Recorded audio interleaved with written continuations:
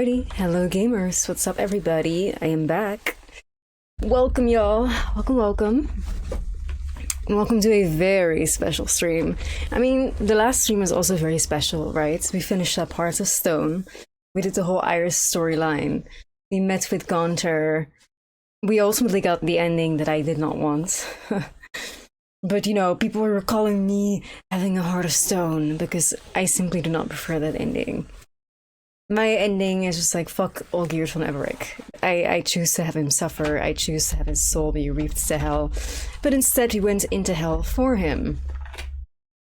And, well, made the literal devil our enemy to save his soul, essentially. Which is the most stupid outcome to any story, DLC, quest, whatever the fuck ever.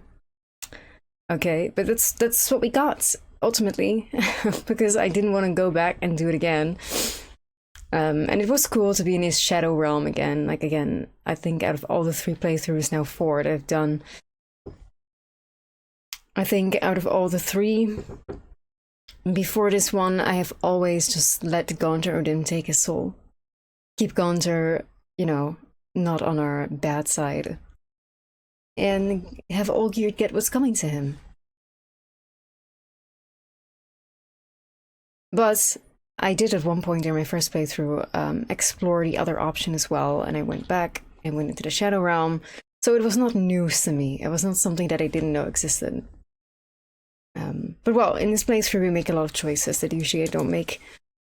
My regular playthroughs, as with the Whispering Willow or the Whispering Hillock or whatever the fuck it's called, with Fyke Isle, so it suits the playthrough, I guess, to do something unorthodox. But yeah, it's definitely not something that Geralt would do. Welcome in Dampin, Mark, Vimian, Ghost, Slowcook, Baronet, Sekia, Joy, Aditi, Celine, thank you so much for the 25 streak, Valorant, thank you so much for the 80, holy shit. Panoramics, Celsius, Arctic, Tyrdial, Jelsh, Bestie Slowcooked. Welcome to the end, the finale, the final moments, really, of the base game of The Witcher 3 Wild Hunt. We're gonna hop into it. I'm just cleaning up some, optimizing my PC here to make sure that the game runs smoothly, so just doing that. We're gonna launch now. And then after, even though I was like, should I, shouldn't I? Because I kind of sort of wanted to replay a few Resident Evil games, but I think that if we grind, especially if we make long streams, that we will be able to finish Blood and Wine before Resident Evil 9 comes out, and maybe we'll be able to do a speedrun of RE3 or RE2. I'm pretty sure I can finish RE2 or RE3 or both, like, in 1 or 2 days. Definitely RE3, I'm not entirely sure about RE2, but, you know. So we'll be able to do that. Do you have any plans for Night Rain? Not anytime soon, I fear, because RE9 is coming out. I do miss playing Night Rain. I do. I do. The gang's all here. Oh, we're all here. Because this moment here is monumental, you know? It's a monumental moment. Resident Evil 9 is coming out the 29th. But yeah, sorry for not streaming yesterday, y'all. Like, I had gone somewhere in the middle of the night. And then when I got home, I was so tired that I took a little nap, and then I slept through my alarm, so. And then it was already like 2:15, and I still had to get ready for stream, sort of. So I was like, fuck, this is just not happening. RIP. Oh, Vegeminer, I have a lot of challenges planned for Resident Evil. I intend fully to this time around be the first person to finish Knife Only on the hardest difficulty. I was world second with RE8. This time I want to be the first, which is going to be something else. We're going to have to discover ourselves, like little tricks and things in order to survive Knife Only. But I'm not sure if it's possible. It really depends, because obviously it's not going to be a first-person game. We don't even know if there's a knife. So I don't know. I feel like the style of the games are going to be a lot more RE2 or RE3 coded.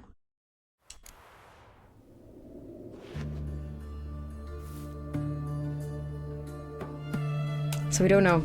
We'll see, but I definitely plan on challenge running. I definitely plan on doing all difficulties. Because I love Resident Evil. They have arrived, they have ran. There you go, bestie. Thank you for redeeming those. Alright. Yeah, we picked up this sword here. Art intensity.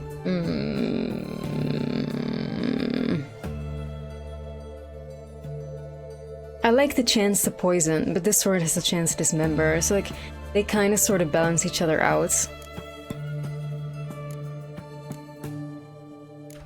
This is Olgerd's sword. It fucking sucks. Like I don't ever want to use that sword at all. I'd rather have had my horse saddle.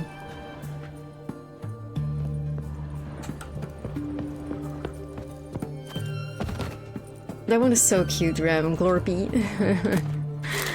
Cute. That'll be perfect for when we finish the game. Look how cute that is. Glorp is so excited. Alright, so I'm gonna go to my storage box in Novigrad, and fuck man, then we're gonna just get to it. Voice, wine voice, I can't wait for this, like, it's gonna be so good, but yeah,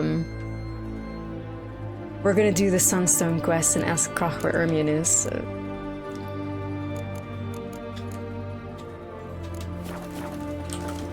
He's excited, I'm also excited. I got my monster mango loco here, you know.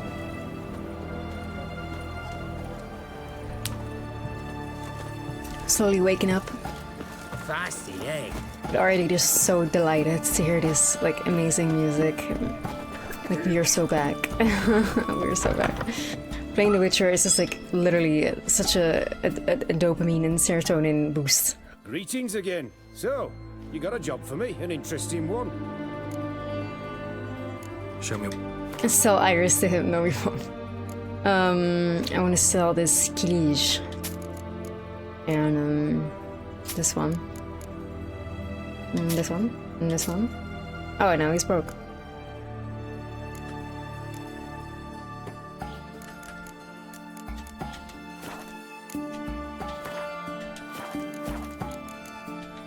We just need to get to Novigrad, because we're currently still in Oxenfurt. We also have a lot of coins that I think Mr. Vivaldi might be interested in. Because we basically started like tomb raiding, gone through Odim's Shadow Realm. I was like, I don't give a fuck, I'm taking all this loot, you know? I don't think ultimately that it's like a lot of like Orans or whatever the fuck, but it was funny. I like doing it.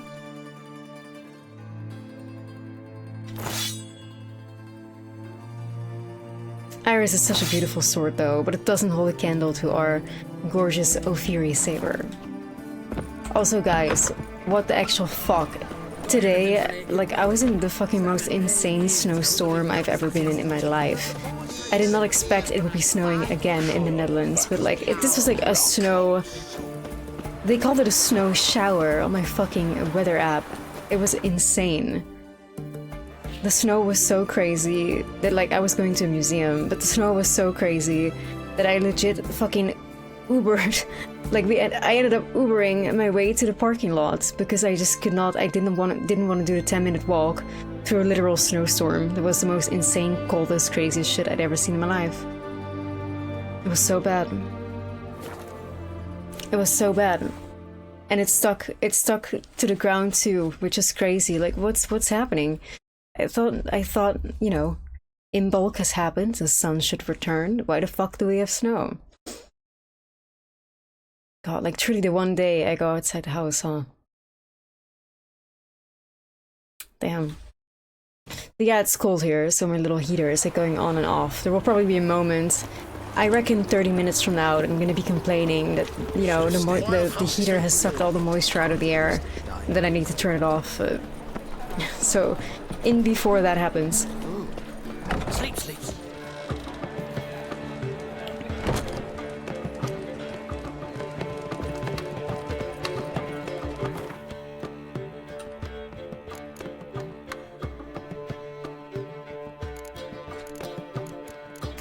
Alright.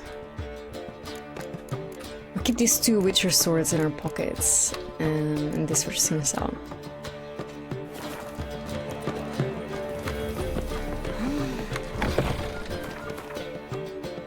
A beer jacket. Wait, what is a beer jacket? What is that? We'll just sell to Tori if he even has money. Ooh. Ooh. Ooh. Every time I see my gorgeous saber, I get happy. But Geralt is lame as fuck for wearing that on his back though. Like, bro, just wear it on your side. What's the worst thing that could happen? You think you're gonna lose aura points? You no longer feel the cold. Ah, makes sense. Greetings, Ibeer. Greetings, Geralt. How might I be of help? Listen, would you craft something for me? He has 97 coin. Well, it might just do.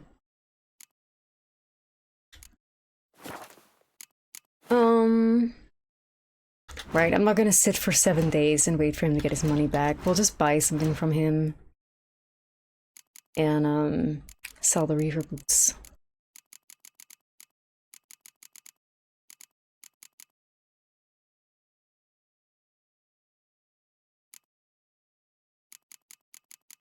Look at all the fucking stonks that I've sold to him in the past. Crazy.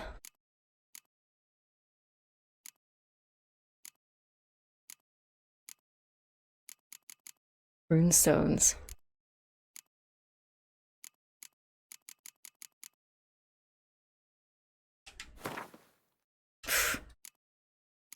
Man, shit's expensive. What the fuck are you doing, Hattori? Are you trying to... Oh my... Wow. The way that some of these things are so fucking expensive is kind of crazy. I would not really know what to buy, though. Maybe some silk, I guess.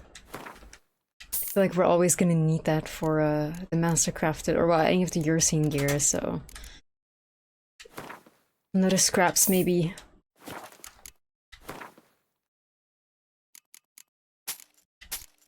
Do we have special plans with our money? Absolutely. We're gonna go on the biggest shopping spree Earth has ever seen when we get to Toussaint, obviously. Obviously. We're gonna buy all the dyes, spare no expense. So long. But no, initially I was gonna spend a total combined of like 25,000 on the rune rite. So that's why I started not necessarily farming. I didn't farm anything.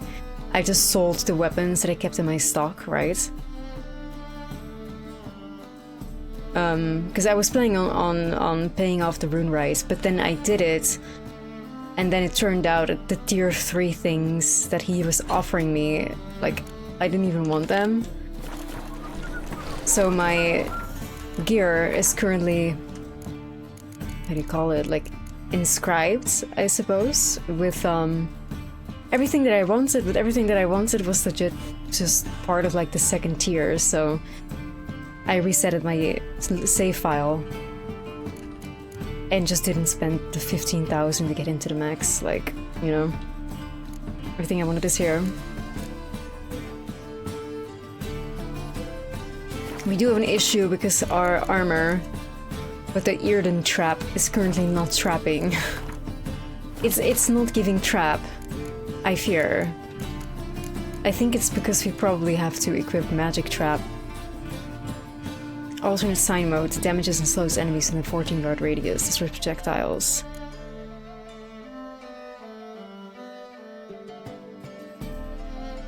But this is just supercharged glyph is just great. I just wish we would have more slots already.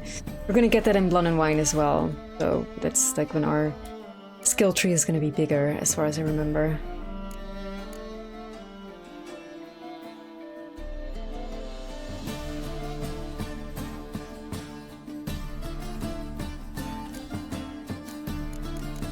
Because there is like certain things that I do not want to part with.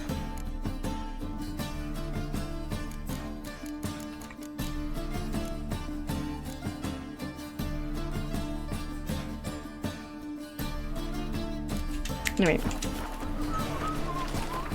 Right, I think on that note, we are we're ready, y'all. Shit, here we go.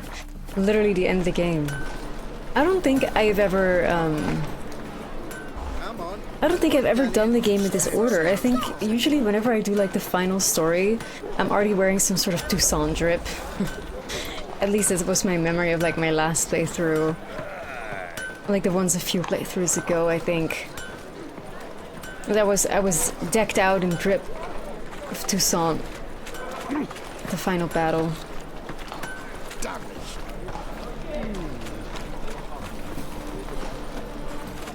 Because now I'm thinking, like, shall we...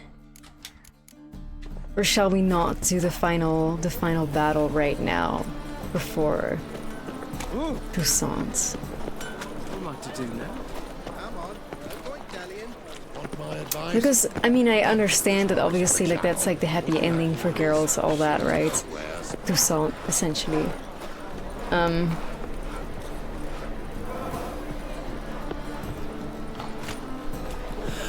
thinking...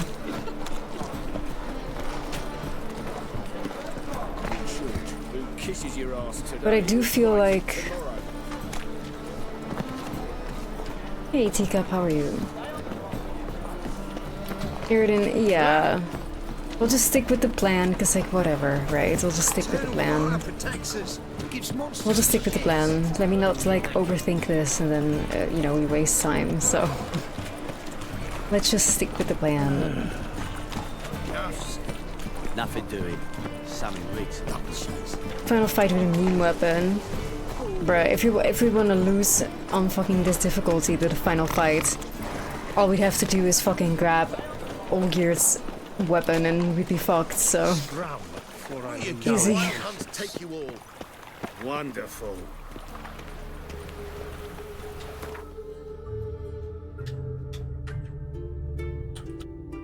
Is it that bad? Yeah, it is. I feel like especially in Blood and Wine, like you're killing yourself with that weapon. Imagine like FromSoft's seppuku ability, right? You draw like health from yourself and then imbue the sword. Yeah, that's basically Olgir's weapon, only every single slash basically seppukus you. So, you know, fuck you gonna do? Like eventually you run out of heals and then it's over.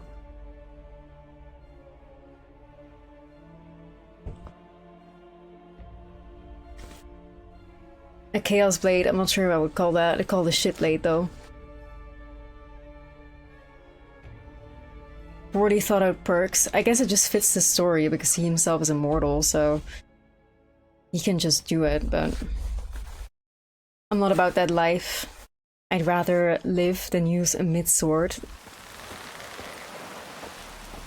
Man needs worries like a boat needs ballast. Turns out this will be truth about it.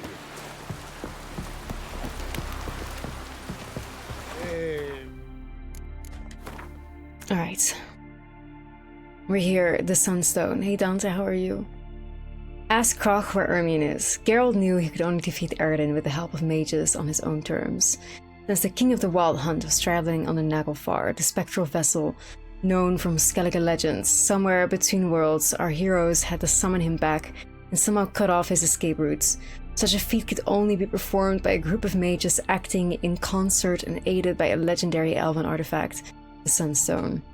The Emperor's flagship was anchored in Skellige's waters when Geralt arrived. His Imperial Majesty would preside over the battle in person, but more importantly, to Geralt was the prisoner he held on a ship, the Nilfgaardian sorceress Fringilla Vigo, whose aid could turn the tide of Ciri's defense. Geralt thus asked Emhyr to lend him his captive sorceress. Though Fringilla was a suspected traitor, Emhyr agreed.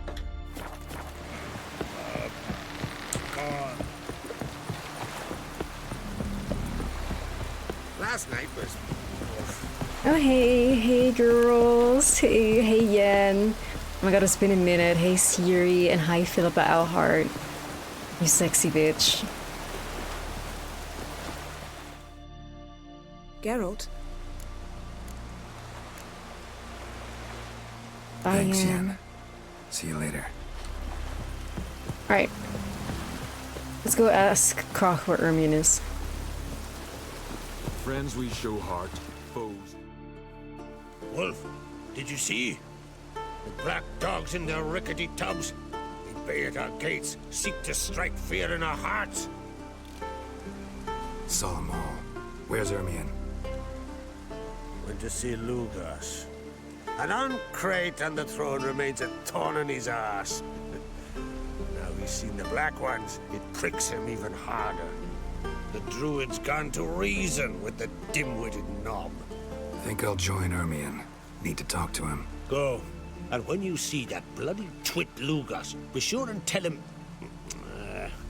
best not. The druid knows what to say. Farewell. Alright. Hey!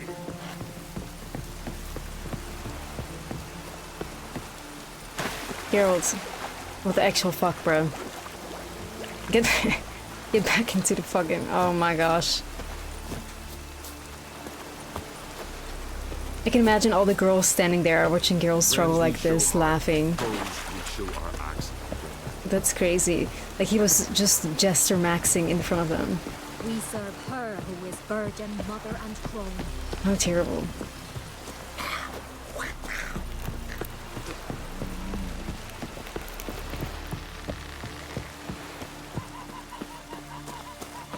Jester maxing. This shit is so fucking stupid. Because it's so stupid and because it's so funny, I just find myself like saying that shit all the time because it just cracks me up. Alright, let's go to Kaer Muir. Hey, Christmas. Thank you so much for the 85 streak. Holy fucking shit. Sunday stream and chill, you know it. Jester maxing causing his cortisol levels to spike. And brutally, it's getting brutally frame mocked by Eredin, but that's not true. We're gonna frame mock the shit out of Eredin ourselves. You know? Priestess is a terrible crossplayer. Oh, Skellige, you are so beautiful. It's kind of funny that we're in Skellige right now, considering that I think a few hours from now, we're gonna be in the exact opposite scenario. Like, it's so funny. Respect, Witcher.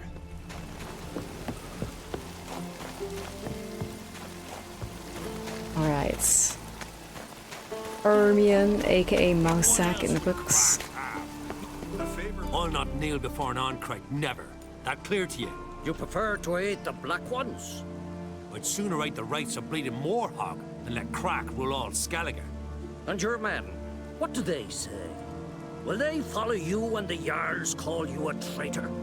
This here's my land, Druid. Watch your words. Wanna be king by the grace of Nilfgaard, asshole? Would you be king by Nilfgaard's grace? That's your bark before you bite. Did Crack send you here for my head? Well then go ahead. Try to take it. Get him! Really, huh? Wow. Oh my god, look at that. Ermion is destroying the shit out of him. Like, I'm not gonna have that blood on my hands. I'll kill the randos, but I'm not gonna fucking kill Madman Lugos. Jesus Christ, you're hitting hard though. This is some sort of joke?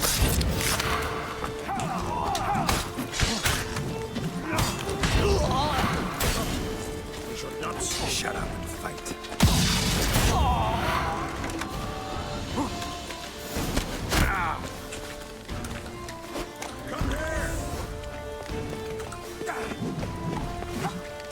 I can't, like, I love the way my sword looks. But I can't help but feel like it looks like a big banana when we swing it around. It's like, it's very a banana yellow, you know? Damn, Ermion, like, what the actual fuck? Bro, stop blocking! Oh my god, okay, we'll just leave the shit down here.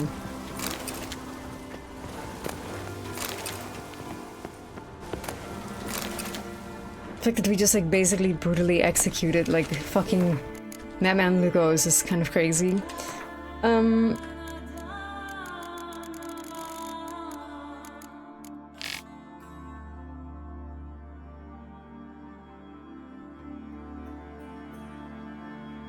I'd give characters want to see a relationship with Geralt.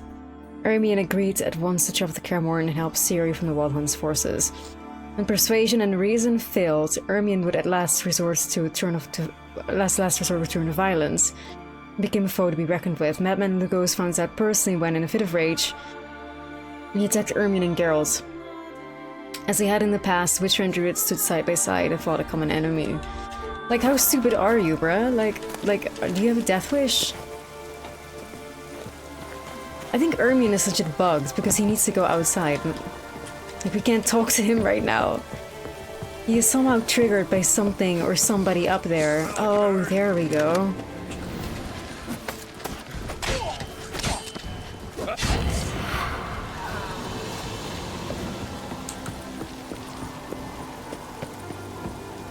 Although Loki, this sword, like, and the sound that it makes when we kill someone, this one right here, it reminds me a lot, like so much, of the dagger in Prince of Persia and the Sands of Time. It also glows like yellow like this and makes like this swooshy sound when you like stick it into like a source, and it then like recharges like the ability to rewind time. So it kind of reminds me of that too, but when Geralt is just like wielding it, it also just looks like a banana to me. Still dope though, like damn, look at this shit.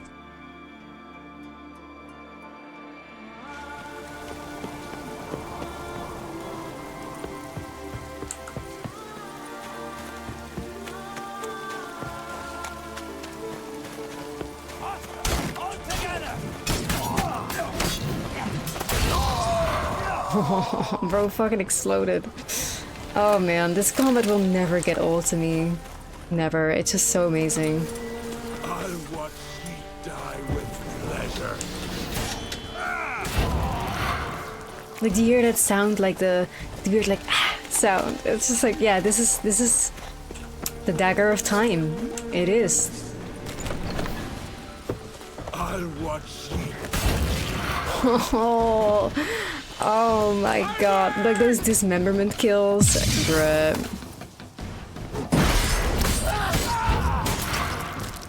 Oh yeah, that's the good shit.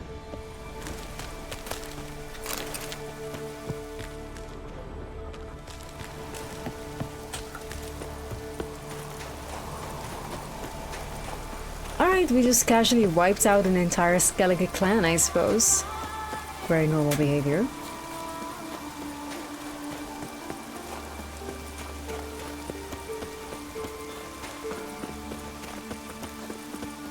The banana sword.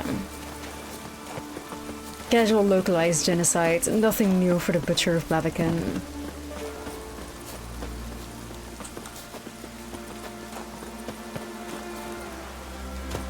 He's playing with Gross Michelle. That fucking, like, why the fuck would that card be called that? Although I know that's like an actual breed of banana, right? So it's like called that way. Like a banana that's like bigger than the other bananas or something.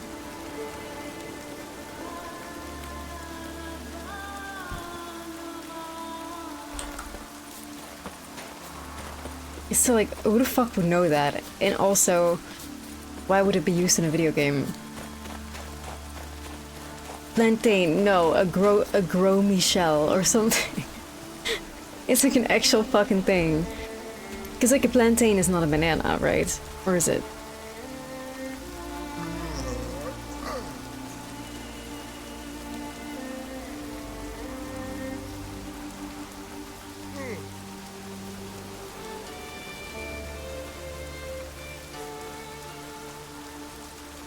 A grow Michelle, or however the fuck you say that. Usually grow Michelle among banana lovers is also known as Big Mike. All this shit sound just like incredibly fucking like, oh, you got that Big Mike? Well, Geralt, I see no row can occur in Skellige without your participation. Mean and inaccurate, Ermion. Seems to me I've missed quite a few. The blood of Croc's blood sits upon the throne, Banana and lore, that is yeah. your doing. I'm afraid you've ignited a small civil war. I knew. For ages, men had shed each other's blood in the quest for Skellige's crown. Politics as usual, just a difference of degree. Yet the bloody feast at Caer Trolda was different. It was dishonorable, treacherous, needed investigation. More Witcher's work. work that culminated with the crowning of the Isle's new queen. Alright, we just instigated the Civil War, casually. So- Okay. Clan Drummond will attack sooner than we expected, it seems. Thought Croc sent you to negotiate an agreement with Lugos. An agreement. Only Croc believes such a thing possible at this stage. Mean I didn't actually ruin things for you? Not this time. Lugos' death stands to change a great deal. His cousin, who will now be named Jarl, is a weak commander. Stupid. This war will start soon, end even sooner. Well, Why have you returned to Skellige? cool. Skellige will now be Civil War because this guy decided to attack us and we decided to, you know, fight with him. That's stupid. Right. Rose Michel is also an actor in adult entertainment. When his nickname is Big Mike, I believe that. You're not putting anything named Big Mike in a Rose. Definitely not, no. How's Sarah's handling things? As the makings of an excellent queen, if she would only flee her father's shadow. Everyone, Lugos excepted, declared their support for her. Oh, if Lugos Yet didn't the support minute the Sarah's, then Imperial fuck fleet him. appeared on the Die. horizon, the Jarl took matters into his own hands. And Hjalmar? The lads led 3 raids against the Imperial fleet, all against Croc's will, all failed. Lol. Meanwhile, Hjalmar's out here Yet having he'll 3 find failed raids. volunteers Fucking for- idiot. Thank God that he is not the sounds leader of like Skellige. Hjalmar. Listen, Ermion. Know anything about the Sunstone? Legends place it somewhere in Skellige. The mask of Urberus first, now the Sunstone. Monsters may rest easy. You've become a treasure hunter. I've never found the Enshe elves interesting. But there's a skald, Avid. He could help you. Once told me of some inaccessible caverns or ruins or some such. Where will I find him? Today, in Arambjorn, doubtless. You might also ask the Pearl Divers, Erling and Matthias Fishlung. Of late, they hunt near the tip of the bay, eastern end. Fishlung? Interesting. So they call him. Submerges for hours at a time. None know how he does it, but I've my suspicions. Not too fond of him. It's nothing personal. I couldn't stand his father or grandfather either. Thanks for He's your just a help. generational One hater, thing, huh? Geralt. These caves are ruins. Matthias and Erling's ancestors would have looted them bare centuries ago were they not protected by some magic barrier. Take a sorceress with you. You must have brought at least one along. Oh, we have gaggle this plenty. time. A whole gaggle. Yeah, we have a whole God's gaggle of protect us. sorceresses. Yeah, we have a whole gaggle. Something I've always wondered. We're definitely not short in the sorceress department. You witchers do once there are no Oh, nice Tyrdale. I'm glad. giants around.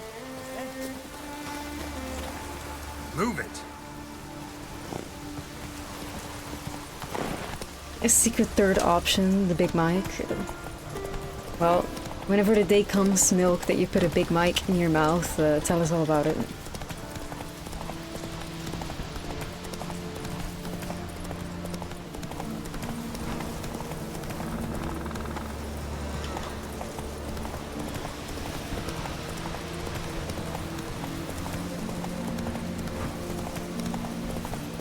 A scenic little Skellige run here, I figured. It's a fast traveling when it's such a direct road, we may as well just admire the beauty of Skellige.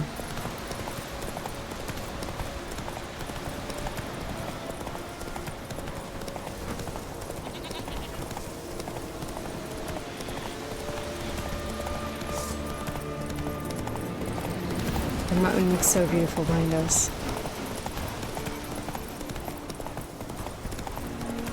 I'm letting the stick drift take care of this gorgeous, like, cinematic drift shots.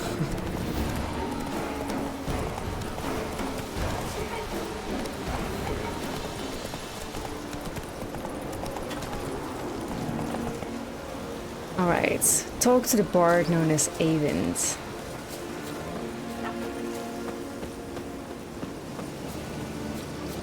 Oh, here comes the rooster. Oh my god, I took a picture of the chicken in the sky. It's fucking flying. This is Loki, such a fucking goated picture. Look at that. The rooster is running.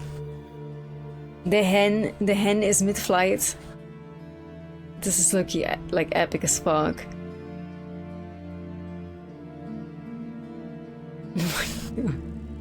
Oh my god, what a scene.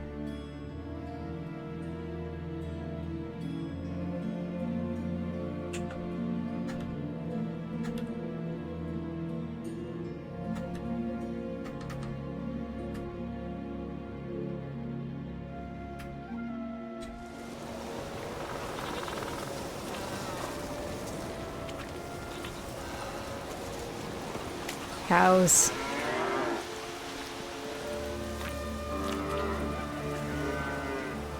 I wonder why they get so scared just because Geralt shows up.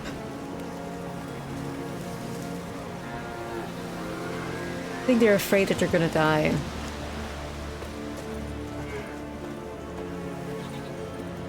Maybe our reputation is spread among cows. You know how crows tell other crows when somebody, like, you know, may have killed a crow? And maybe cows do the same thing, and they remember Geralt from White Orchard.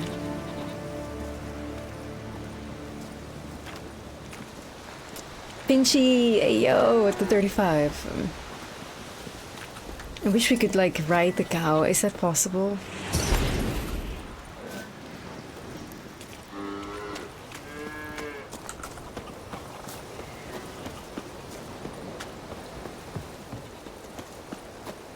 Imagine replacing Roach with a cow.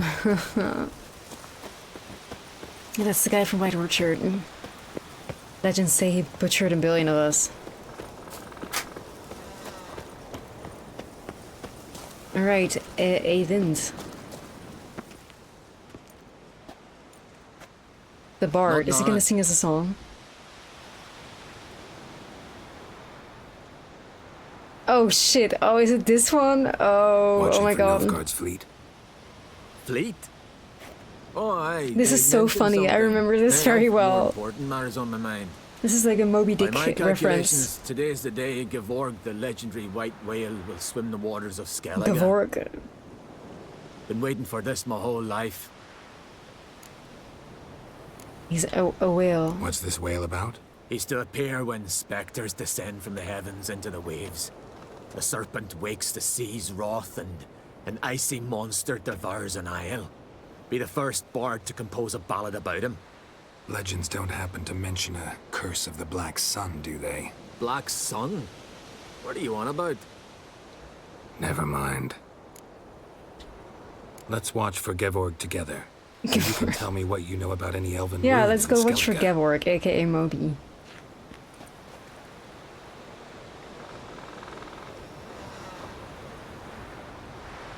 Whale watching with the homies. Heard of some cavern no one's been able to enter? Good thing, too. Elsewise, they'd have plundered it long ago like all the others. Oh my god, it's Avent. Gevorg. What? I... just wanted to assure you I only want to No, look he's around the gone. cavern. It's research. Research?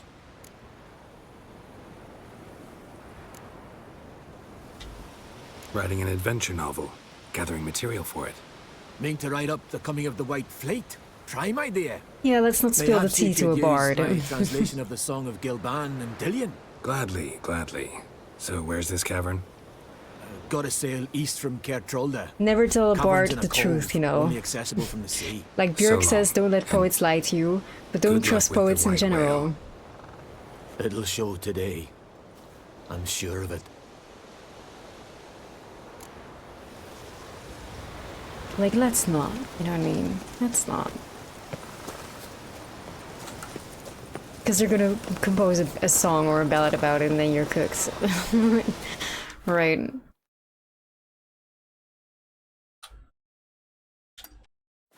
So let's not tell him of our plans.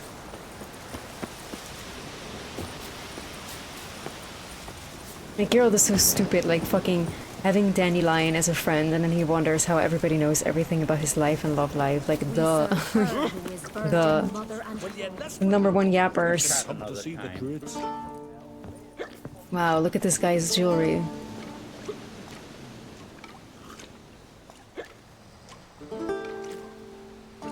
What's that supposed to mean? Oh, he's playing a nice tune, gamers. Different from the usual jigs.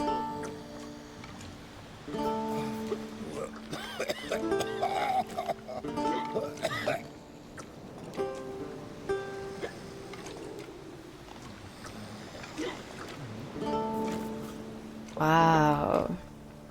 Who's that oddball?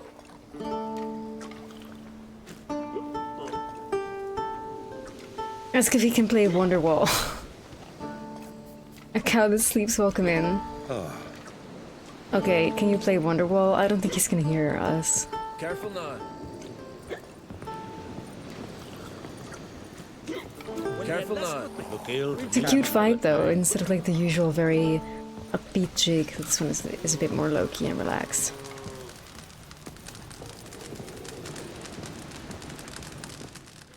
Well, what?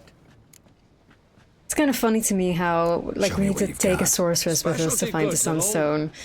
But I don't expect And the a tramp immediate from the fucking, like- continent to know him from tripe. The immediate quest that it leads us to is like ask Yennefer. Like, that's so funny because they could have just done a quest where we could choose like who we take with us ourselves, because Triss is on board as well, right? But default to Yennefer, you love to see it.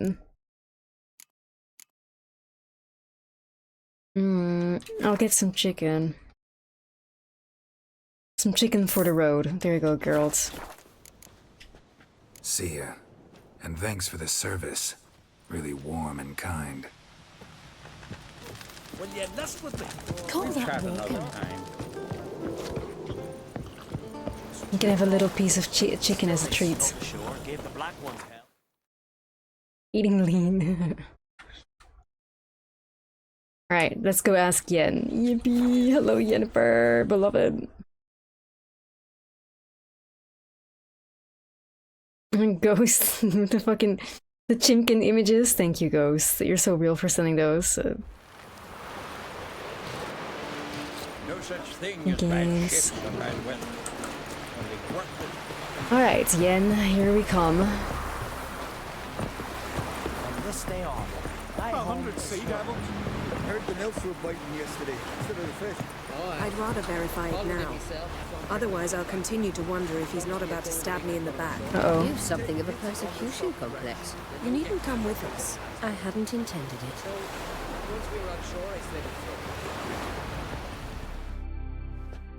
Going somewhere? Ciri says there's a site in Skellige we must examine. Avalach's clearly hiding something from us. Whoa, you don't Earlier, say. when we were in the Isles together, Avalach mentioned a laboratory. At one point, he wished to teleport there, to retrieve something. And he refused to take me with him. It was all very strange. Sufficiently suspicious, don't you think? So what? Wanna just sneak in and root around? Exactly. Coming with? Fine. Where is it? Fine. Small isle Geralt, between just Undvik be and happy. Spiekerog. Not exactly on our way. Just be happy you're going on a Just little found out side the quest with your Sunstones are daughter all in and Skellige. basically Cavern along wife. the coast that we can only access from the sea. Gonna need some real magic to get in, too. Go find this laboratory. I will explore Ard Skellig. You can join me later. There goes Philippa. Philippa, your eyesight. Only just recovered and magically simulated. Didn't you say you'd need some time to get accustomed? Did I?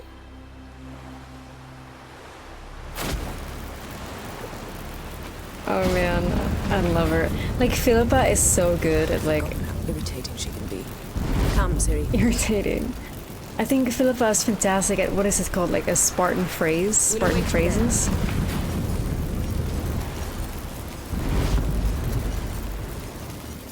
Just really short, punchy, like ways of speaking.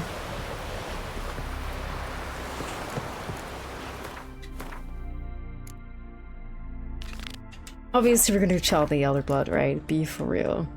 Seer pulled Geralt aside for a confidential heart-to-heart. She confided to him that Avallac'h had a hidden lair, a secret place that not even Ciri, his star pupil, a long-time traveling companion, had been allowed to visit. Intrigued, Geralt decided to enter the secret lair and find out what the Seer was hiding. The most important part of any conspiracy is for the co-conspirators to trust each other fully, and Ciri's revelation had cast a shadow of suspicion on Avallac'h. Geralt knew light must be shed on his shadow before it's proved too late. Philippa is such a boss, like, ugh. Familiar. I have a wallop yet? I would let Philippa gouge my eyes out. Oh, look. Who is hanging out with the main suspicious snake, huh? Wow, very curious that Triss Merigold is out here hanging out with this suspicious-ass motherfucker. What are y'all yapping about, huh? Look at this. This ship is so big, yet they decide to stand next to each other. That's very curious. Yes, Geralt? You imprisoned Ciri the first time you met her. Now you protect her while fighting against your own kind. Quite an about-face. First of all, I did not imprison her. She found me. It was her destiny. Yeah, sure. Get to the second of all. Why are you helping her? Because she is a danger. A mortal one. You look at her and see a human, a ward, a daughter even. I look and see the Elder Blood. A power that can destroy the world. A power that must be kept from Eredin's power-addled hands at all costs. Admittedly, our motives differ. Yet in spite of that, we share a goal. So you would be wise to trust me. Or at least try. Well, see, one thing we're not gonna do... one thing we're not gonna do is trust the guy that says, trust me. Oftentimes that shit does not go well, does it? Right? Like, if this guy was trustworthy, then he wouldn't have to say it, you know? Margarita any better? I managed to accelerate tissue regeneration. She's feeling much better. In fact, we must bring Eredin here as soon as possible. Otherwise, I'm afraid these sorceresses of yours will start fighting amongst themselves. Shut the fuck up. From the look of things, pretty soon Ciri won't need your help anymore. Nor yours. True.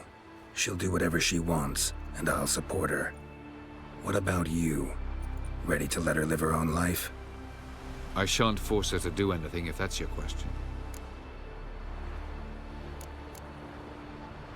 So why would I ask about Caranthier when we already fucking killed him? Like, he's dead. Fuck that bozo. Maybe the snake herself has something to say. Hey, snake. Yes, Geralt? Bye, bitch. So long, Triss. Yeah, enjoy whatever the fuck y'all are yapping about.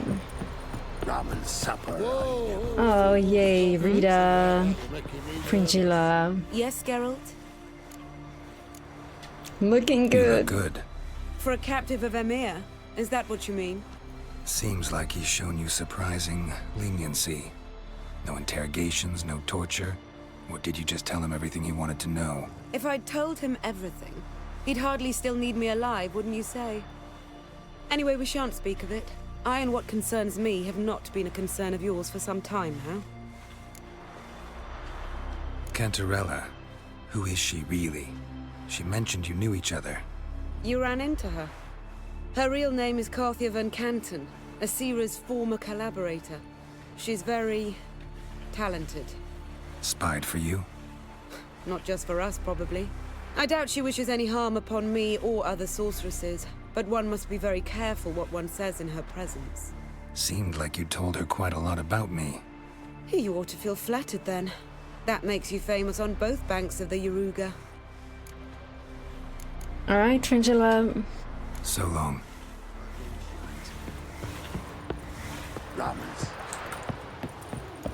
Alright, let's go to the laboratory.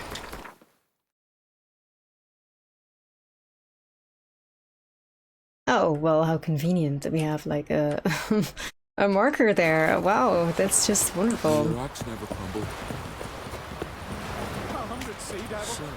Ah, hey, you! Ah!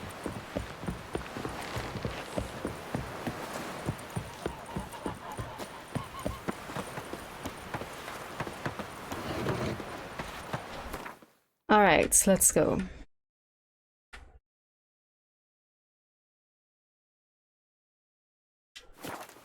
The Polygap Ghost. Why does he look more haggard than you remember? Avalok? He looks kind of chopped. He's a chop.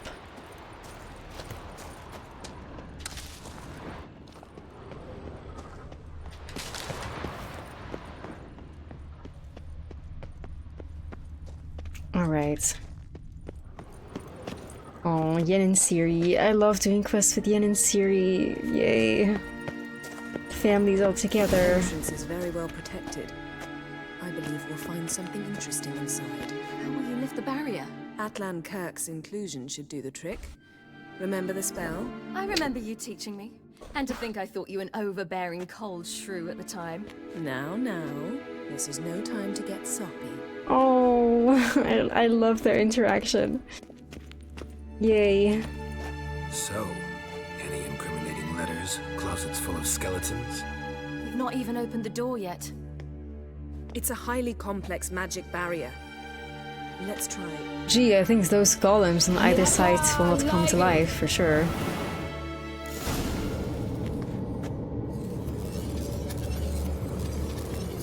Gee, oh! Oh my god, I'm shocked. I had no idea that they would actually do this.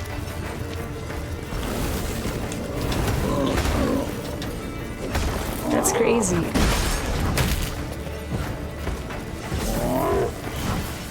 Who would have thunk?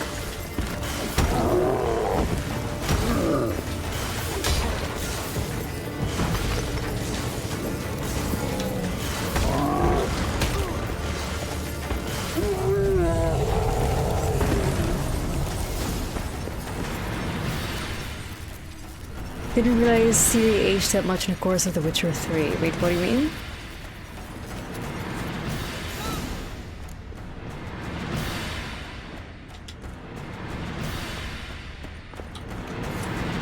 Whoa, I get it, we did the quest.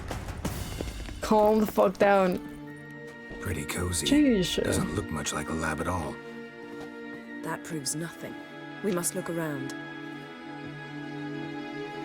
It's a bit low, isn't it? Rummaging through his papers. You wish to come, my dear.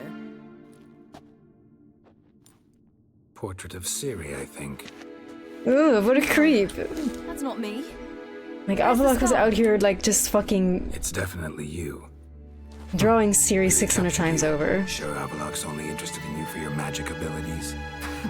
Very funny. Yikes, that's so creepy, bro. That's so creepy. Imagine this fucking god knows how many hundreds of years old elf taking an interest in you when you're like somewhere in your 20s, I reckon. Bruh. He drew her from like multiple different angles and multiple different expressions. Oh. Look, Geralt. Uh-oh, Yen. Girl, what did you find? Hold on. Corenthier's progress. Corenthier is undoubtedly the most skilled navigator I'd ever had a chance to train. His rash temper and tendency to take foolish risks had called into question the possibility of ever using him for our purposes. Our purposes? Our purposes? Okay. I know Aradin is ready to put him through the trials now, which Corenthier in his pride would surely take his time to trust on indifference. The fate of his predecessor clearly was not a warning enough for him. Perhaps he truly does not have that much faith in his own powers in the lifetime I've devoted to him. I would like Corenthier to succeed. Right, interesting, interesting. Pretty curious. It seems someone was literally just here.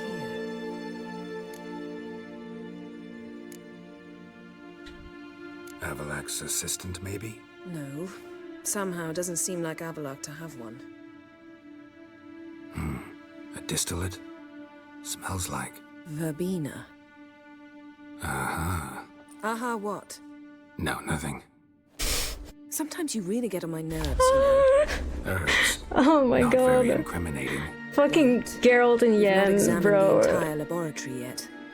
They're too good. Like, you know, like fucking Yen brings out like the silly stupid idiot in Geralt so fucking much because he just enjoys the ever living shit about getting on her nerve. Like when Yen gets angry at him, he is just laughing, and this is something that happens in A Shard of Ice as well. That Yen literally just like loses her shit, roasts Geralt to death for very valid reasons, and he's just fucking laughing. Like he just thinks it's funny. Like Yen is like, it smells like something. Verbena. Geralt's like, aha. What? And he's like, nothing. Like, so fucking stupid. Fucking Geralt. Didn't know he had a sweet tooth. Oh man. Geralt's jester maxing. Yup. Feel like I've walked into somebody's bedroom.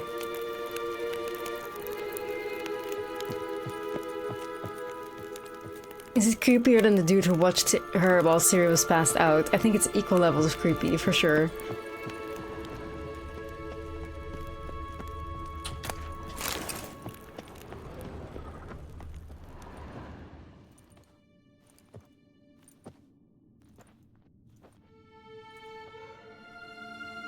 Yen.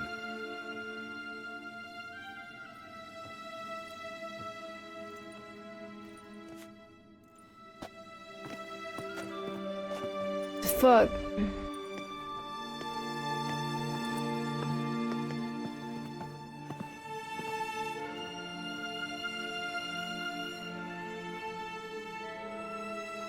Genealogical chart of the Enhanikir, the Elder Blood, from Laura Doran. To me. You never showed me the full version. I had no idea Viedmont of Eden was an ancestor. Was he the one who punished his daughters with a hot iron? Or the one who had his own father's eyes gouged out? Him of the daughters. My, even I'd never seen the full version. Seems Avallac'h has analyzed all the paths of Lara's gene, even those we thought extinct. He's only analyzing? Really believe that? If he's anything like our mages, I seriously doubt he's standing back and observing how Laura's descendants are doing. I don't think we'll ever know if or how deeply the elves have meddled in the gene's mutation. Did you have a hand in what Geralt mentioned? The work of those human mages? Of course not. Uh-oh. Let's look at his notes.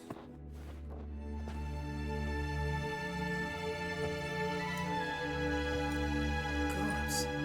He spent over 2 centuries on this. He was the first to study Lara's gene. Volker?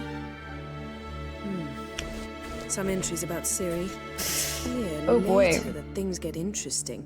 He actually tried to cultivate a genetic mix like Ciri's, but one excluding the human line. Fucking hell. What exactly? That I ought to be looking about for giant jars holding my siblings? Don't be foolish. Avallac'h never got that far. Apparently all Avallac'h his fucking out experiments here ended in like failure. fucking working on Right. eugenics and shit, you know? And that's why we've the wild hunt to contend with. Let's ferret on. Like how can we get the Elder Blood and put it into an actual elf?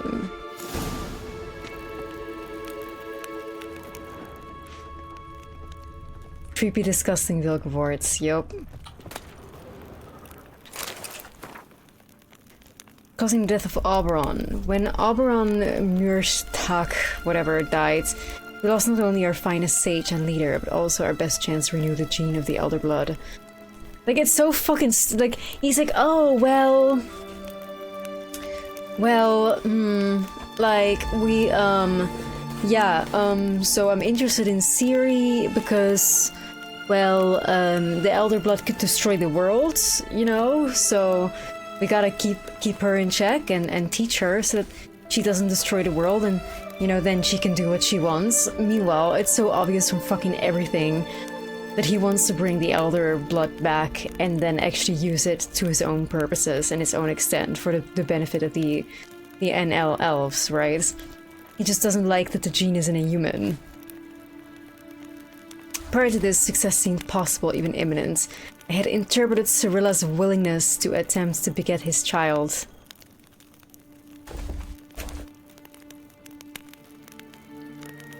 Despite her earlier resistance as a more personal triumph and a sign that there was more of Lara in her than I ever imagined possible.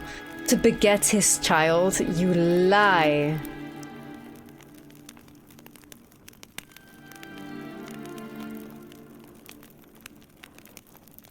Like, bro is out. I don't even need to say anything. It speaks for itself. Despite her resistance, like, yeah, with all my designs shattered and the benefit of hindsight, I've concluded that putting pressure on her then in Tirnalia had a very negative effect on our relationship, yet I could not have predicted that Mirsatak had such little time remaining and would squander it so foolishly, though Cyrilla was his for the taking. Like, he basically set Ciri up to low-key be raped and impregnated, just so that, like, a more pure elven child of the Elder Blood would be born. Now my only hope lies in trying to regain her confidence and trust at any cost. Which, obviously, Ciri did regain. Like, Ciri trusted him again.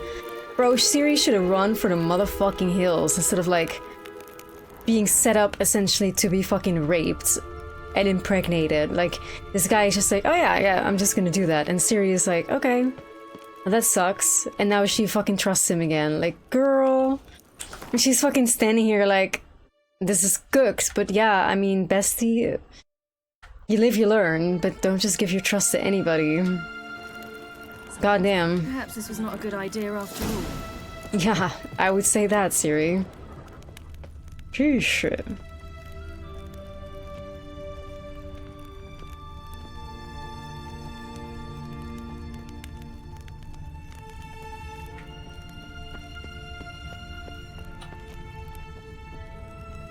Exactly, Celine, exactly.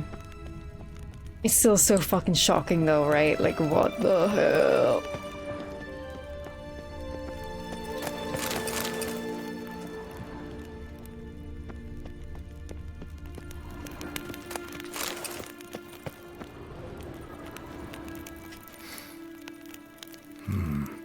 Elves sure know their fragrances. Never standard. Might have expected a hidden portal.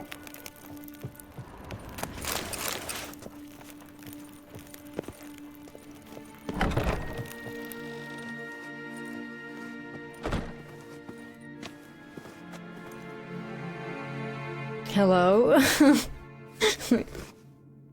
Uh-huh. How did you get in here?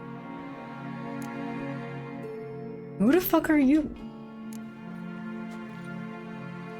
Yen's expression just like shocked in the background. Now.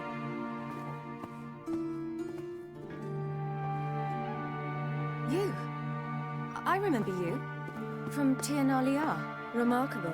I thought all elves looked alike to those of your race. If it's Avalach you seek, he's not here. I know. And yet you come here. What for? To spy on him. He tries his damnedest to save you every time you do something stupid. Oh my god. What can you possibly know about that? You'd be surprised. He's told me a great deal about Fucking Avalok also a yapper. For example, bitch. For example. Like what?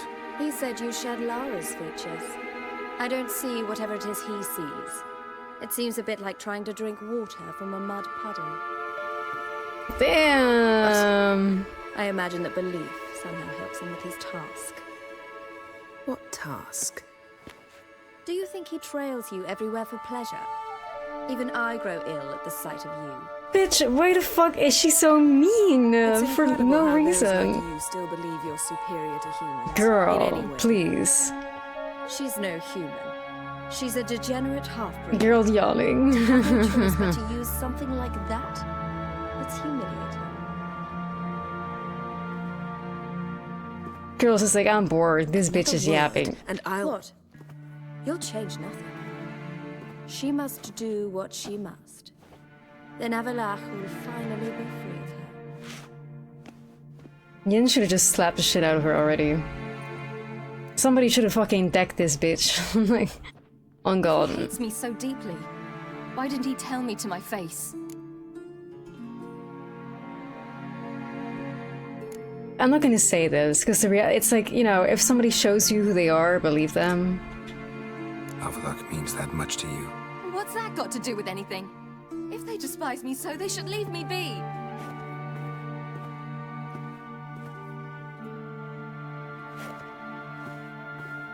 Yenna's like,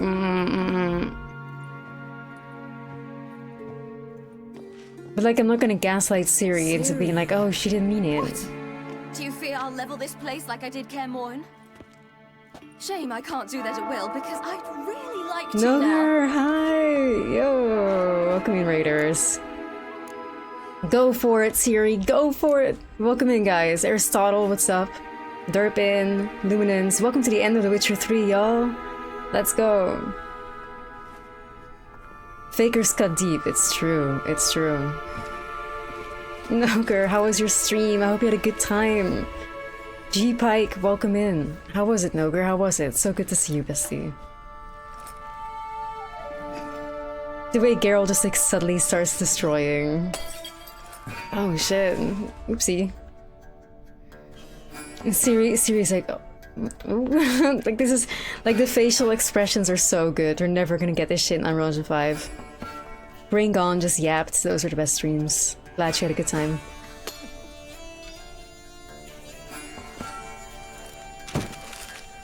Bro, I fucking love a hurdy-gurdy. Turn this shit up.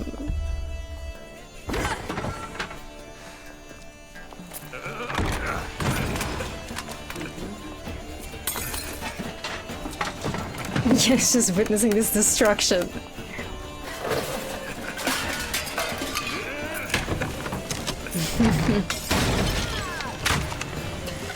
What a good scene, isn't it?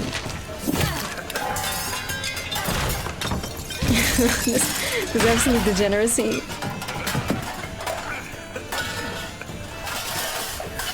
Oh, I love when they're like doing shit like this together as a family, destroying Avallac'h shit. Geralt is such a good father for this.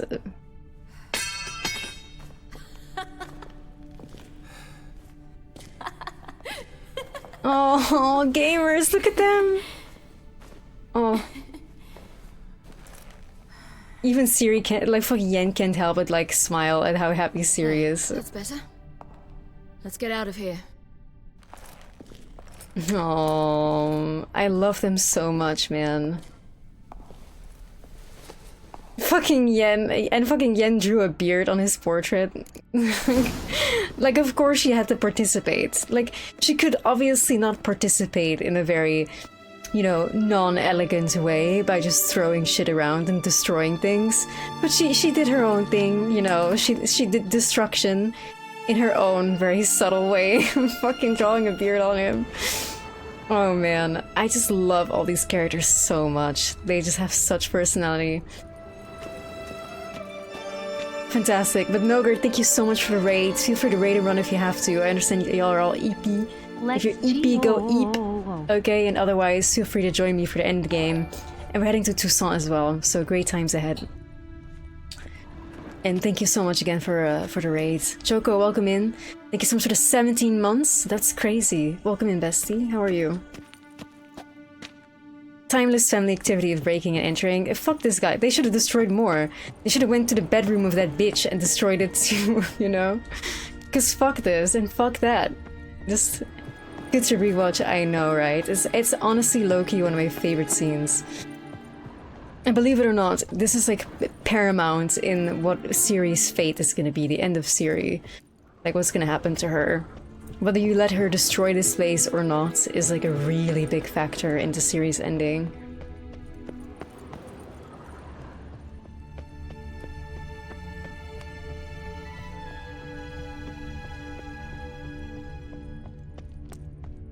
But that was so great. And the fact that Yen was just watching, just like, oh my god, but she didn't do anything. But then she was like, well, I guess I can join in a little bit. I just love it so much, man. I love these fucking characters so much. They feel like a family to me.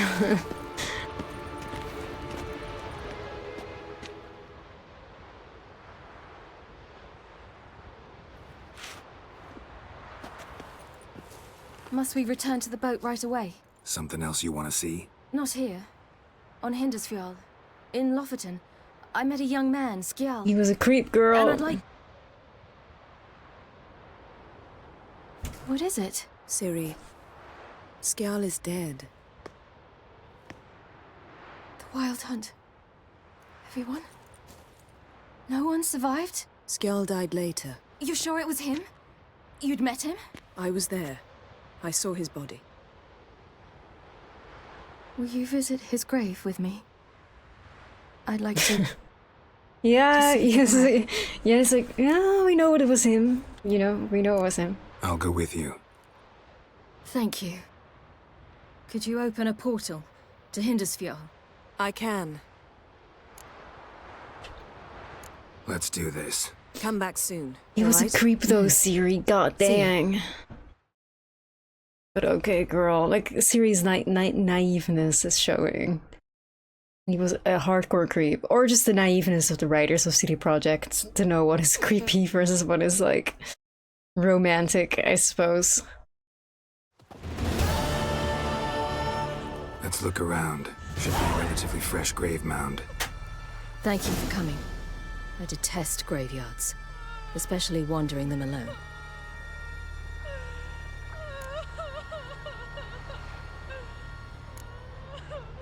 Graveyards, not my favorite either. Why not? Remind me of work. Never been to a cemetery to visit someone's grave. Always hunting some ghoul or rot fiend. Frankly, I'd rather have come here with a contract to do some witch's work. Is that foreshadowing? Lasse, son of Njord. Olaf, son of Over. Inga, daughter of Trotnir. Damn it. He's not here. Skjal has no grave. Geralt, I shan't leave until I bury him. Think, the body. What could have become of it? They didn't burn it. Saved that honor for kings and heroes. Doubt they left him in the garden, too. Bastards. What? Beyond the village, there's a pit. They fill it with sheep taken by Blackleg. Crabs pick at their bones at night. The undead Skjal talk, it is freaky but also very annoying. Like, the voice actor, clearly, like, the rent was due. He really overdid it a little bit. Like, I fear. Hey, Thickness, what's up?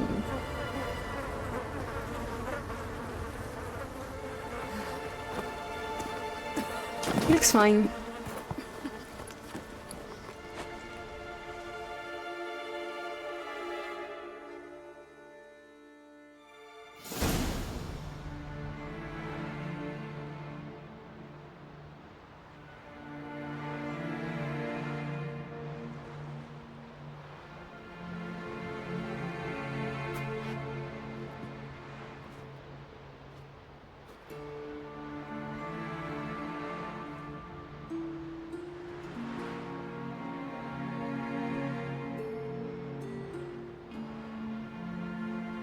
What are you doing? What you should have done long ago.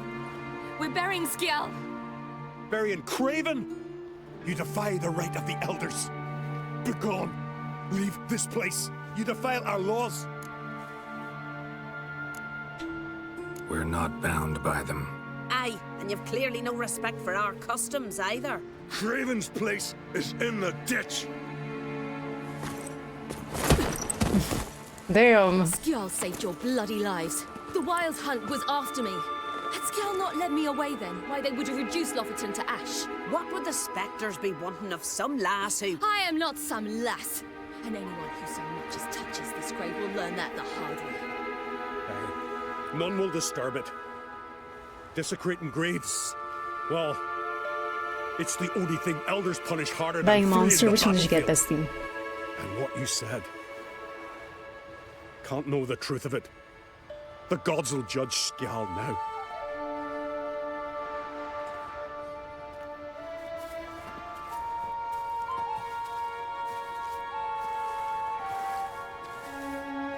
We were right to come. I was deeply troubled. No idea. Well, I'm glad we could lift this burden off of your shoulders, Ciri.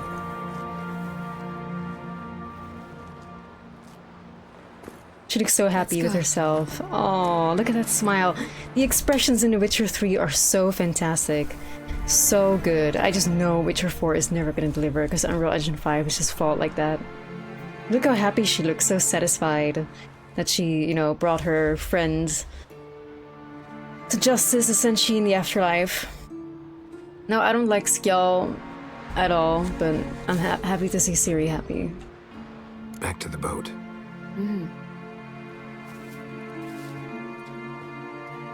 Honoring him after death. I mean, I understand why Ciri would honor him after death.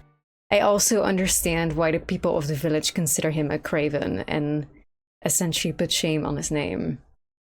Like, like, obviously, because what he did was abandon his family, his people, to save Ciri, because he was just infatuated with her.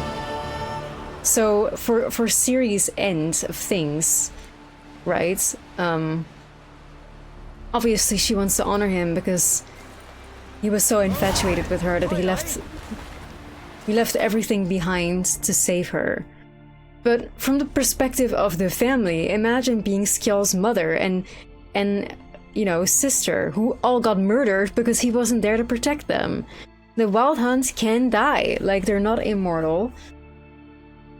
The honorable thing, especially by Skellige customs, is to stay and defend your fucking family, especially when you're the man of the house, which Skjall was. But he abandoned his family, literally his family, for some girl he just met a few days ago to defend and help her. Instead, he ran, and the Wild Hunt stayed behind and slaughtered people. Just because he wanted to, you know, get in Ciri's good graces or wanted to rizz her up or impress her or whatever the fuck his motive was, right? So I understand why people shun him, because ultimately he chose a girl that he literally barely spoke to because she was passed out for most of it, over his defending his family against like a threat of invasion. So I get it. I get why they're considering him a craven. I get why they want him to rot in a ditch. I also understand why Ciri wants to, you know, honor him. Because ultimately, obviously, he dropped his family, his village, his honor, everything to help her. But that does not absolve him from the sin in the eyes of his family and the community, you know what I mean? So I understand why Ciri wants to do what she did. I get it. But also, he's not a good person. He's a good person first from Ciri's perspective. But from the perspective of everybody else and everybody that ever mattered to him, he was a deserter, essentially, that just left his family behind to die just because he wanted to chase after a girl he met like a few days ago and save her instead of the family. Respect, Witcher. Which again, I cannot stress enough how stupid it was, because, you know, Ciri can very obviously take care of herself. She can just teleport away, run away. The Wild Hunt would have followed her regardless, whether Skjall joined her or not. But Skjall decided to join her because he has a hero complex, or he wanted to rizz up the girl, or whatever the fuck it is. Ciri could have easily ran on her own and escaped. Ciri's powerful enough, she's done it plenty of fucking times.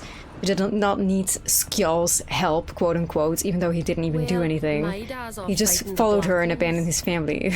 Like, right, he gave her directions like, oh yeah, this is the way to where the boat is.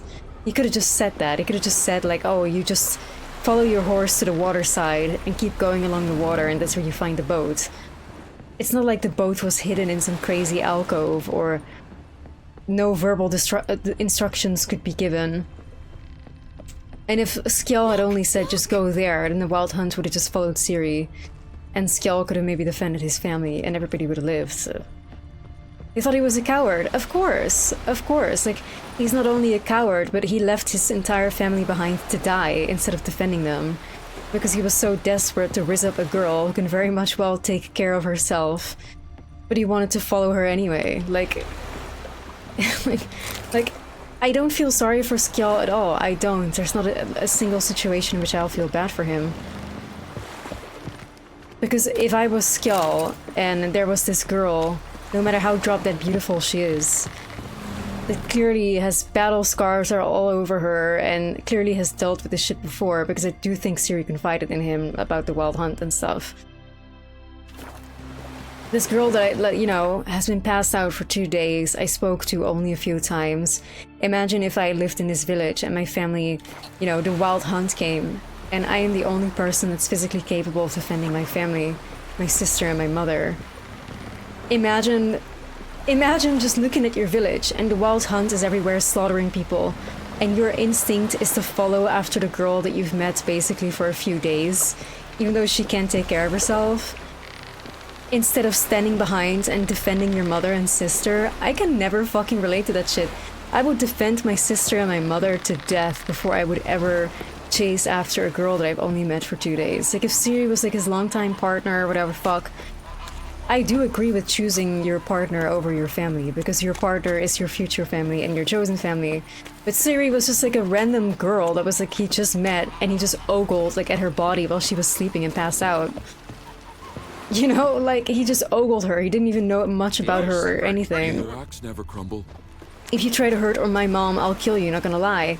Exactly, and that's not just only part of morality, but that's also fucking part of Skellige honor. If a fucking wild hunt or any fucking threat was approaching my mom and my sister, there's not a chance in hell that I would abandon them. Ever. For some random girl that I just met. Not a chance. Like, I will defend my mother and my sister with everything that I have in my fucking bones, But Skjall just ran. He followed after Ciri. He could have just given her instructions, he didn't. Like, I cannot blame the Skelligers for hating his ass. Like, I can't blame him. I can't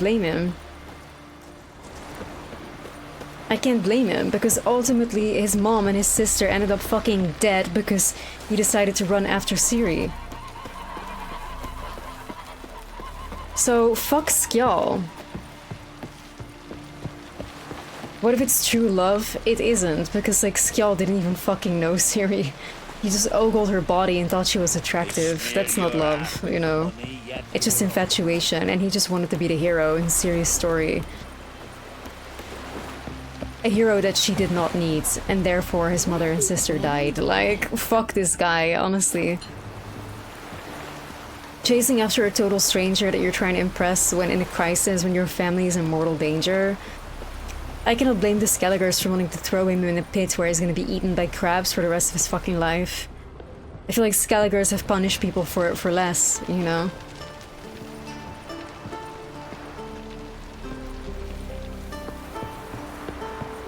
Skelligers have punished people for less. Like, fuck Skjall. Like, I absolutely do not feel bad for him at all. Hey, Beef. How are you? But I feel like many people just do not approach this game with depth mentally. Many people just see like, oh, Skjall, he tried to help Ciri. He didn't deserve this. But then it's like, oh, you're just forgetting like the context of everything. He could have just said to Ciri, the stables are over there, grab a horse and run to the waterside. If you just follow the coast to the west, you will reach the boat. That's it. It just took me 10 seconds to say that. And he could have defended his family in the meantime. Like, He blames Ciri for his own choices. Like, Skjall just fucking sucks. And meanwhile, like, CD Projekt is trying to frame him as such a good guy, and now this whole, like, redemption shit where Ciri is like, oh, Skjall, my hero. Like, he was a fucking loser, pathetic, and ultimately somebody that, deserved a very bad, outcome. Yeah, a lot of people have sympathy for the Bloody Baron as well. It's just very... I don't know, like, I like CD Projekt for crafting such morally complicated, like, characters. But I feel like many people do not approach it with, like, a mindset of, like, morally dissecting things properly. So people end up, like, respecting or liking characters that I don't feel deserve it at all. And then I'm gonna look like the bitch, but not like I give a fuck, like, let's be real. But the reality of the story is that, fuck Skjall, and I stand by it. Fuck Skjall. Because there's not a chance in hell that I would ever, like... And imagine, I can only imagine, like, if I was Skjall's sister, and I was not in the village that day, and my mom and my other sister would end up dead because Skjall did not fight for them. Instead, he chased after a girl that he had just met. I would be the person single-handedly throwing him, like, to be eaten by crabs. I would be single-handedly fucking calling him Craven and throwing him into, like, some fucking, you know, desecrated grave. Because fuck that, you know? Like, what the fuck do you mean you didn't defend our mom and our sister for the sake of this girl that you just met? Like, what the fuck do you mean? Like, obviously from the perspective of us, of Geralt as the player, it's like, okay, yay, he helped Ciri or whatever. But the general context is just fucked when you think about it for a little longer than 1 second, you know? Just wonderful. Hey, Philippa! We're now gonna hang out with, like, our favorite baddie ever. Oh my, I'm so excited. Hey, Philippa Eilhart. Oh, this is such a badass picture. Oh my god, this is so cool. Look at this pose, bruh. Like, Philippa Eilhart, we will love you forever. With the moon behind her, like, she looks so fucking powerful. This is the most powerful bitch almost in the entirety of the world. In terms of magic. Especially a human, I mean. Nobody matches her. What a delight. What a treat. Let's go. Most people IRL are not heroes, but that's the thing. Skjall wanted to be Ciri's hero to impress her. So he was chasing after this, like, damsel in distress. Like, he wanted to white knight Ciri and abandon his family for it. You know what I mean? Like... What now? Gonna grow yourself some new eyes, like Vilgefortz did? I remember the moment I killed him. Cultivation wasn't complete. They hadn't grown in fully yet. Looked disgusting, but... I take it your mention of that deviant is purely coincidental. Of course. Also heard of this rich blind dwarf from Mahakam. Had them put 2 sizable rubies in his eye sockets. Couldn't see a damn thing. But word is, it looked pretty tasteful.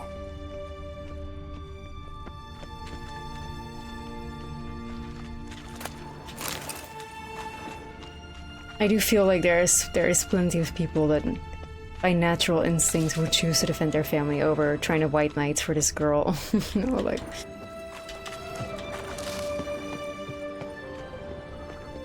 So I don't think Skjall is human at all, he's just a coward.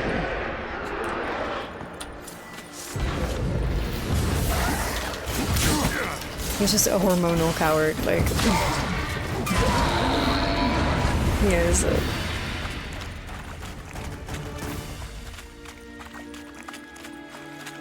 One of my, like, one of the things that I found that works so effectively, like, this is just like a cheat code. Anybody can use it, feel free to, you know. But one of the fucking most best things that I have found to just, like, strike an immediate insult into the heart of, like, a man who is severely thirsting after this girl, such as Skjall would be, right? Who would just, like, drop his whole family just to play a white knight hero to this girl. People are just, like, you know, obsessed with, like, whatever, whether you watch those, like, reality TV shows, right? Like, the new season of Love is Blind has dropped, and it's so fucking awful, and all these men want to do is find a wife and have children. And that's when I came up with, like, the best insult ever, and I've used it once since, and it's just so fucking good, because it gets an immediate triggered reaction. The funniest and most best thing you can do to people such as Skjall, all those men on Love is Blind that just, like, want to white knight and get the girl and whatnot, you just simply call them in heat. Like, that's it. Like, it's been one of my favorite things. I'm gonna probably use it for the rest of my life. It's like, damn bro, are you in heat or something? Like, are you hormonal? It just, like, the reaction that you get immediately is gold, bruh. Gold. Like, it's so good. Because, like, the reality of the situation is when I fucking see these people, such as Skjall, abandoning his family for Ciri, like, that's the type of shit that animals would do if they're in heat. Like, they're just too obsessed with mating that they're just, like, so fucking stupid. Like, this is a cheat code, man. If you ever see somebody, like, acting a goddamn fool, just call them in heat. Like, and then watch the reaction. It's like a nasty, vile, hard reality check of, like, what the fuck it is that they're doing, you know? Hear that? And when you watch a fucking TV show like fucking Love is Blind, it's like all these men are all in heats, like all they want to do is fucking produce children. Like y'all are like cows. That's crazy. That's crazy.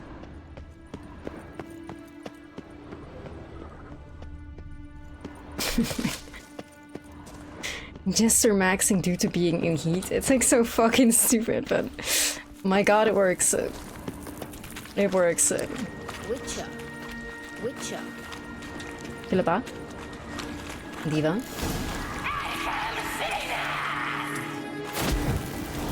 What did she just say? You're not her type. Oh my god, the fact that we're fighting side by side next to Philippa Eilhart, like, this is peak. I don't think it's gonna get better than this. I just want to watch her fight.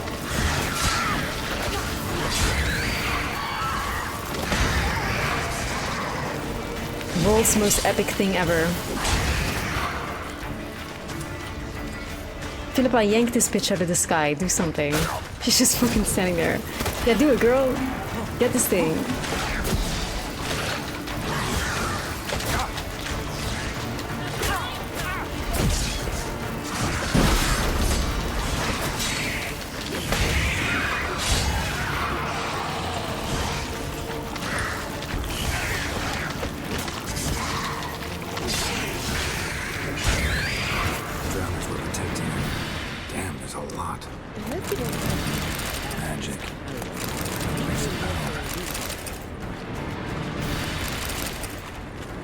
Yippee!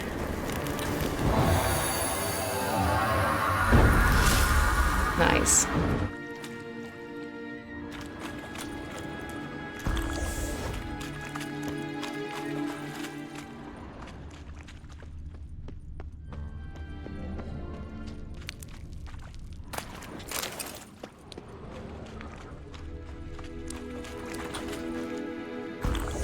But yeah, anyway. I do not like skill, I never will.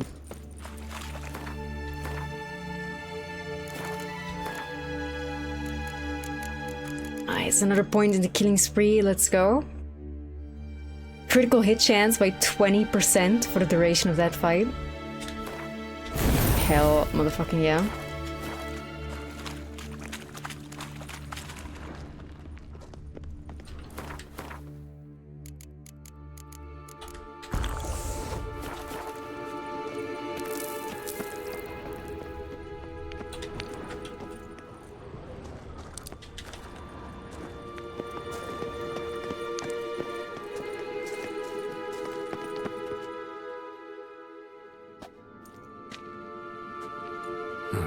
So how do we get up The stairs?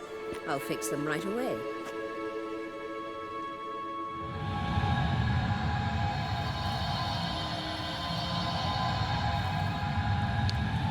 Wow, Philippa Eilhart. Oh my god, look at you go. Ready. Let's go. Couldn't help notice the tension between you and Yennefer and Triss. Uh-oh.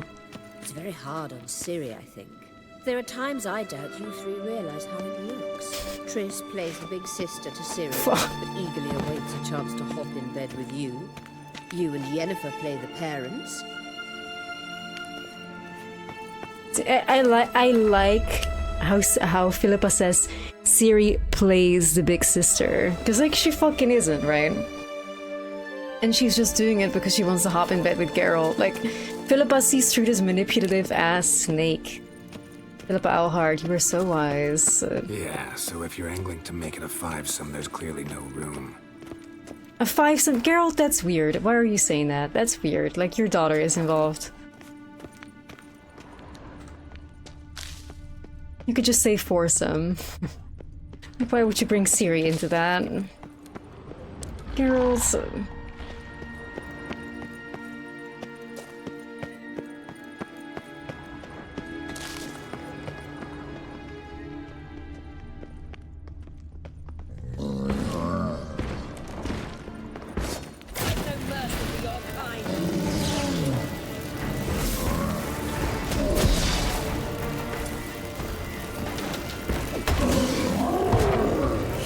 Damn, alright Philippa, let's go.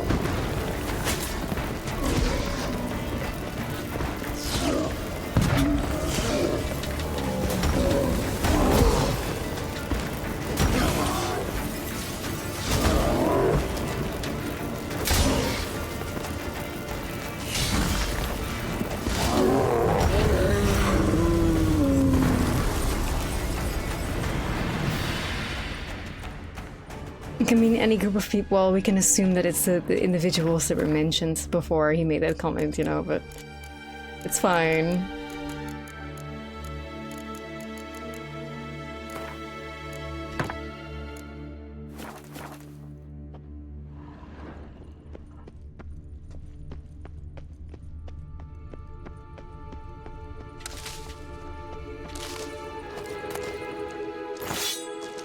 Yay, a Stonk Relic Sword. Yay.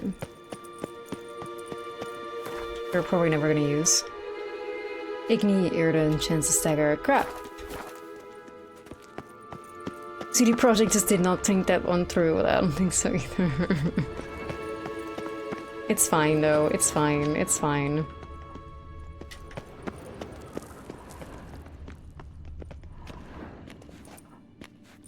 What now? It appears I must do everything for you. See the sentry who seems to be waiting for payment? I'm fresh out of change. Oh, in blood, not coin. The sentry is Fearlan of the Elven legend. You literally read nothing. Oh, I love her! She's like, do you literally read fucking nothing, you dimwit? Like, oh, I love her. I love her so much.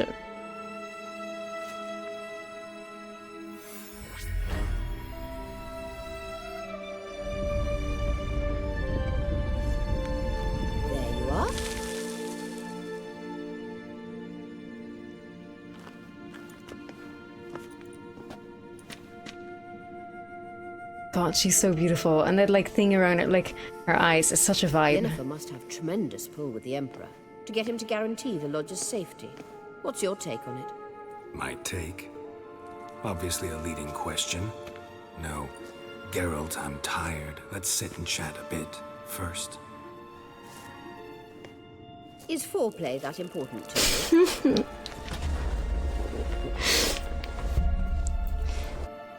Philippa Eilhart, the woman that you are, like, I love her so much. It's like every single word that comes out of her mouth is just so good. Like, she has that Spartan phrases down to a T. Like, she keeps it short, but it's so fucking sharp. Like, she gives the perfect reaction every single time. She is like an assassin with words. I love that so much. Like, the fact that she's like, is foreplay that important to you? Oh my god. Like, there's not a better thing she could have said. Nobody could have reacted to that in a better way than this exact fucking, like... I love this woman so much. Like, Philippa Eilhart, there's nothing or nobody that can make me hate you. You'll get to work with the Emperor. Not excited? No. I mean, yes, of course I am. Thus far, the Lodge has oft banked on weak rulers. It's been one of our biggest mistakes. So you're impressed Emir keeps his mages on a short leash? Yennefer's wise to keep you out of politics. I'm afraid you'd not realize which way the wind was blowing if you pissed straight into it. I need a Philippa Eilhart, like, roasting compilation on YouTube, like, her best, like, roasts. Like, damn. I need a roasting compilation. All Philippa Eilhart roasts in The Witcher, because, god, like, oh my god. Pure gold, man. Pure gold. You ought to talk to Yennefer. Painfully clear there's unfinished business there. Yennefer's always walked her own path. I'm actually touched she decided to take an interest in matters of the Lodge this time. You don't trust her. So once the hunt's defeated, leave. Find asylum elsewhere. I hear Redania's offering.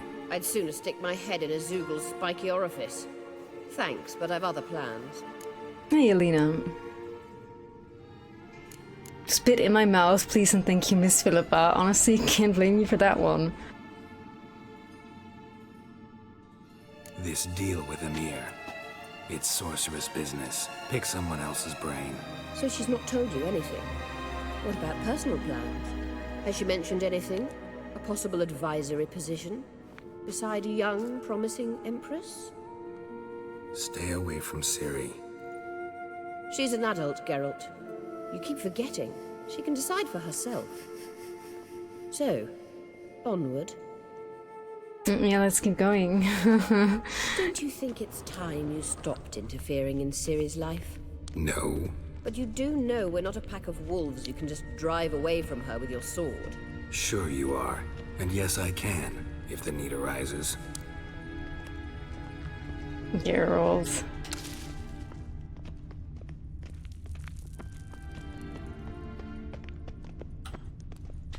Witcher. Everyone needs a 300-year-old auntie to give it to us straight, basically.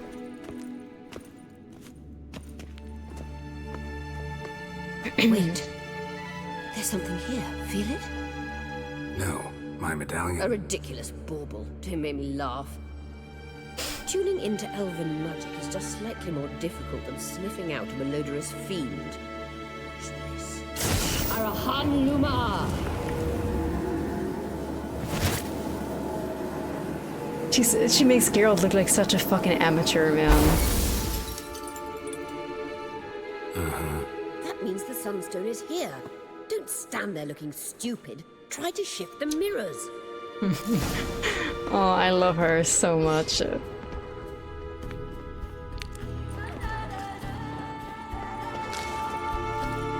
Good soundtrack too here.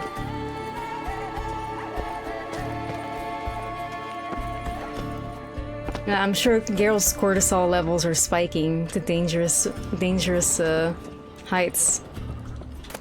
The file art.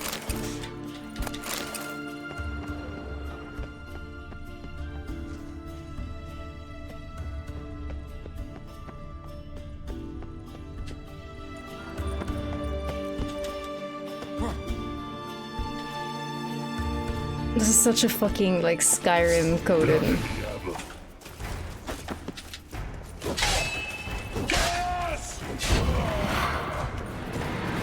Terminally online, it should make sense. Basically, yeah. Okay.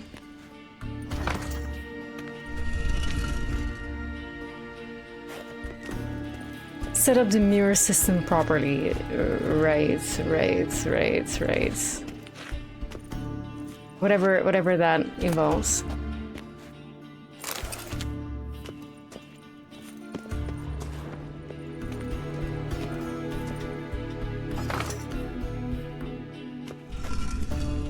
I always struggle so fucking much with this puzzle.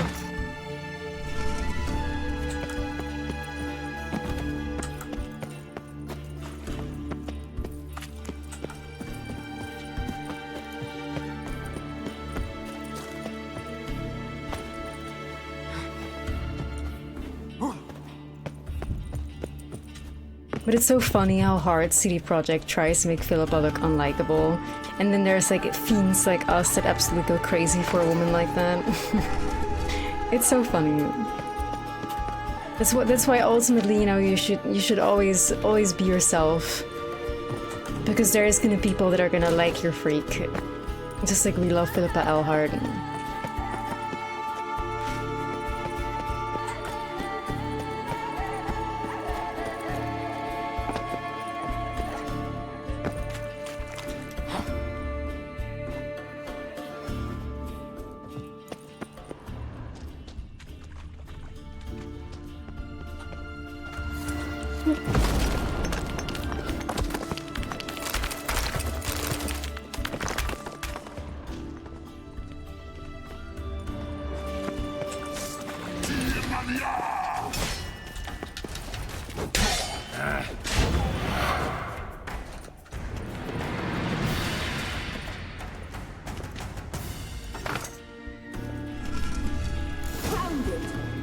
Hell yeah.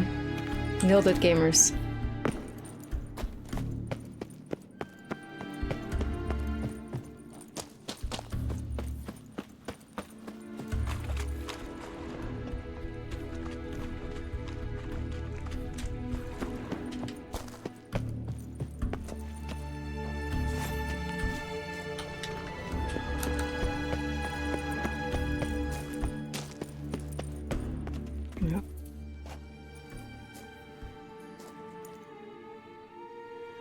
Last. Hand it over and let's get out of here. Not so fast. We've a matter to discuss. Let me guess. You gotta fly. You're about to tell me why you need the Sunstone so much more than we do. Then you'll change into an owl and whoosh.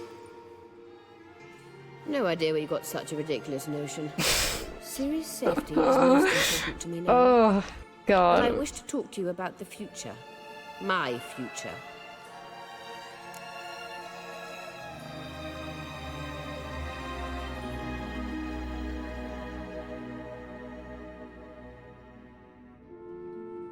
You'll like Nilfgaard, no two ways about it. I recommend the fresh alpine air of Nazaire. And Yennefer claims you have no sense of humor. Now listen carefully. Once we've defeated the hunt and Ciri is safe, Yennefer's meteoric rise at the Imperial Court will come to an abrupt end. Which is wonderful from my perspective. I'm not interested in reviving the Lodge if I'm not to have the deciding vote. You're telling me this because... If I know even one bit, I expect that once we've defeated the Wild Hunt, you aim to slip out the back door with Ciri. To disappear into the wilds, correct? All very romantic. But perhaps instead of destroying the girl's life, you could take Yennefer with you and go.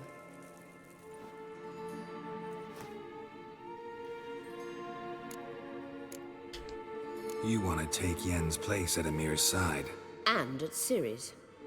I think you understand it's inevitable, and I would truly prefer Yennefer to be far away when it happens.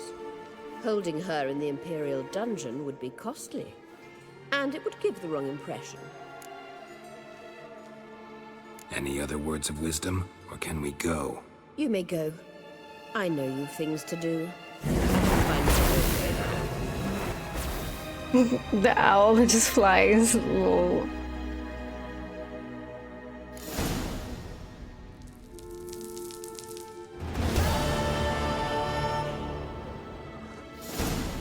I mean, listen, Philippa has survived for that long because she is naturally suspicious like that, you know what I mean? Because she's naturally, like, she's accrued the power and the reputation because she is paranoid in that sense. You know? Assuming the worst, then making plays ahead of time based on that essentially gets her to lose nothing, right?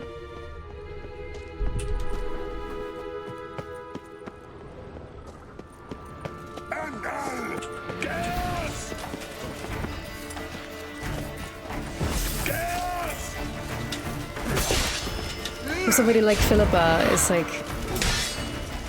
trying to make predictions like that and then acting based on it. She cannot lose anything on making such predictions. She only stands to gain or not change anything, right? Well, I don't agree with that, Erexio. I think Ciri would be absolutely fucking miserable as the Empress of Nilfgaard. It's very evident from every single part of all the books. From the first moment you meet Ciri, all the way up till like fucking forever, that Ciri has no interest in being a ruler, an emperor of any kind. Ciri wants to be wild, free, she wants to be a witcher.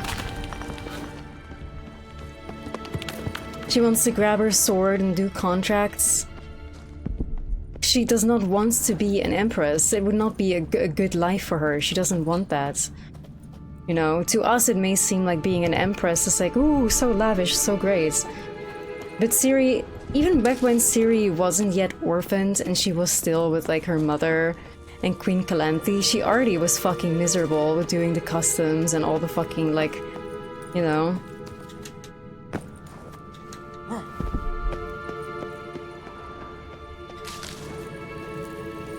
No one is less free than a ruler, it's true. Like as an emperor, like what the fuck can you do, right? Like she would be fucking confined, essentially. Ciri just wants to live life and do witcher contracts and, you know, to choke to death in that gilded cage. Absolutely, it's not a good life for her at all. The only reason why Philippa would want Ciri in that position is not because she gives a fuck about Ciri, because she don't.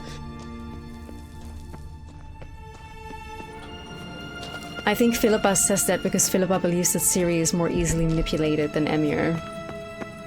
And that Ciri will probably outlive Emir, and then when Ciri is the sole empress, that she can basically become Philippa's puppet, right? Like, Ciri, I love her to death, but she's very gullible, like, even in trusting Avallac'h and shit. And I think Philippa sees that very easily, like, just how gullible Ciri is. I'm gullible and naive too, so, like, I can't blame Ciri. But Ciri, as a ruler of Nilfgaard, aka, you know, the most powerful empire in the continent, with Philippa by her side, she could get Ciri to do pretty much fucking anything. Which means that Philippa would actually be the ruler, right? So she's saying that type of shit purely from her own interest.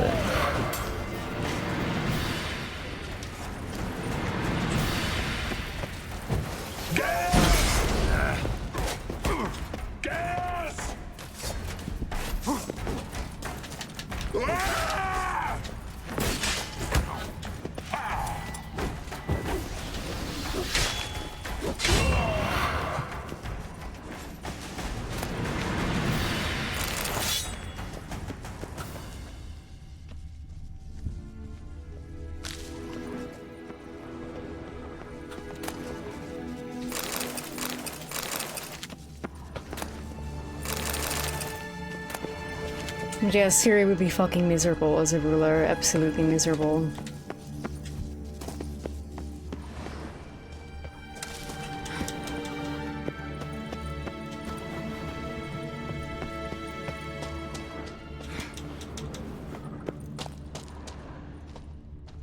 We better probably forget our kingdoms if such Nilfgaard if Ciri ruled. But here's the thing though, Arexiel, like, she wouldn't really be ruling. Right, because like, the idea is that as Empress, Ciri is only there to produce a child, aka a male heir that's gonna take over next. Like, Nilfgaard is not Sintra, you know? Like, it's not Sintra where, you know, very prominent, strong female figures like Calanthe or whatever have ruled the place. Like, Emir would fuck Ciri, which is something that literally is confirmed. He would want to fuck Ciri to produce, like, an heir that is, like, prophesied to essentially rule over the entirety of the continent. She would be nothing. Like, do you really think Ciri would have any sort of influence at all? None. Like, she's just a poster. And it's, like, in the 4th book, it's made very obvious as well that the whole reason why, you know, Emir wants Ciri is for the sole reason that basically, if Ciri has a seat of power next to Emir Var Emrys, then Sintra would basically be subjugated. Like, she would just be a token that people would be like, oh, well, yeah, okay, and then Sintra would surrender to Nilfgaard, you know? At least, like, the people of Sintra would essentially accept Emir's rule if Ciri is next to him. Ciri would have zero power, zero influence. She would just sit there to look pretty, while like other men are, you know, actually ruling. Like, she wouldn't have any sort of power, nothing. She would just be a pretty bird in a cage, and that's it. That's it, to be used forever.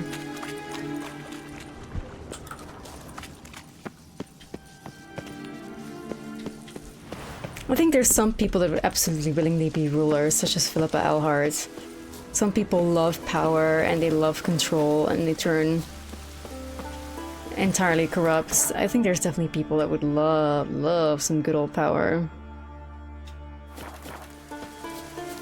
Yeah, unless she assassinated her husband, but if she has a child, she's gonna be cooked anyway, right? And that's would be the first thing that fucking Emir would do, is try to get her pregnant, obviously. Which is so fucked up, because that's her dad, by the way. Nah, Ciri is an empress, fuck that. Like, this, like, honestly, on a real, I think the ending where Ciri just straight up dies is a better ending for Ciri than Ciri is an empress. Straight up. Because if Ciri is an empress, she's gonna wish she was dead at 100%. You know? What are you looking at?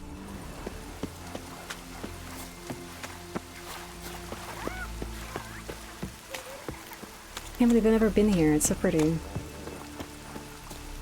Hey! Ciri being an empress is basically the good ending for the Lodge of Sorceresses, and that's kind of it. It's not a good ending for Ciri. It's a good ending for the Lodge.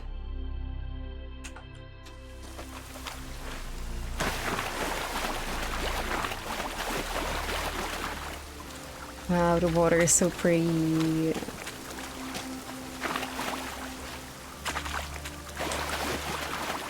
Ciri becomes a witcher would be the bad ending for the Lodge and a good ending for Ciri. Did I lock me hurt or not? And the canon ending, of course, if you look at what The Witcher 4 plays on. Fuck, man, here we go! Here we go! Ah! I'm screaming. Okay. Here we go, gamers. Oh my god, oh my god, oh my god. Okay.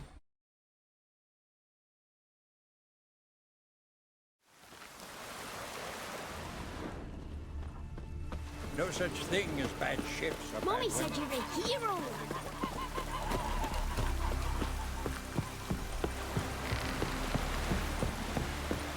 Druids warned us it would pour. Come closer, stranger. You ready? Are we ready, gamers? Got weather with me, kitty pie. Boring as fucking shite. Lol. A real guy. I probably want to empty my inventory first, not gonna lie. Oopsie.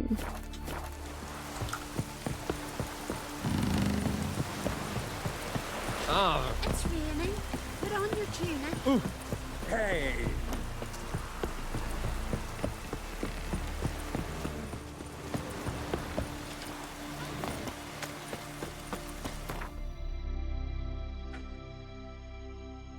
We'll go to this blacksmith here. Of course, Celine. Like, people only want to fucking marry Ciri or pretend to care about her because she's an easy way into, like, nobility, essentially, right? Like, she's a princess.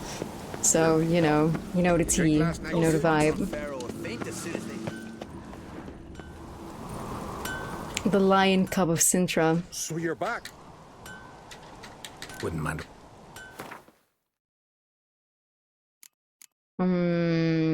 We'll sell the stonk.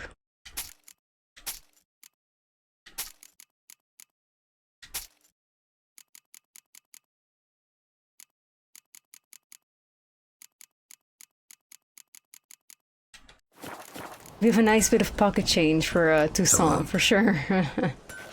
It's very satisfying to me. Yep, it is. Something I've always wondered.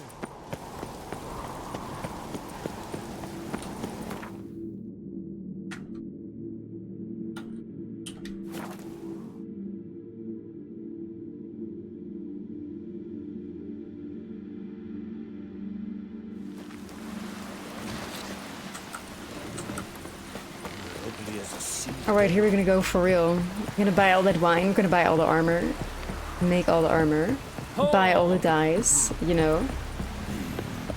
Sure don't envy the ones that sail out to do. It will be glorious. We looked around your laboratory. Uh-oh. I never doubted you would. But why did you? You might have just asked.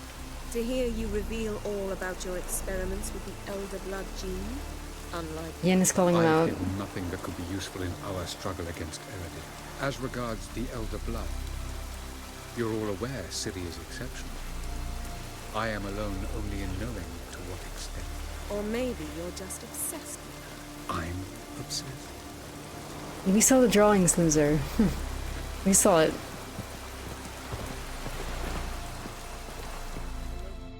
Got a minute? Of course.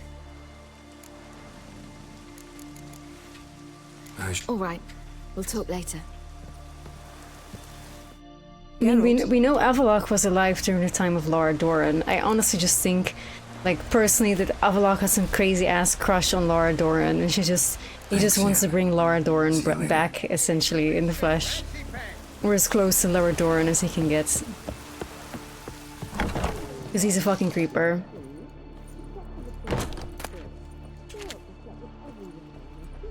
And this is so cozy, oh my gosh.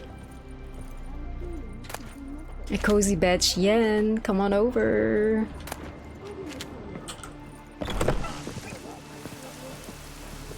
Philippa, want a cracker? Wait, what? Wait, what is she doing? Is Rita gonna go in there with Philippa? Alright.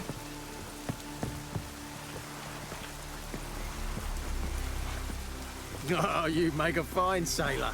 See all the puking Philippa want a cracker. It's so shady, obviously it's like the fucking, cause she's a burb, right? So she's like, you want a cracker? Polly want a cracker? How are you feeling? Better.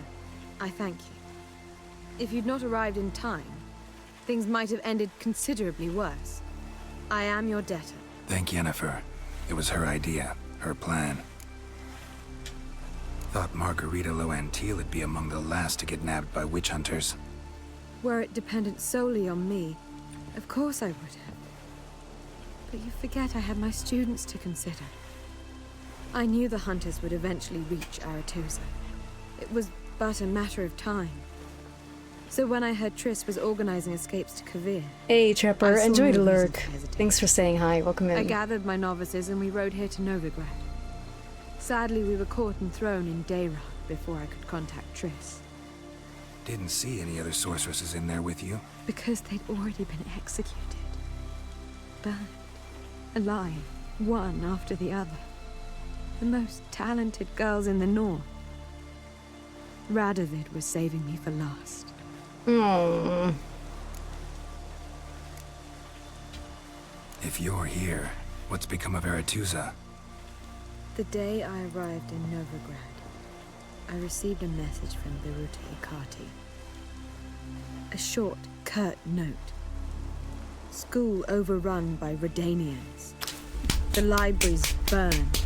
But we fucking killed Radovid, goddammit! With Nina Vivero, the rest are dead. It is over. Later I learned priests of the Eternal Fire stood amidst the Academy's ruins, promising the rabble that such a punishment awaited all mages and traitors. Ugh, fucking Radovid, fucking Eternal Fire, fucking... Hey Nightly, the soundtrack is perfect, it is. Philippa, hey girl. So long. I love being surrounded by these sorceress What do you baddies. want? Farewell. Alright, here we go. Yes, Geralt? When's your laboratory? Went by your laboratory. I trust you did not make a mess. Didn't mention you were the NL Elves' chief source of knowledge about Ciri's abilities. I didn't mention many things.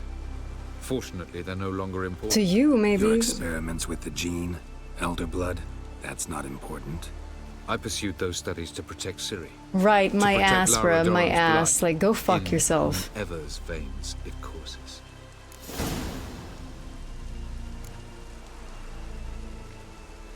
This is all about Laura for you. So maybe you're hoping to gain control of Laura herself, after all these years? Lara is dead. My only hope is that Ciri will fulfill her calling and survive. You need to go fuck yourself, Avalok, like dead ass. Like, just go fuck yourself. Once we use the Sunstone, what makes you think Aredin won't figure things out? I doubt he'll think the Elves of the White Fleet suddenly long to see him. We can alter the signal emitted by the Sunstone. Unlikely Aredin will recognize its origin. It's not the only artifact to possess this power. The fact that they have put so much faith in this, like, whole endeavor, Why I had to scour Skellige looking for this one. this whole undertaking, so much faith, and then they put it in Avalok, like the most shadiest figure ever. Bruh. If I get that they have very little other options, but if it was up to me, and damn. Charming world you and Elle have got. Could easily fall in love with the place. Tell me, how do you do it? Sit around playing flute, painting rutting unicorns and gorgeous landscapes, building ornately sculpted towers? And then you murder us, without batting an eye, without a hint of guilt. How? Do you humans feel guilt when you murder Enshe elves? Or dwarves? Or dryads? We asked you a question, bro. Simply because we both firmly believe others are inferior. Smack him on the head. Break his fucking Gelban's nose. gift to Dillion of the White Flea. As legend has it, she never used the stone, and Gelban died of sorrow. Won't keep Eridan waiting that long. It seems we've everything.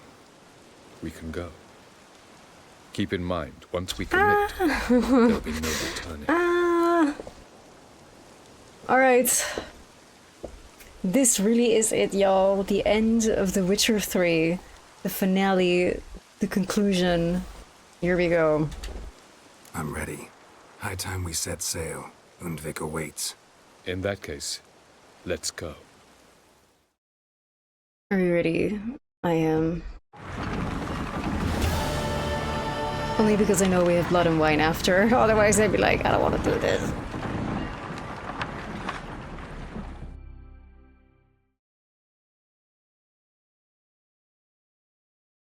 First time I ever finished Witcher 3, there wasn't even DLCs yet. I remember how devastating I felt at this moment.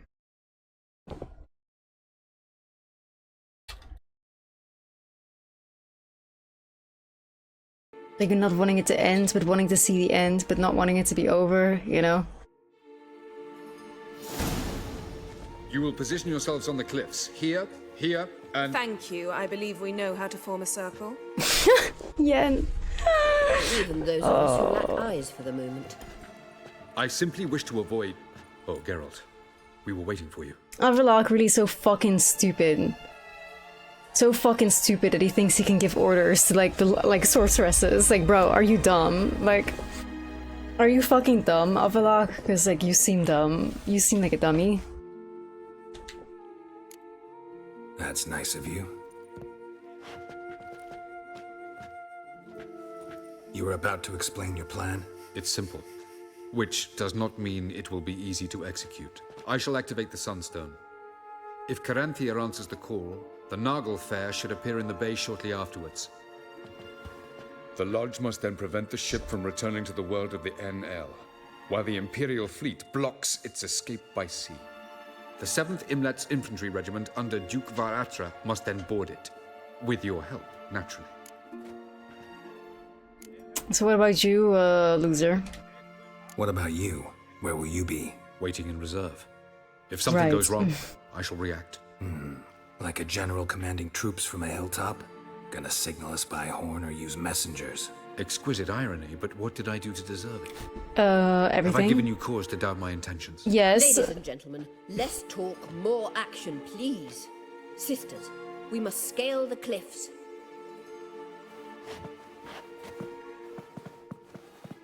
Good luck.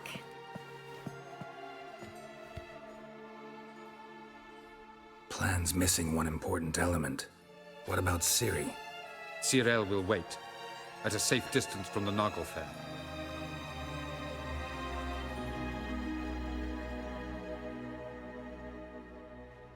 He's not happy about it. Guessing this wasn't Ciri's idea. You hate the way she says good luck, me too, Fluffy. Wild guess. Not what you had in mind. No, I wanted to go with you. That was my idea. But I won't allow it. Far too great a risk. You got no right to give her orders, like, let's be real. This is difficult because it's true, obviously, because she is the one that he wants.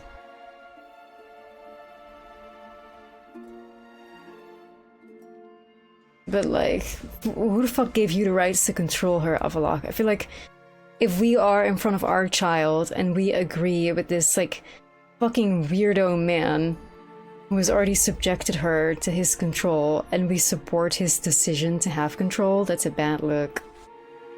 So as much as I would want Ciri to be safe, we're not going to side with the person that, you know, is essentially controlling and manipulating her.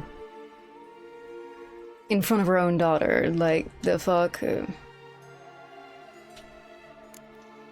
Don't have the right to order her around.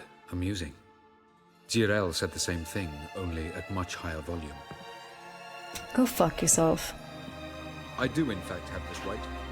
For only I know how to activate the Sunstone, which I shall do on my terms or not at all. Well then don't do it. Fuck off. Tyrell recognized the strength of my argument. I've no doubt you'll do the same. Really excited. I would curb your excitement. There's Cyril, no confirmation yet, do right? you swear to stay on shore? Do I have a choice?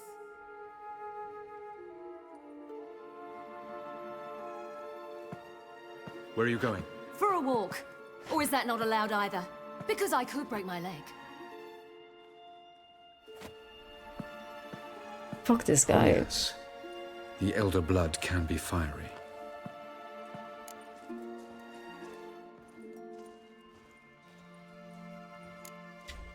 Telling Ciri she can't do something is counterproductive, speaking from experience there. Ultimately, she does what she wants. Let us hope. Pardon me? Never mind. Kill him. Kill him. Time is Kill. short. If you wish to do something, brew your substances or whatnot, do it now. Kill You him. won't get the chance later. I shall await you by the boats, amongst the soldiers.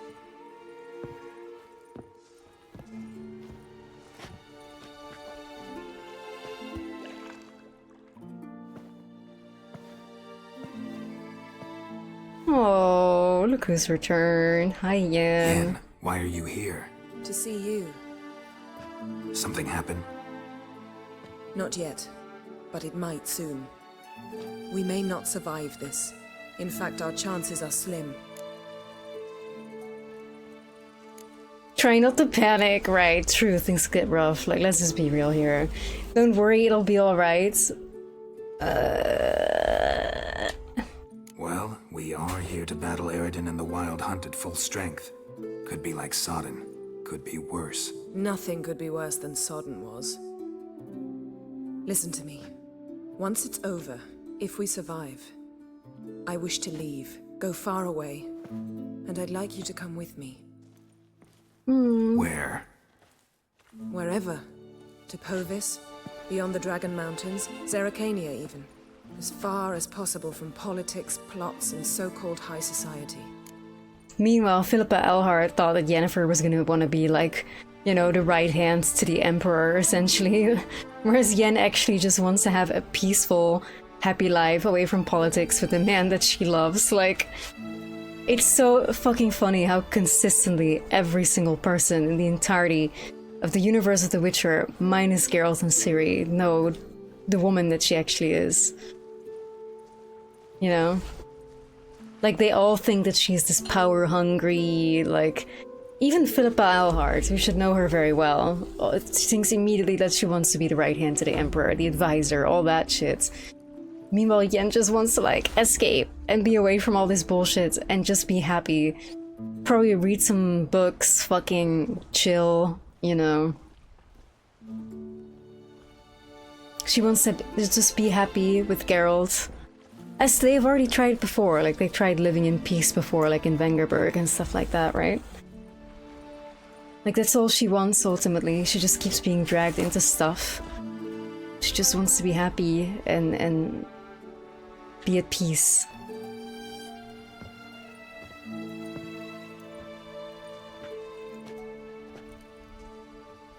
I'd go anywhere with you. The answer I was hoping for. Aww. Go, Geralt. Avallac'h awaits. And don't get killed, Witcher. I think I missed the dialogue option there. I will rewind. I was just looking at chat. I hear...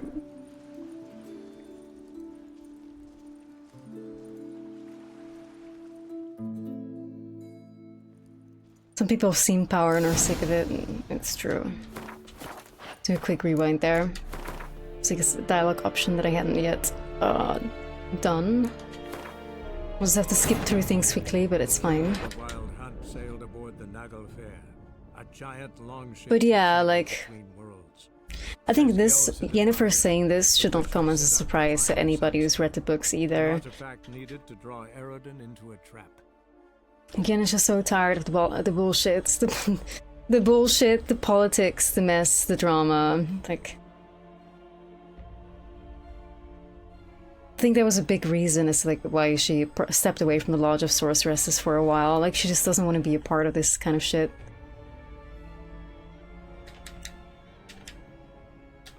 Like, just imagine how exhausting it is. Even a woman like Yennefer is like, I just want to run away from here. I don't want to deal with this shit at all. And now imagine y'all are like, yeah, but Ciri as an empress would be good for her, or whatever the fuck. Like, like Ciri is even less cut out for the type of shit than Yen is, and Yen is already fucking tired of it. You will. Thank even. Alright, let's skip through this, because I skipped the dialogue option. Sorry about this, y'all. I shall. The Lord. What waiting? Hey, Nameless, I'm glad you're enjoying. Ciri. What? No. But I don't. I mean, I do. Ciri. Ciri. Do I? Where are you? For a walk. Oh yeah. Let it. Just going with the same choices. Time is. Yen, why are you Here we are. here? To see you. Something happened? Not yet, but it might soon. More than Cyberpunk. We may not survive this. In fact, our chances are slim. DLC has more expansions. I mean, of course, like Cyberpunk has 1 expansion, right? The Witcher has 2.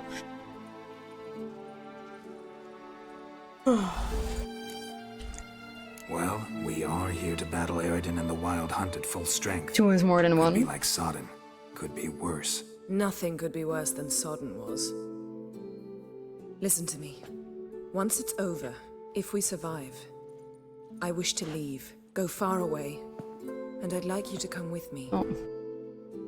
Where?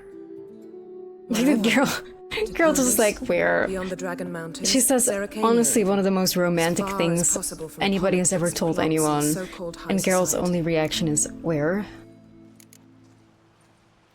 You? Dropping plots and politics for good? You're in your element in that world. It's your life. Time to start anew. I'll believe it when I see it. Even now you're up to your neck in it. Yes, but only to set matters straight. To be able to withdraw having retained the upper hand. What then? A small secluded hut with a flower garden to tend to? Like, why are you giving this attitude, Geralt? Like, shut the fuck up. Like, it's so, like... Together. Go where we please, do whatever strikes Like, our Geralt fancy. gives her mad attitude for what, man? For what? Just listen to the woman. So? Coming with? Fucker. Geralt has such a mean streak sometimes. I'd go anywhere with you. The answer I was hoping for. And they will. And we're gonna Avallac'h see it, gamers, in Toussaint. And don't get killed, Witcher. Don't get killed again. Let's... It would be so funny if she said that. Don't get killed again, Geralt. Yeah, that was so unnecessarily mean of him to randomly, like she was coming to Geralt, super vulnerable, being like, just, I want to leave, like, will you join me? And he just decided to take that opportunity to kind of sort of make mean, nasty stabs at her. Bruh. Okay, Geralt, alright. Alright. The Witcher mutation, no, he's just like... Geralt of Rivia is a dickhead, he really is. Like, he's a dickhead to the highest degree. He's not a good guy, nor a good character. But that's what makes him human, I guess. Like, and that's why I love The Witcher, like, all characters are inherently flawed. Minus Philippa Eilhart, she's perfect. But that's subjective, you know?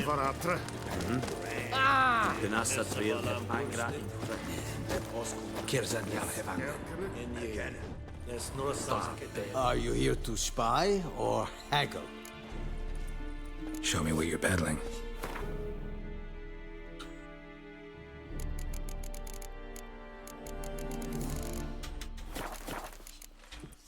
So long. So long. How long? Talk to Avallac'h when you're ready to start a fight. Alright, gamers! This is it. This is it. This is the moment.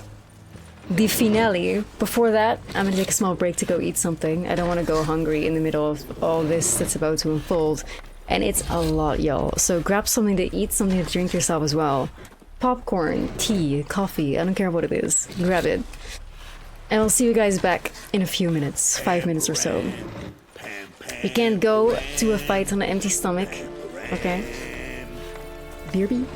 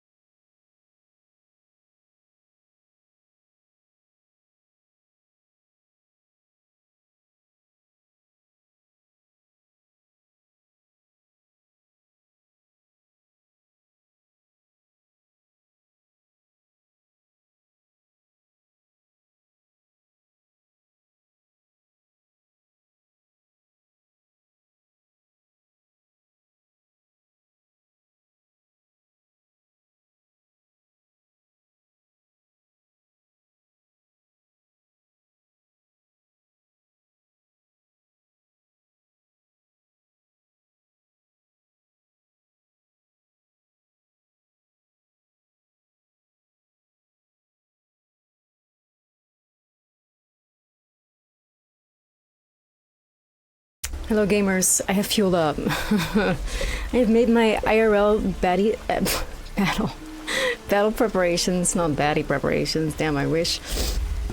My IRL battle preparations have been made. I have eaten chips and some candy. I am ready to fight the wild hunt. I am now ready to fight the wild hunt. I have eaten a gummy worm and some potato chips.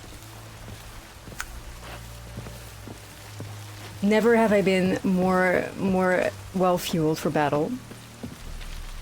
The absolute meal of champions.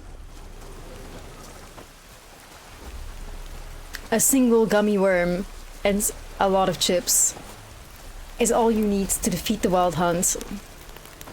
First try on Death March, I dare say, because that's what we're going for. Looks like rain. We're giving ourselves a little challenge. Wouldn't have been able to do it without the single gummy worm that I consumed. I'm sad to say that the only gummy worm that was left was the orange and the green. So the gummy worm... Oh my god. Nilfgaard... Oh, bruh, please. Okay.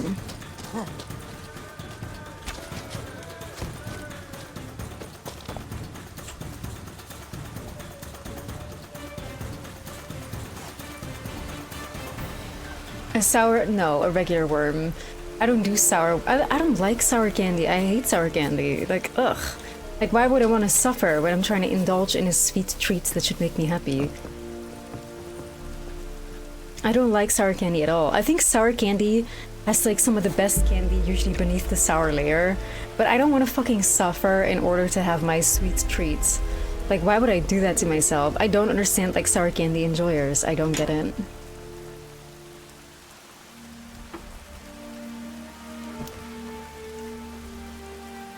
I don't get it. Cause like, it's awful. Like, it's not a good feeling.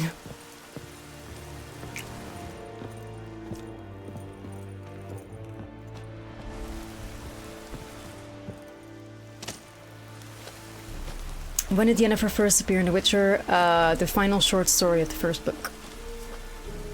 And then they're sweet, yeah, so why wouldn't I just go for something that's just sweet and that's it, you know? I mean, I personally love mint flavor, so I love me a sweet minty treat.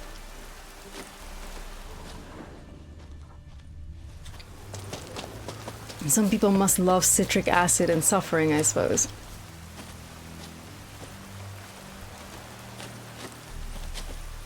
That's not me. So always sweets. I will always choose a sweet candy. Nathan, thank you. Thank you so much. Maybe one day. I don't know. Chili enjoyers. You mean like spicy enjoyers? Is it true? Northern women bathe but once every 3 moons. Yeah, I mean that's tricky because I do like a bit of spice. Thanks for the follow. I do like a bit of spice with my food. But if it's so painful that I can't tolerate it or I can't stomach it, then I don't really get it either. However, like scientifically, I understand people that like super spicy food because for me as well, like spicy food, it does, like scientifically speaking, cheer up your mood, right? Because the pain releases, like, I believe dopamine as like a counter hormone. Or endorphins or something like that. So people get a rush of happiness when eating something really spicy because it hurts them. Is it true? Northern women bathe but once every 3 moons. Barbarians. Maybe some people get a similar effect from sour, but I feel like sour doesn't hurt. It just like, you know, it just makes me salivate like I have like rabies and I'm like, this is such an awful experience. It just makes my whole head like, and it's not even like it doesn't hurt, it just feels bad. You know, it just feels bad. Oh man. Like, do you see how hesitant I am to walk up to Avalok? Because I'm like, oh my gosh. Do I lean towards sadism or masochism? Oh, what a question. I'm gonna say very honestly, I do not lean towards either at all. Like, none. None, because I do not enjoy the suffering in others. Nor do I enjoy suffering myself. Like, I'd rather just have no suffering for nobody. No suffering for no one. I think life is too much suffering already.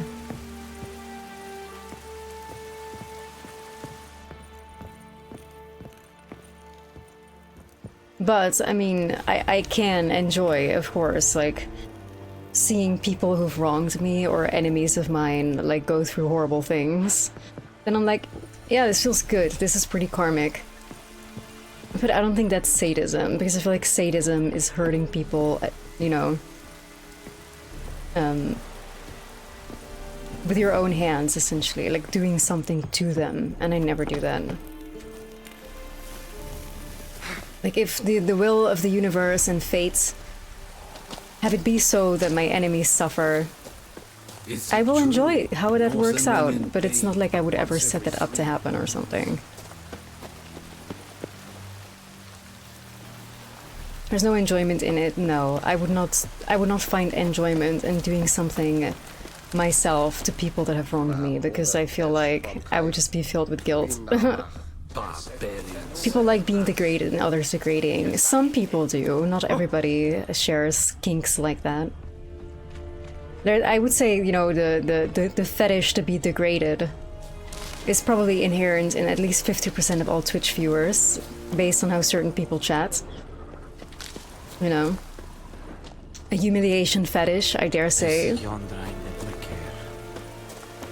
I just don't share it. I don't like degrading people, and I don't like... Because, like, the thing is, right, like, sadism, masochism, being degraded, being humiliated, whatever, like, that's all sexual in nature. I get zero sexual gratification from sadism, masochism, degrading people, or being degraded. It does absolutely nothing for me in terms of, like, stimulation of any kind. Again, do I enjoy seeing my enemies suffer? Absolutely.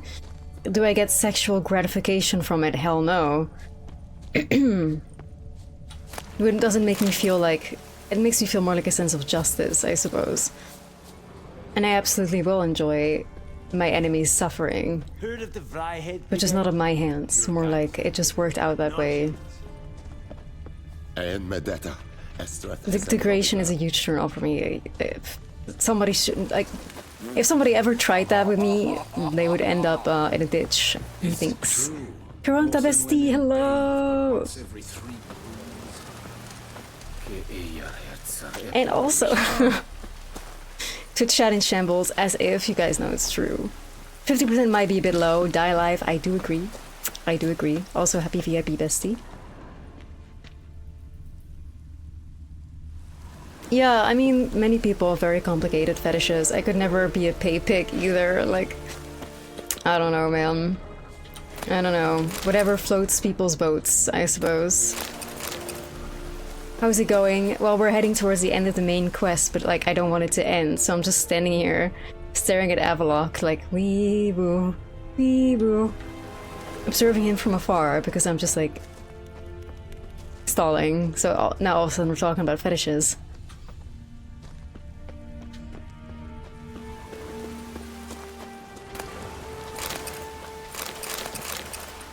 Like, the thing is, I have literally received, on quite a few occasions, I've received requests from people to be my pay pigs. Like, I have. Like, people have entered, like, my Discord DMs and stuff like that, asking if they could be my pay pig. And if they could send me copious amounts of money. And then, like, you know... humiliate them in turn. But, like, I have never accepted any of that, no matter how broke I am, because, like, I'm not gonna indulge in somebody's fetish. Because, like, for these people, you would be engaging in a sexual act with them, and it's like, fuck no. Absolutely not. Like, I'm not gonna blame people or women for wanting to take that. But, ugh. Ugh. And that's just how little of a, like...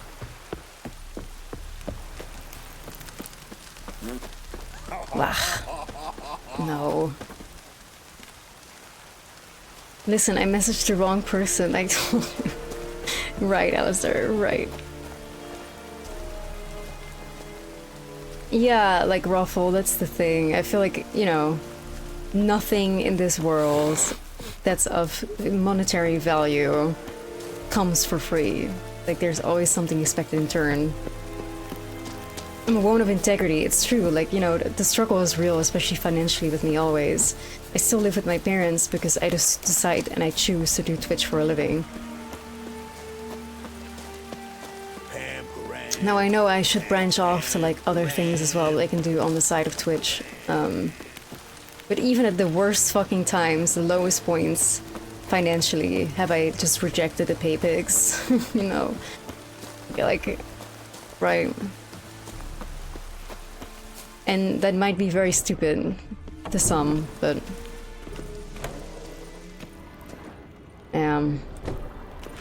Oh look, a gorgeous little barracks or whatever. Maybe you should have a nap, Geralt, and think about the end. The end times. Oh look, another little beautiful house, guys. Let's go in. Oh. How wonderful.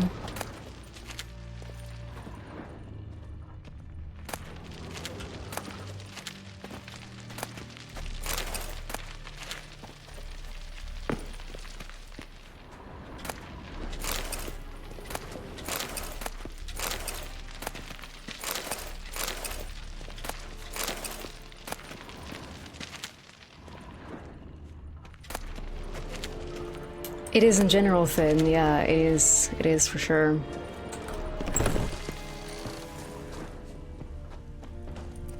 Alright, fuck it. Barbarians. Ah! Geralt. You fucking idiot.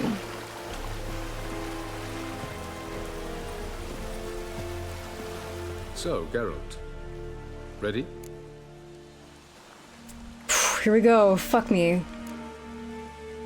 Let's get these bastards. With pleasure, Geralt. With pleasure. Oh man, this is it, huh? This is it, huh, gamers? Oh boy. Oh brother. Oh brother.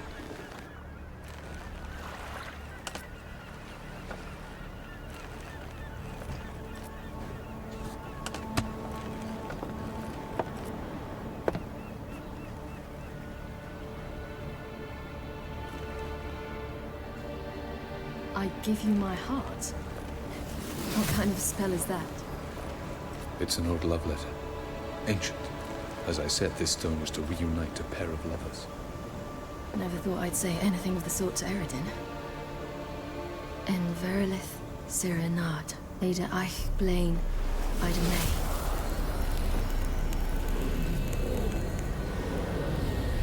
I give you my heart, but I shall take your head. Period. What a cool spell. That's dope.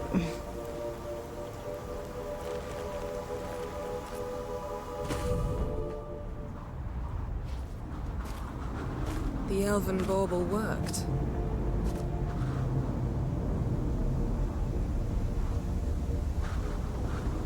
The baddies on the hill.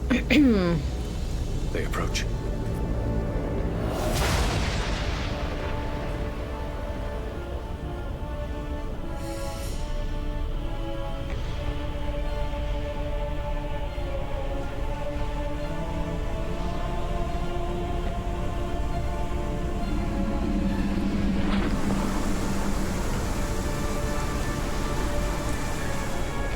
This shit's crazy. Bruh. So crazy.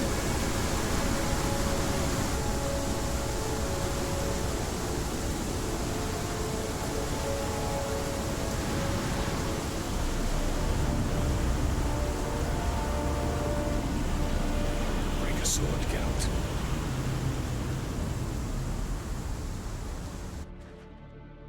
Shit.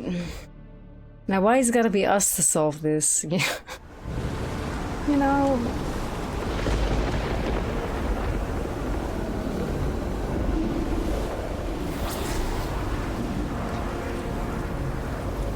advise you. Galebuane.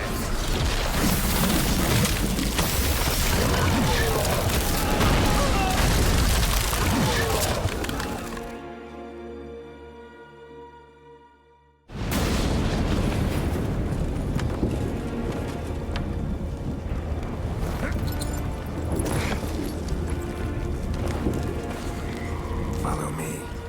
The Noggle Fair must be nearby. Winters.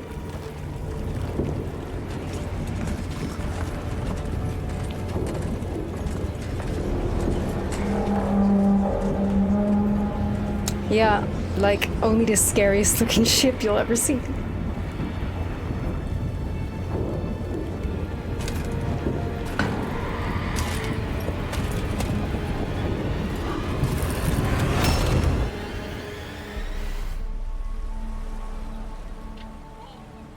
Silence. It's completely still. It's a trap. We must flee, now. Not this time. Note, Cyril. You are not ready. You do not control your powers. I'll manage. Silly. Get out of my way. Silly! The ice. It's a spell. You must find the mage who cast it. Destroy his staff. Oh.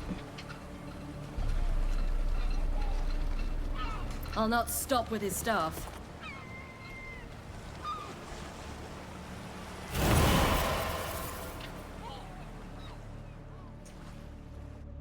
She just teleports to wherever the fuck she needs to go. Period. Right.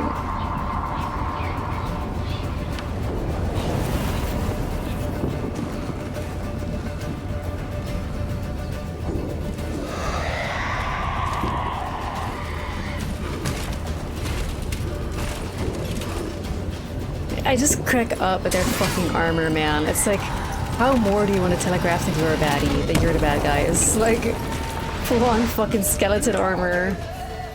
You lie.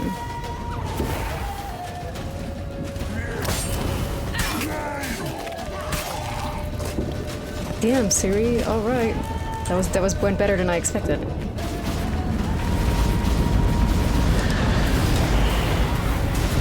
Wow, she's fucking slaying.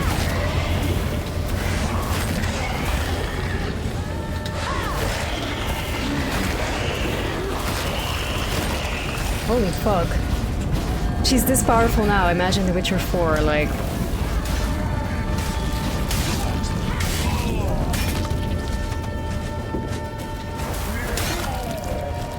Yeah, like how are they gonna explain this in The Witcher 4? Like what's happening here? Ciri is one-shotting the entirety of the Wild Hounds.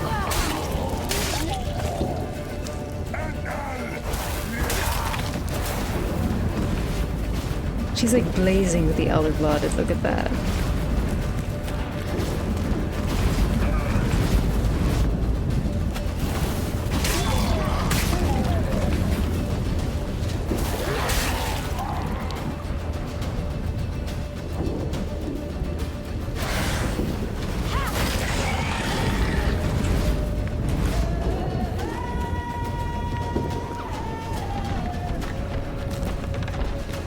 Here we are.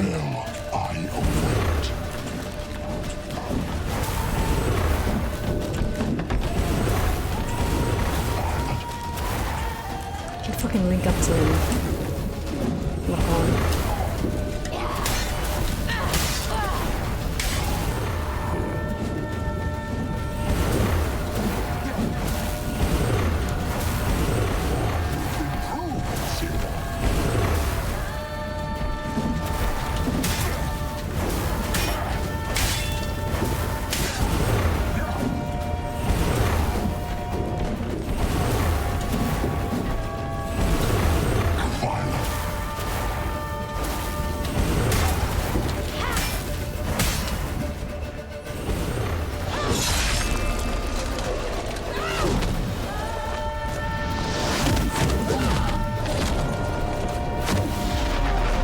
Oh, she's so cool.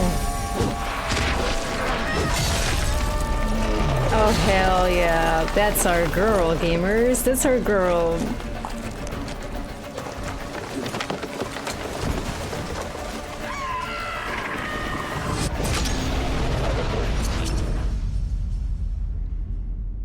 GG Siri, she did it. She did it.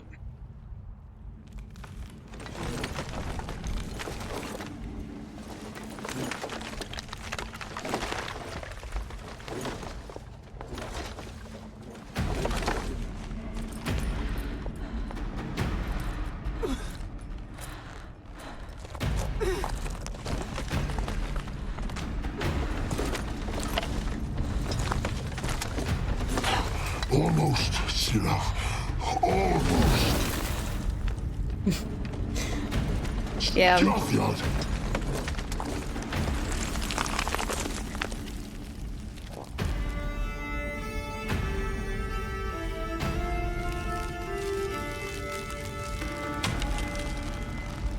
Epic Geralt of Rivia defrosted. Witcher, so be it. Let us end this. Must feel like absolute fucking shit to be frozen and then defreeze. Unfreeze, like, oh. Giving me no choice. It must feel like hell. You cannot win. Alright, let's go and pump ourselves up, man. Let's do this. Catechan. Petrie's filter, this. Even should you kill me. Odds are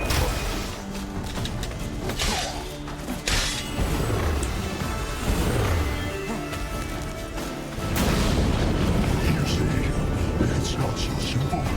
Find more where that came from.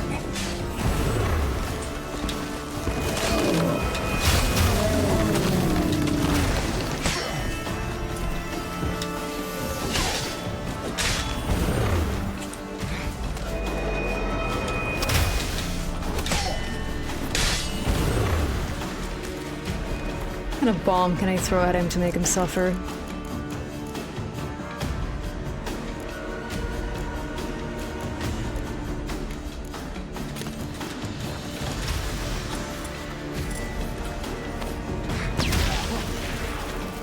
What's the matter, Ice Boy? Too afraid you're gonna fucking burn?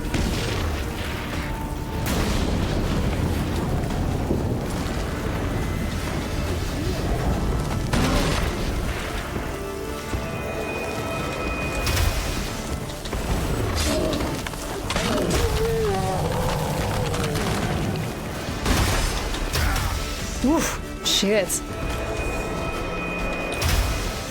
He hits hard.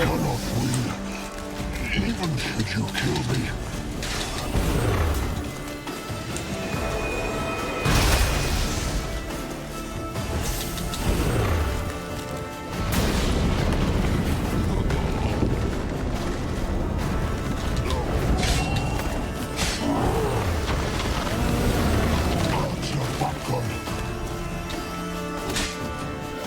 Too easy. Is this Death March? Hello?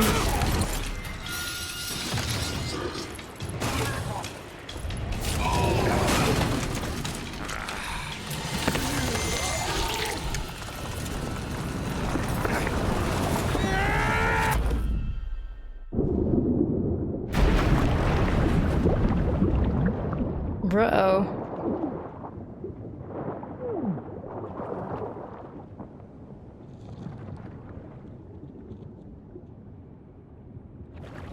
It sure is, C-Cup. It sure is. Thank you for these videos.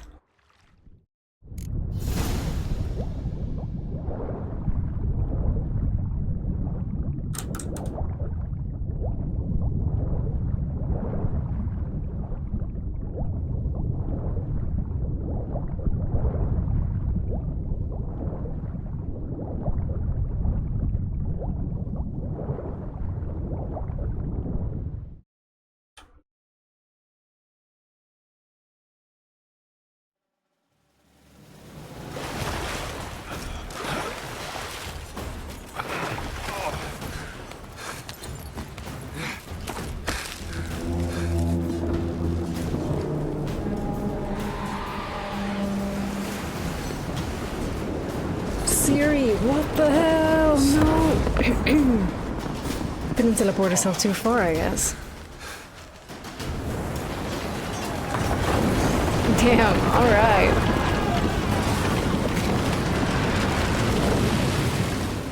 The Skelligers did not come to play, man.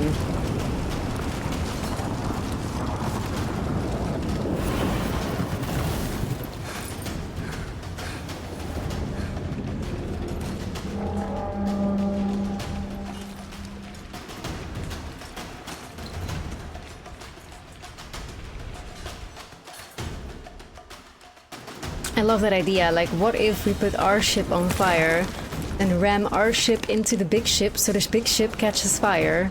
Yes. Excellent idea. Now's our chance! Yorny, you and your... Have you seen Siri? Badass fucking Skelligers. You'll not cut through their plate. Too big. Push them in the You know what? I'm gonna leave this to y'all.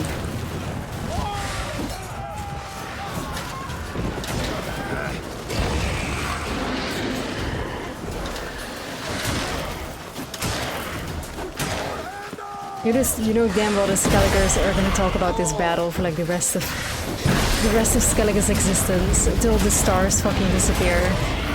The Skelligers are gonna be yapping about this epic fights with the fucking Wild Hunt. It'll become the number one staple in Skellige history. Yo, Mar! Yo! You seen Siri? By the Nagelfire! We'll drown all you bastards till the bay's black with your corpses! So cool.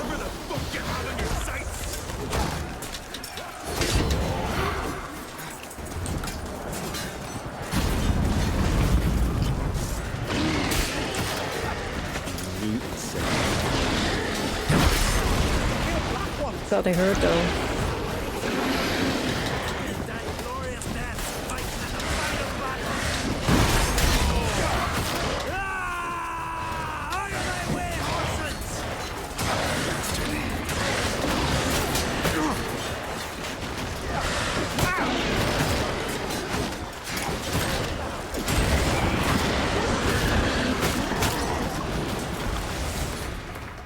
Something.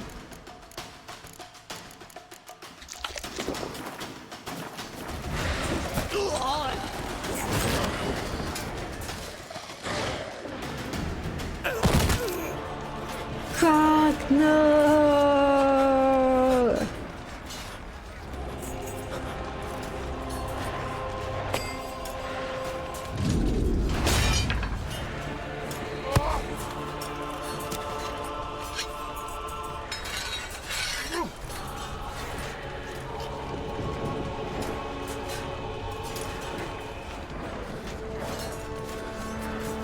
And he's still getting up, period.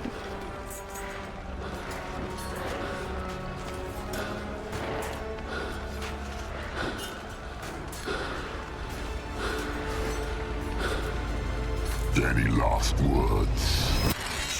Trap. Like, bro, you're an elf. It's like he fucking has one of those like Darth Vader fucking voice morphs in his fucking helmet building to make it sound more like a baddie. Like, what the fuck, bro?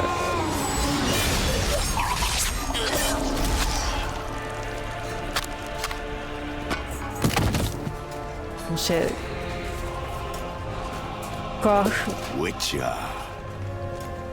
I was hoping you'd come. Because? I've something to tell you. But I'll do so afterwards. Vocal fry to the max, like a valley girl. And he literally has a fucking voice box into his fucking helmet to sound even more like a baddie. It's like so stupid. It's so stupid. Show me your spins, pirouettes, and flips. Oh, I will. Don't you worry about that. You'll be easy clap, bitch. Your head from the saddle. I like how Geralt just randomly said that. Like, that's like a random voice line that triggers when Geralt is fighting. Like, the I'm gonna hang your head from my saddle. But that would be so fucking funny. Imagine if Geralt just decided to ride around with, like, Eridan's head strapped to Roach. We should have that option, not gonna lie.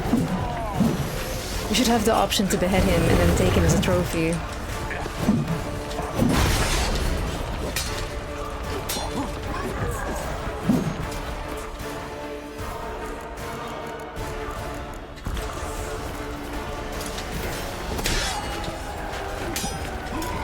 Fighting Aridin, no potions, nothing. GG.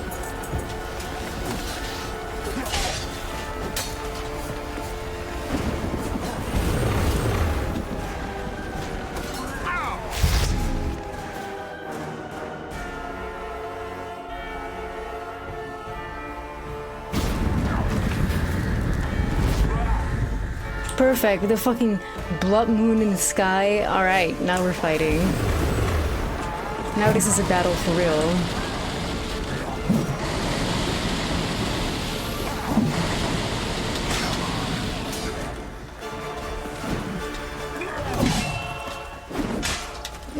He's kind of Soul Cinder coded in terms of, like, he's the anti-Soul Cinder. The ice version.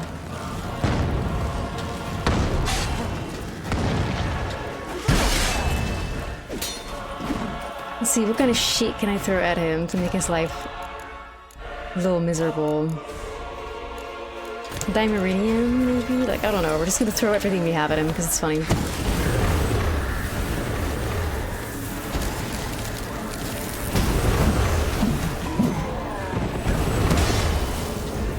Fucker.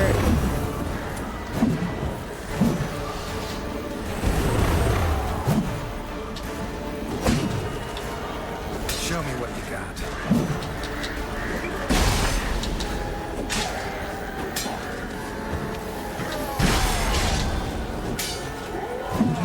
Rose got nothing on our pirouettes.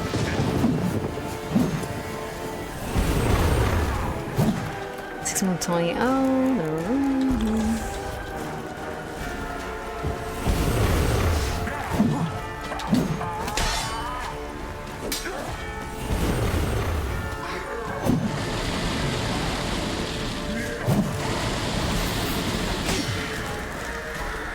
Maybe should I enter the Irden trap?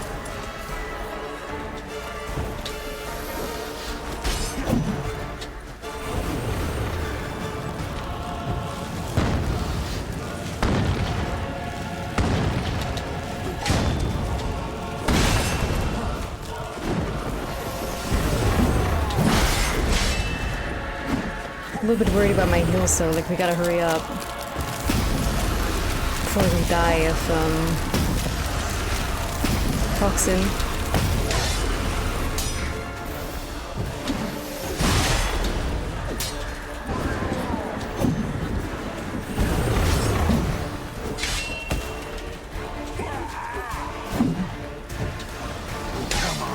But I have an idea.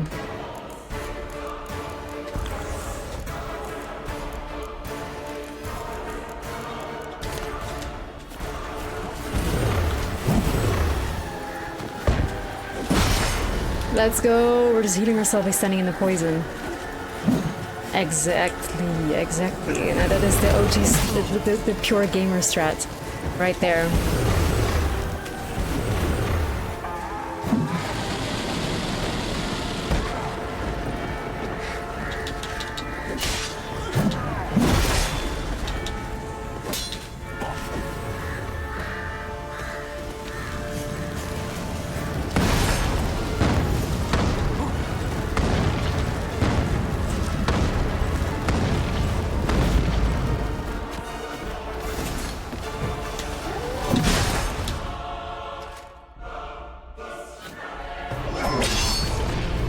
How do you heal from poison? It's the superior golden Oriole level. Look at his, oh my god, his eyeball's gone. Easy clap, guys. He didn't even sweat.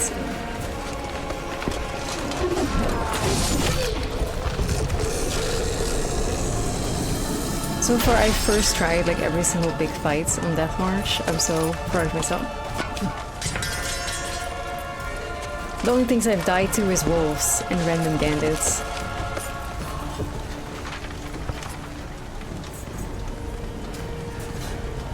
You said you had something to tell me. Avallac'h has tricked us both. set us against each other, and he's made off with Cyrilla. I don't believe you.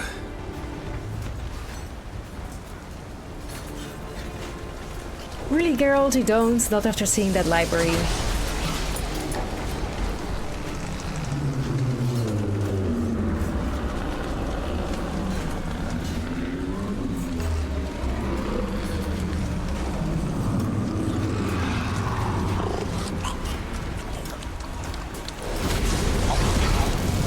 Yay!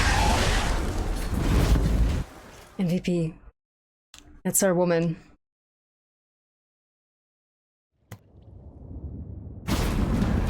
Copium, Alistair. Copium. Where's Ciri? What? I thought you knew. All I know is Avallac'h might have betrayed us. Wow, shocker. That a storm? Geralt, look!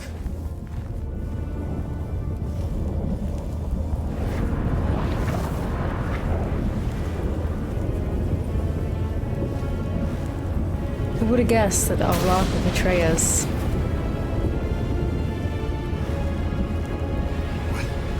What the hell's happening? I find it damned hard to believe, but the gate between the worlds is open. We must reach the tower, quickly. Stop Avallac'h, while this can still be reversed. Wow, it's almost like the guy who, you know, is like fucking hundreds upon hundreds of years old and loyal to his people, obsessed with Laura Doran and Ciri. Wow, why would this person possibly betray us? This is crazy. Like, he was just fighting his own people out of the goodness of his heart, you know? What are we gonna find there?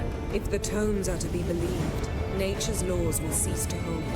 Gravity, time, Undvik, all of it will be turned on its head. Exaggerating for effect, right? Not one bit. A conjunction of spheres has begun. The worlds, they're aligned, permeate one another. Avallac'h could use this.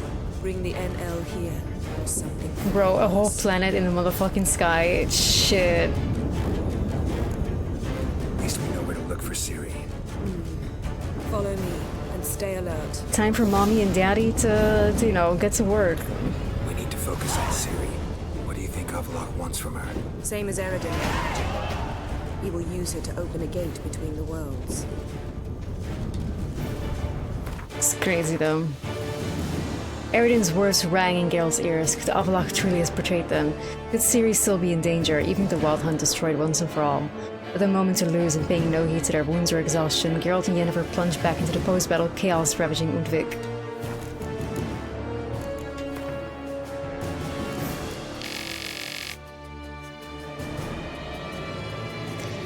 Eredin's last words sowed seeds of doubt in Geralt's heart, and Ciri and Avallac'h's sudden disappearance led them to spring into thorny shoots. Everything seemed to indicate that the sage had been pursuing a hidden goal this whole time, to open the gates between worlds.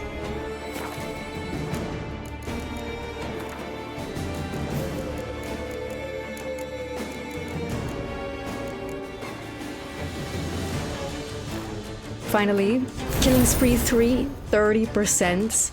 Critical hit chance. Fuck yeah. Earthquake. We must hurry. Damn it! That ship's about to disintegrate. Hide in the hollow on the other side. Go!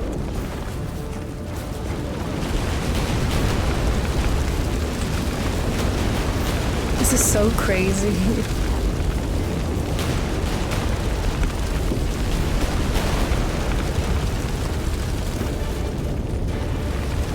But at least we got the end our side, gamers. We'll be fine.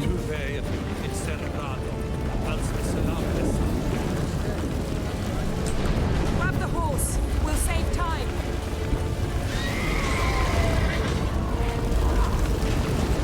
Which one? Faster.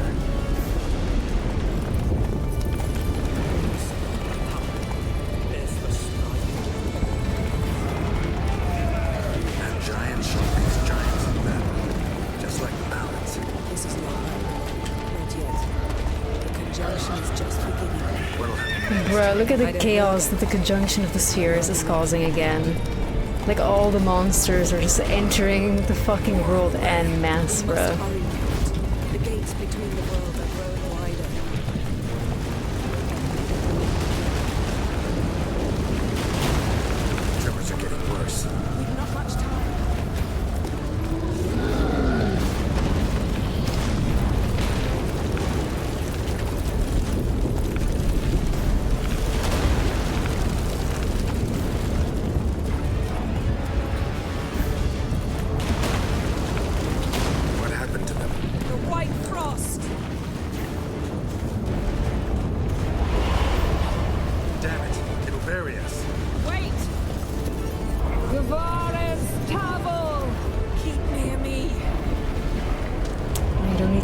us twice, Yen.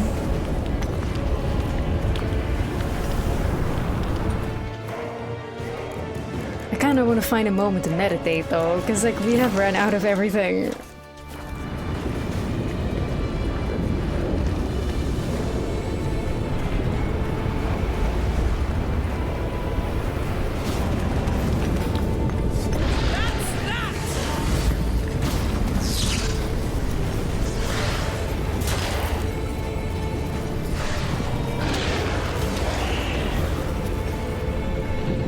Yen, do we have a minute? Can I like meditate?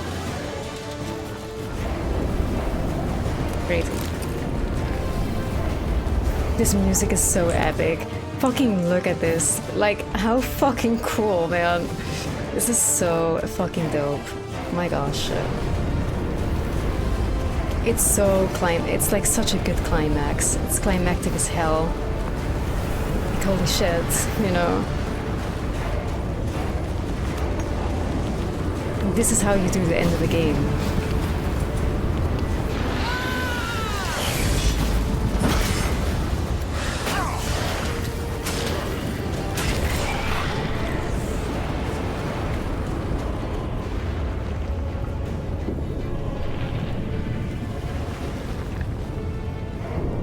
I wonder, okay, this is like a genuine question because obviously I've never done it. But if you choose to romance Triss, is Triss by your side in this moment, like helping you find Ciri and save her? Because that wouldn't make any sense to me, but like what does Triss do exactly when you romance her? Like, does she help at all? Like, does she do anything?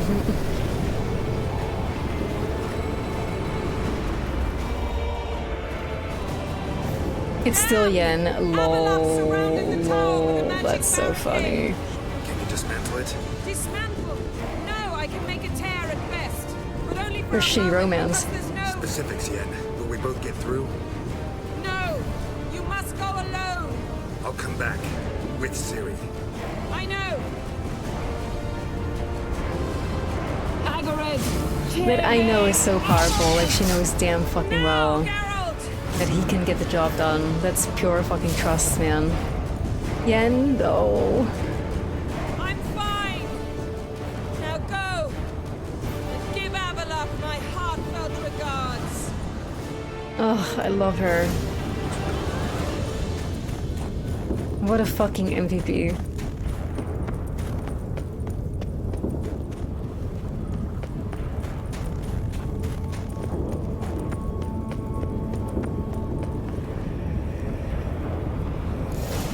This bitch.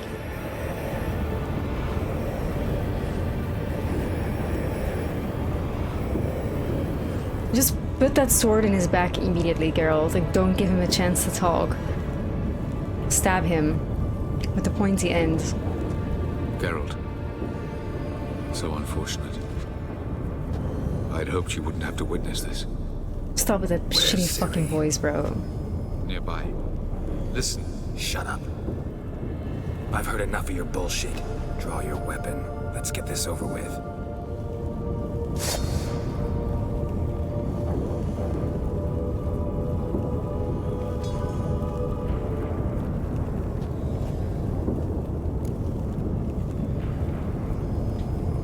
Think I'm gonna fall for that? No chance. You're wrong. Trusted you once. Won't make that mistake again. I am not your foe. I am merely helping Cirilla. Shut the fuck up, bro. Can't. Not after all that's happened. Will you believe me? Avalok speaks the truth. I asked him to help me open the tower, because I aim to enter it. What twist? Like, this is like, you know. Didn't think it worthwhile to tell me? Warn me of your plans? I'm sorry, I know, I should have. But I feared you'd not understand. Feels like I'm talking to Yennefer. Leave with me, please. Ciri of Vengerberg. I will go. Once I emerge from the tower. If I emerge. Why the hell would you do this? The Wild Hunt's been defeated. The White Frost has not.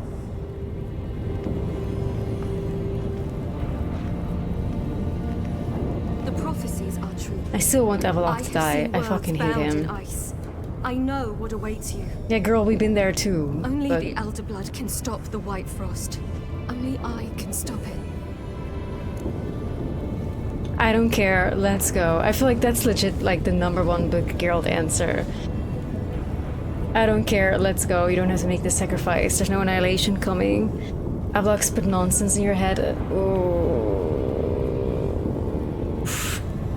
Which one shall we go for, gamers? Which ones do you guys go for if you're like in this place? Like what is your typical dialogue option or the one that feels best for you?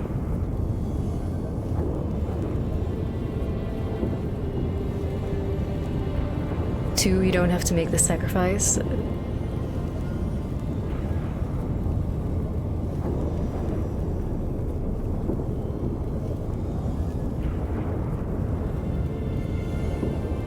Yeah, I mean, it still leaves it to be your choice.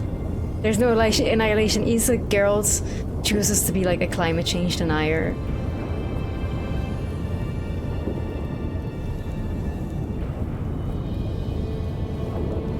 Ciri isn't stupid, she isn't, but I do believe that that Avalok can absolutely manipulate the shit out of her, though.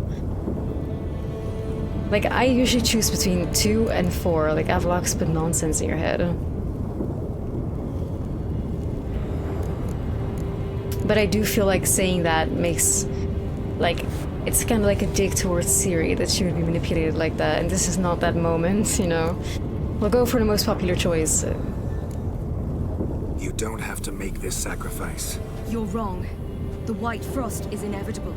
It will come to freeze the worlds one after the other, eradicating all life. Only I can stop the destruction. I've given it much thought and made my decision. There's gotta be another way. What can you know about saving the world, silly? You're but a witcher. Yeah, This is my story, not yours. You must let me finish telling it. Well, if you screenshot that line and send it to those people that are shocked that Ciri is the protagonist of The Witcher 4, I feel like this is what Geralt would say. Don't do this to me. Please, not now. Geralt would say that. Believe me. A tavern, mulled wine, our boots drying by the fire. I'd like nothing better. Like, this is a devastating moment, you know? I can't. I must try. For you, Yen, Triss, for everyone. Keep your fingers crossed.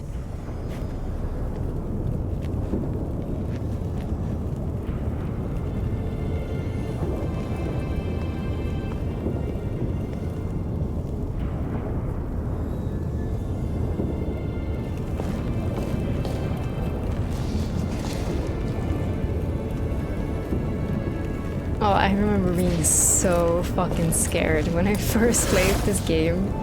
At this moment, I was so fucking terrified.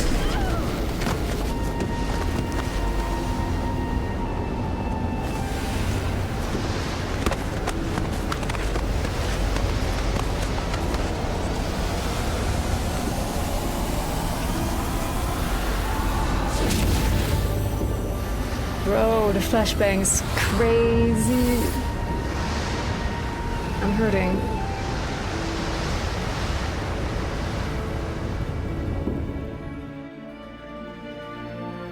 And here you see like the amalgamation of the choices that you made, which is kind of going to lead to the good end. I do like that they show you the scenes of where you made a positive impact. Like, these are the exact decisions that can either lead to Ciri surviving or dying. If you made the shitty choices here, she's dead. Like, she will literally die. It's these moments of going to Skjall's grave, doing the snowball fight with her, trashing Avalok's lab, that gives her like the power to survive. Also here with the Lodge of Sorceresses that you let her go in alone. If you make the wrong choices, she's just fucking dead, bruh. Like, this is the moment that she dies. And I think that's why The Witcher is so fucking good, because like, you can absolutely get the worst possible ending if you make wrong choices. Like, she can die, and that's so terrible.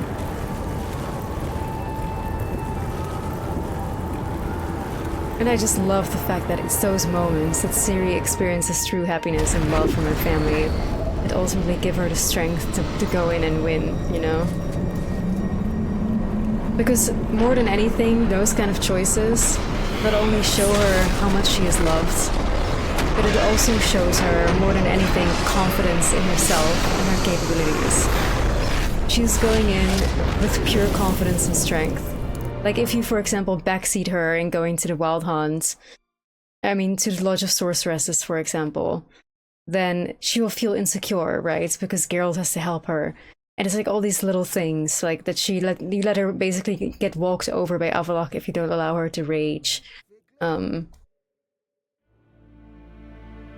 the snowball fight, if you tell Ciri it's not that serious, like, come have a drink or whatever, instead of doing a snowball fight, like, you just need to give her the confidence to have the strength to survive, you know. Ciri dies and here's why. It's all your fault. Highlight reel? Yeah. The gentleman will follow. CDPR build a parent trainer. They fucking did, yeah. They did. Report. 4th Kite Squadron. The Funsberg Division as a whole. Deserters. Does General Voorhis know? He's at a briefing. They're not letting anyone in. Nonsense. Get in there and report to him at once.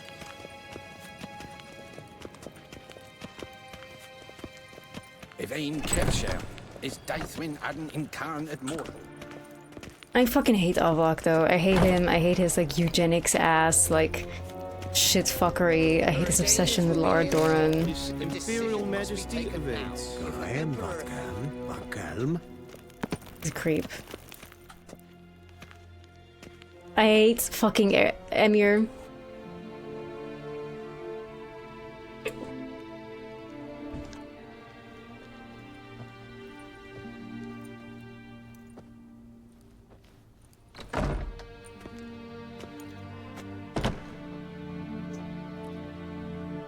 Speak. Ciri is dead. How did it happen? The White Cold. This is such a debate. Oh my god, when I fucking played this for the first time, and then Geralt says Ciri is dead, I was like in tears. Like I was crying. I fully believed it. I fully believed it. Such a fucking debate. I doubt it'll ever be found. Who else knows? Avallac'h, Elven Sage. But I doubt you'll find him either. And Yennefer? She's decided to stay in the north. Provided you don't object. I don't. And you?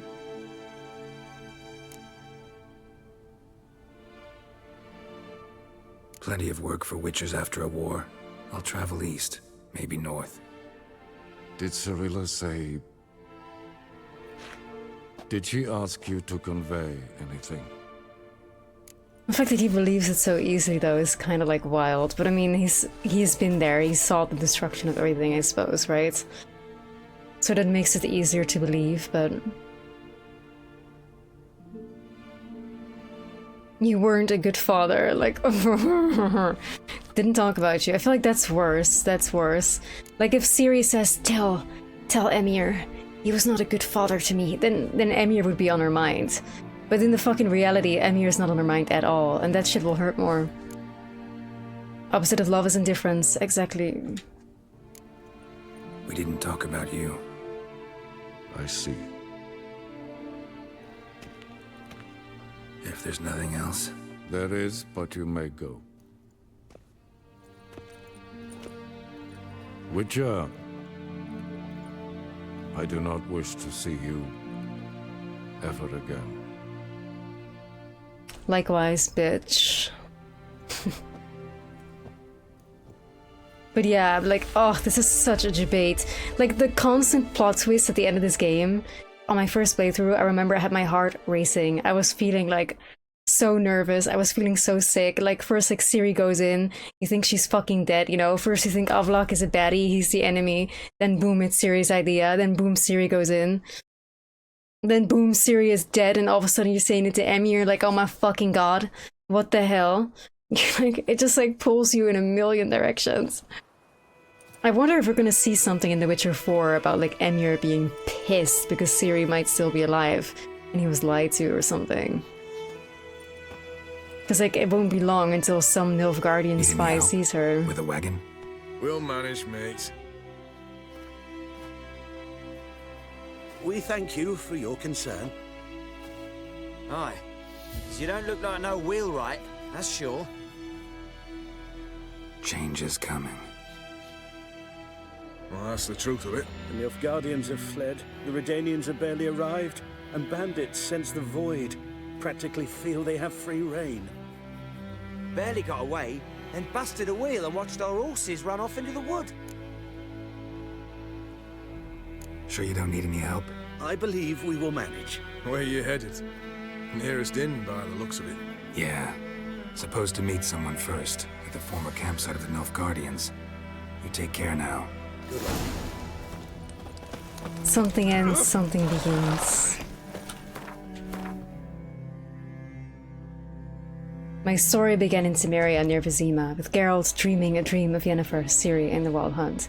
It ends in Temeria as well, with the Witcher returning to Vizima to have one last conversation with the Emperor and tell him Ciri would not be coming back.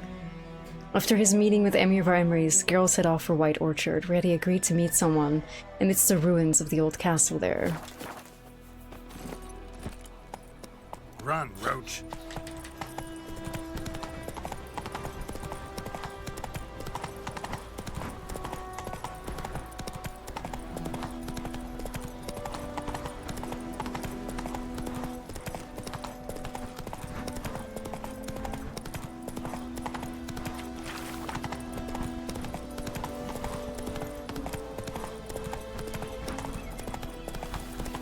I wish we would have had Emir's head hanging off of our saddle right now. I mean, Eridan's. Or Emir's, both works. Time to end this.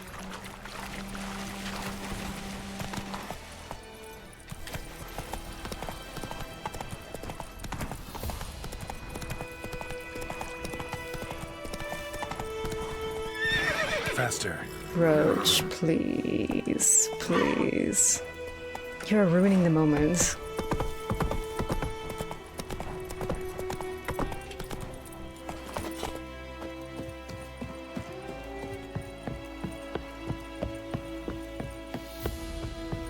I mean, obviously, if you let fucking Radovid live, you deserve to see brutal scenes. Fuck that.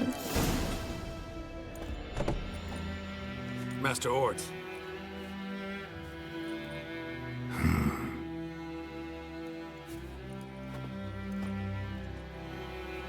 Yeah, I feel exactly. Probably got held back.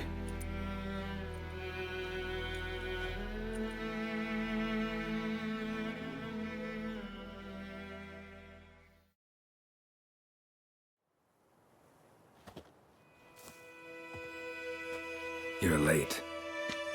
Soldiers. Blocking the roads, I know. No matter. You have it? As agreed. 38.5-inch blade. Weight just under 40 ounces. Silver-plated siderite steel core. Glyphs and runes both the length of the blade and on the hilt. Beautiful. Been in this trade for 3 decades. Only the best swordsmen have the calling for my wares. When I say no Witcher has, or ever had, a better weapon, you ought to trust me. Reputation precedes you, Master Ord. I'd never doubt you. The inscription, as you asked. Zirael. Swallow. Classic Elder Speech runes, no styling, simple and precise. May I? It is yours. If you'd like to test it, have my lackeys put out a training dummy. Mm-hmm.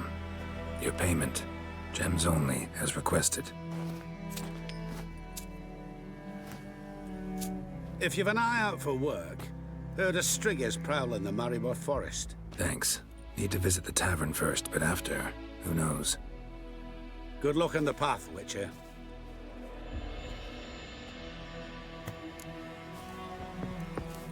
Consider, there it is. We have it. We have it.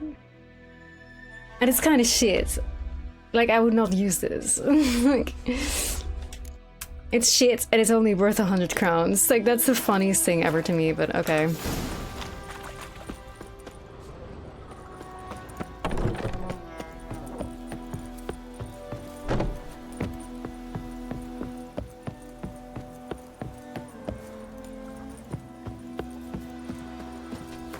That's The Witcher 3 summed up. They're hyping up. Like, there's never been a single moment in The Witcher 3 where a particular sword isn't just like hyped like crazy with a million cutscenes and dialogue, but then it turns out to be absolute garbage.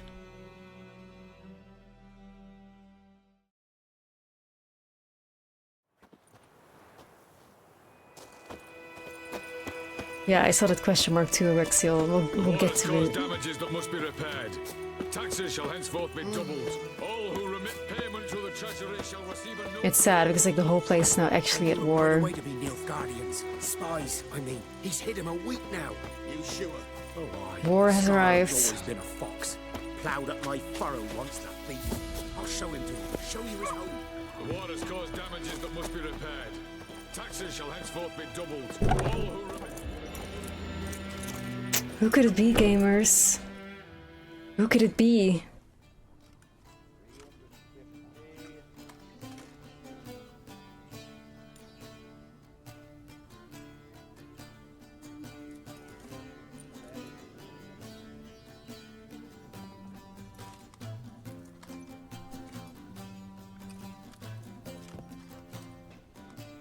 Normalize being given a sword by your father.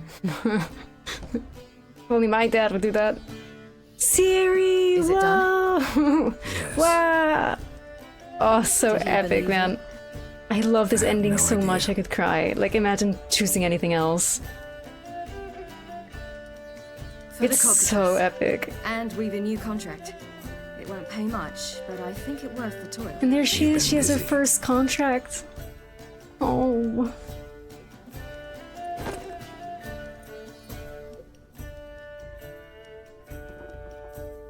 Every other ending is wrong and bad, 100% I agree.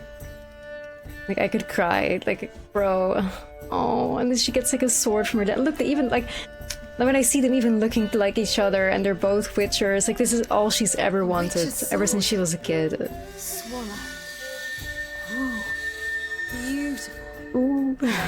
Not here. Man, like I have tears in my eyes. Opportunity soon enough, Witcher.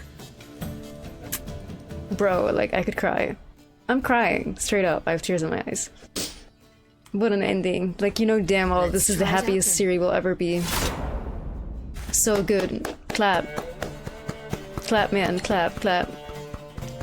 Like, such a wholesome, like, ugh, what a perfect ending. Imagine choosing something else. Like, holy fuck. Oh, cinema. Cinema.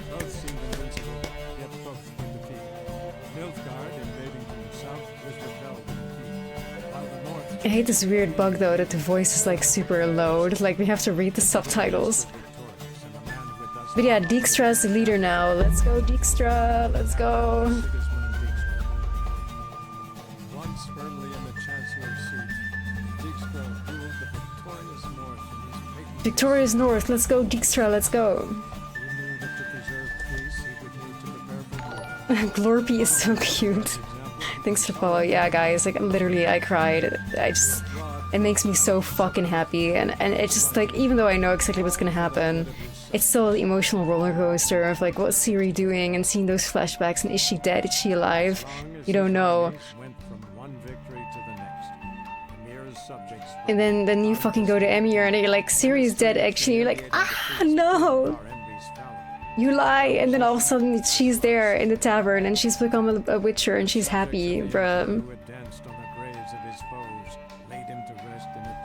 Oh look, he's dead. Like Emir died. Ceres! Yay! They assassinated Emir, period. Yay, Ceres! Yay, Clorpy!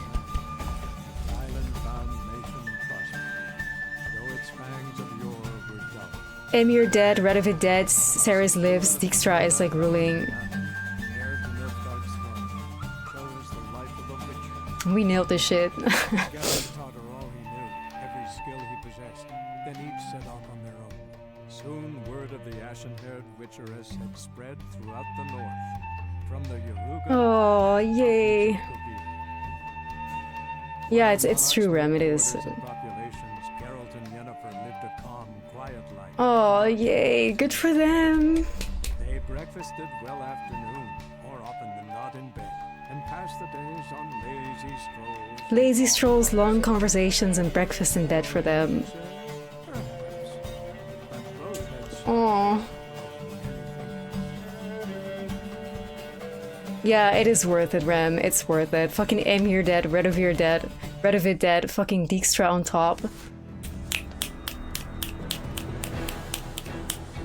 I know, right? A life like that is only boring to people who don't actually have a lover. Because, like, if you are genuinely in love with someone and you have a relationship with someone, there's nothing that's more chill than just spending day and night with each other in bed eating breakfast and just chilling and being lazy. Right? Oh, what a game. Like, y'all. When I tell you no better game has ever been made. When I tell you no better game has ever been made. Like, this is how you do an ending. Most games these days don't know how the fuck to do an ending anymore, right? They don't know. Like, climaxes are fucking impossible. Like, games lead up to everything. It's like, if you can't stick the landing, the whole game becomes shit. We've had so often that we've played games here and then we reviewed them because it couldn't stick the landing. It kind of tainted the whole experience, right? But what a fucking ending this is, bruh. Like, what an ending this is. Especially the series of Witcher. If Ciri is dead, the series dead ending, bro, I would just fucking cry. Mass Effect? Oh yeah, don't remind me. I don't mind the ending to Mass Effect too much though, because I do like a tragedy, but... What a game, gamers. What a game. Witcher 3 is not just a game, it's a journey. And it's a literal 10/10. I don't give a fuck. Like, nothing has ever come close. Nothing will ever come close. This is Peak. And Peak is now 10 years old. Crazy. And still, nothing has topped it, like, ever. Nothing has come close to it, like, ever. Unbelievable. I've played this game. This is now my 9th finished playthrough of The Witcher 3. My 9th. I still cry every time at the end. Like, that's just how serious it is, you know? I still fucking cry. Even just talking about it now, I cry. Because, like, bro... First of all, Peak, and this game has been with me for so long, and this is literally a game that I'll be replaying probably even 15 years from now, you know? Like, in a way, this game being this old, I felt like I grew up with The Witcher. I really sort of did. I was reading, like, the books in high school and shit already, playing Witcher 2, Witcher 3. Like, I've grown up with this franchise, and it will probably be with me until the very end, I think. Especially considering I'm gonna get Witcher 4, 5, and 6. Literally a reason to stay alive. Right?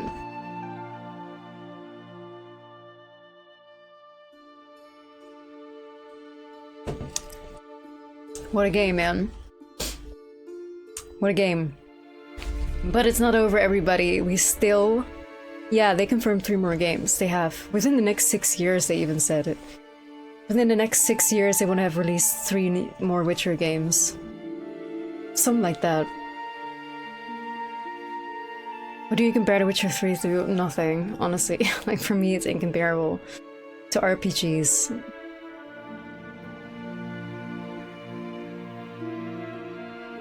Like, Cyberpunk is pure trash, especially compared to this. So that's low-key concerning that that's like the last big CD Projekt thing. Either way, we still have a lot of peak ahead though, gamers, because we haven't yet done Blood and Wine. We're gonna go into Blood and Wine right now, so prepare for some great fucking shit, you know? The happiness is now gonna begin. We have gone through war-ravaged lands, fucking Nazi-infested cities,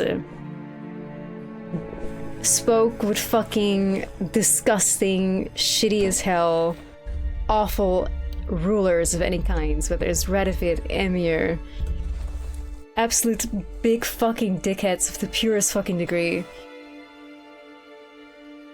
We've gone through, you know, the cold, icy fucking ambience and atmosphere of Skellige. The gross, muddy, infested swamplands of Velen. We've fucking been through a gothic horror tale in which we made a deal with the devil. You know, a whole deal with the devil. We've gone to the devil's realm and back. We have faced devastation of the highest fucking degrees, such as Iris from Everex's story.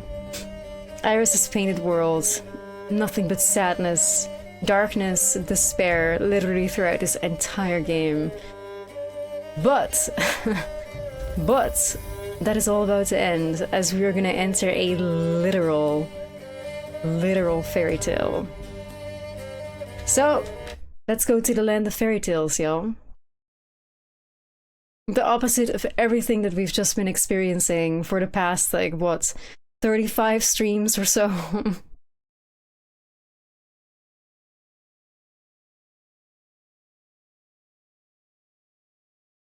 Did I play Thronebreaker? I actually haven't, but I want to, but I haven't.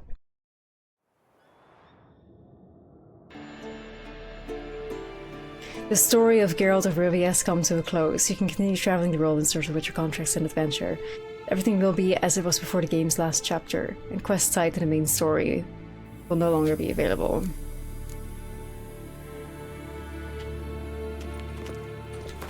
The story of Geralt of Rivia has come to a close. Ah! But here we go, gamers. It's time. It's fucking time, man. It's time. Time for, like, literally, I think, honestly, many people have called and considered the Blood and Wine DLC in particular to be an example for what all DLCs should be. Because goddamn, it's like a whole new game.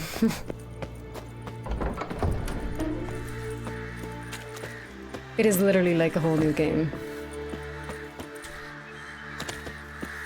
So, from darkness, death, despair, war, horror, we're gonna go do something else. Something else entirely.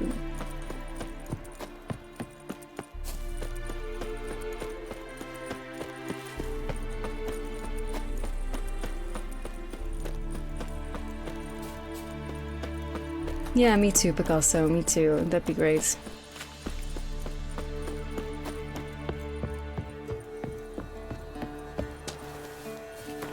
It's time to acquire Geralt of Rivia's actual happy ending.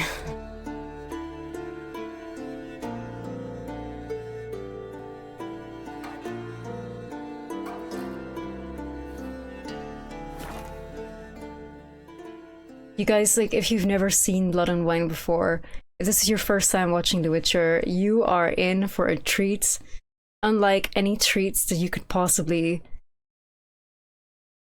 imagine.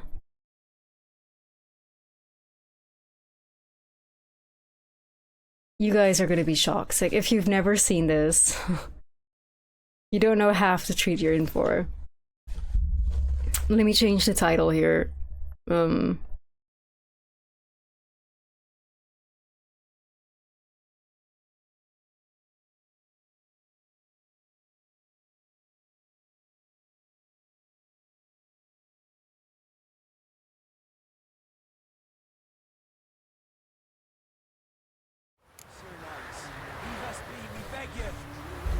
Here we go. It was a time where there seemed to be two girls. One was a celebrity, at least in certain circles, while the other remained a mercenary who did dirty work for coin. At any rate, both these girls happened on a contract of an unusual sort, not least because it marked the start of a new adventure. And this adventure I will gladly relate. It began in a manner most ordinary, with a notice posted on a board in Velen. The Witcher read the notice and set out to see what else he could learn. Cup, it's true. I just finished my 9th playthrough ever and I still cried. Like, twice. Welcome in. We've not got no need for your help. Have no fear, good man. Our labors shall be done quickly. The prowlers to be banished for good. Look at them. Like, you know, this is next level shit already when you see what these guys are dressed like. Geralt! In the flesh. Hail, Witcher! Let us go inside and greet you as befits an old friend. And you, fear not. We shall put an end to the rule of outlaws, soon.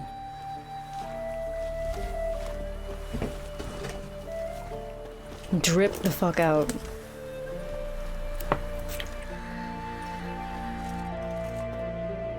Found your message on a notice board. You see, Palmerin? I told you. The griffin at White Orchard. I knew that were we only to follow the tracks of its slayer, we would in the end find Geralt. Milton de Peyrac Peyran and Palmerin de Long. Milton the Peyrac Peyran, what a name. In years. Be assured, we share your joy. You must forgive us our surroundings. When we pledged to place the village under our protection, the village elder gave us this hut as our lodgings. He swore it is the best hut in the village. Ugh, it's so passé, gamers. Discovered that in retreating, a gross little hut, ew. Lands still is at the mercy of numerous plagues. They don't do that. Tyranny of bandits, the most onerous among them. These plunderers shall soon descend on this village to collect tribute. Milton and I will dissuade them. We are both sworn to fight injustice and oppression wherever they rear their heads. The matter does not concern oh my god, you, woke of course, knights, but damn. do us the kindness of waiting. Once we have dealt with these marauders, The woke knights of Toussaint. So, plan to go out and meet the bandits when they arrive? Fight them? Palmerin wishes first to appeal to their sense of decency. But I expect they will be deaf to this. Yeah, completely. We must afford them a chance to stand down. Woker 3. Many a hardened outlaw has left the path of wrongdoing upon fighting oppression and injustice, like that's crazy. That's so woke. If they do not heed my reprimand, we at least will know we have done all within our means to evade bloodshed. Fine.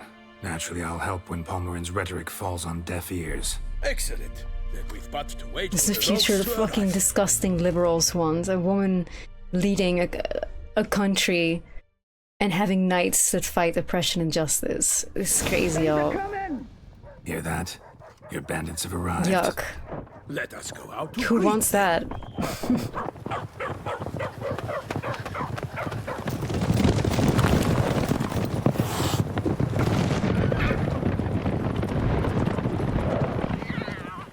Imagine being within the same city as a woman. That's so crazy.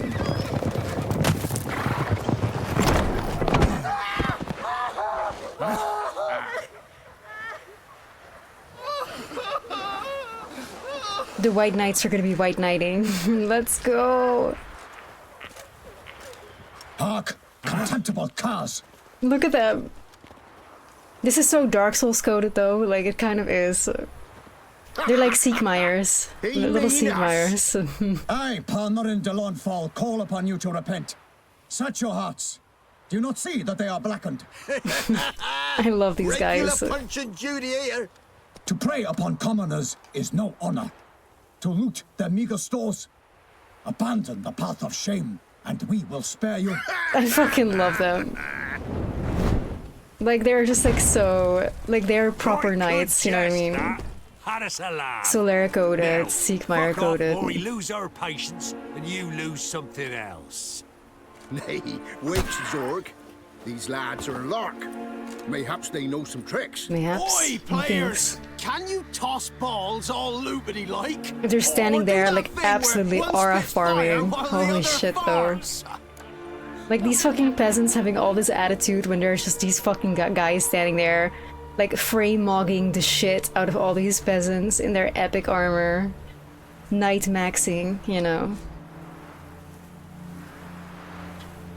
Noble Palmerin's giving you a chance. Now I'm gonna give you some advice. Do what he says. Or what? Or you'll find yourself fighting knights errant in the pay of the Duchess of Toussaint. And they eat scum like you with their morning porridge. There's 3 of them. Knight maxing. Honor maxing. Some wench sent them. Bandit leader brutally frame-mogged, yeah. Gestures. Ooh, insulted the Duchess. Bandit leader brutally frame-mocked by the Payrac We Payran. cannot let the affront go unpunished.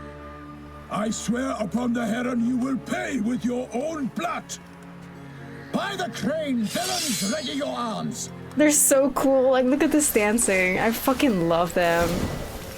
Go, baddies, go.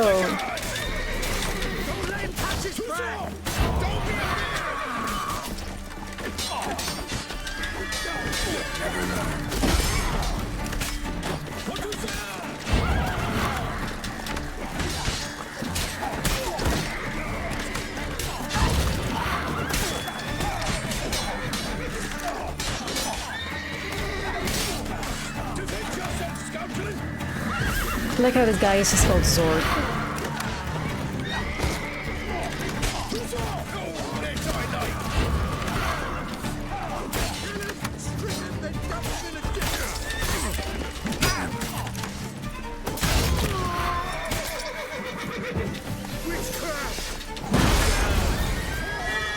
Witchcraft? Well, yes, we are a witcher after all.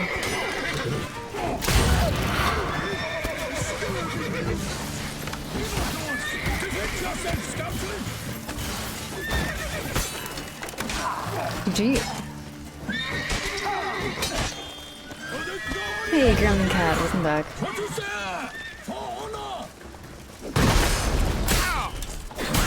Like, these knights are so cool to me.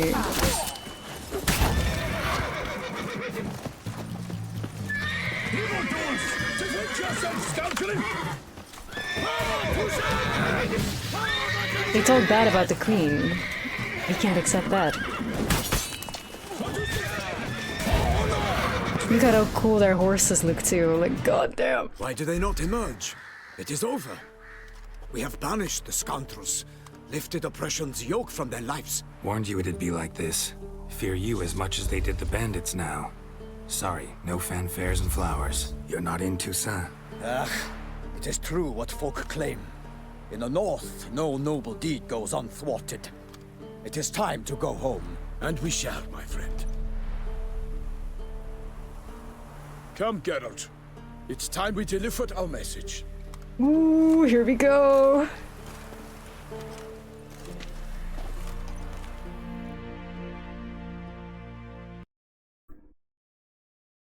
Here we go.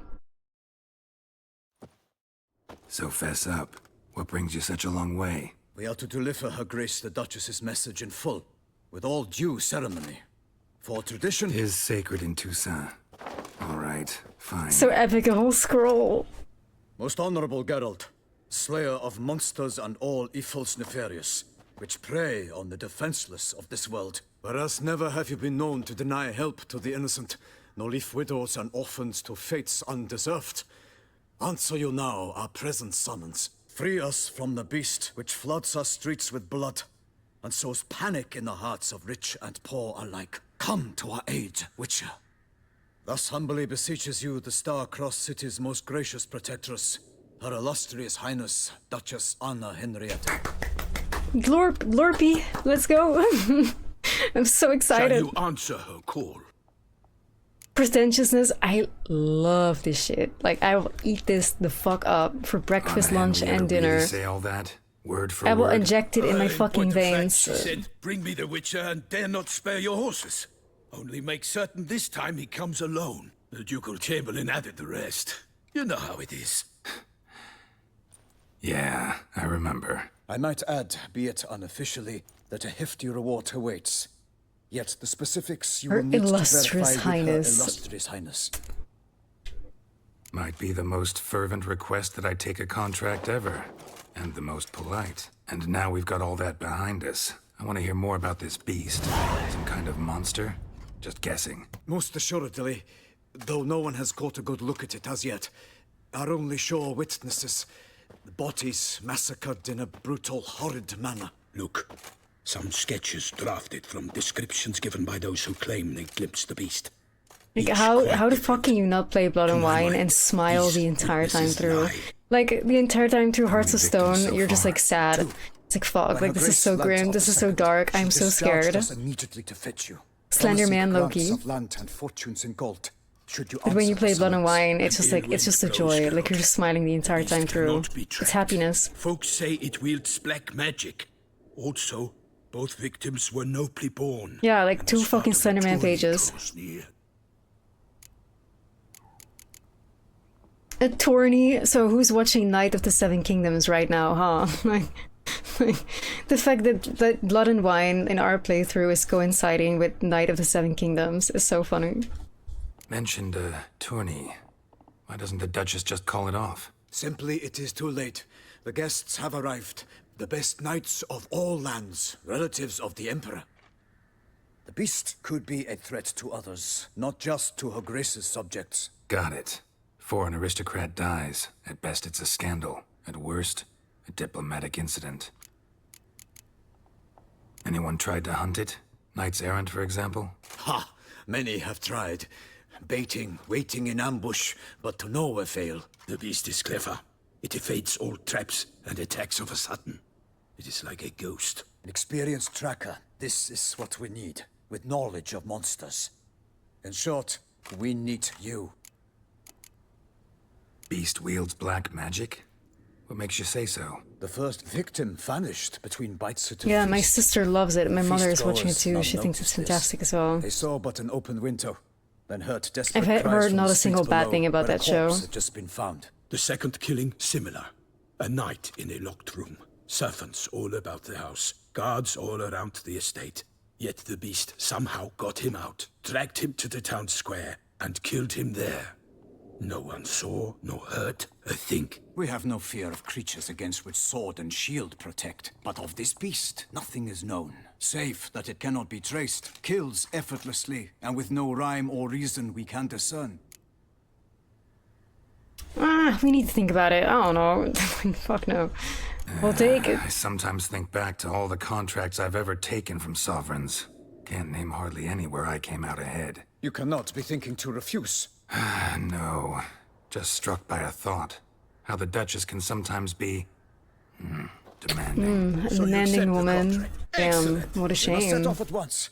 We long wanted this land searching for you. Yet time is of the essence. Ready to go, soon as you're packed. Ha! Then post haste to Toussaint. To Toussaint! Tutusa. These guys.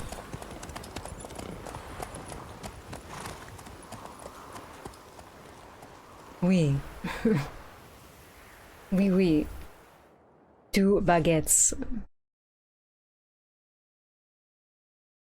Loading screen go faster. I'm not gonna look at the loading thingy so that like I pretend like I don't care. So that hopefully it goes faster. I'm not looking. Are y'all looking? Because I'm not.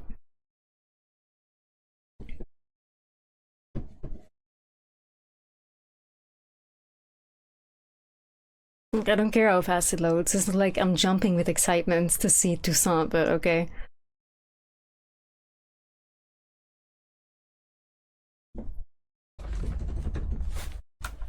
Like, I don't care. Fucking loading screen. Like I give a fuck.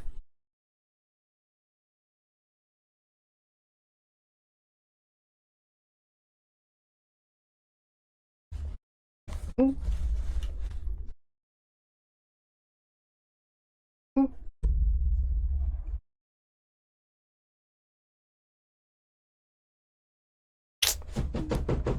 Damn it. It's debating me. Go faster. Loading screen, please.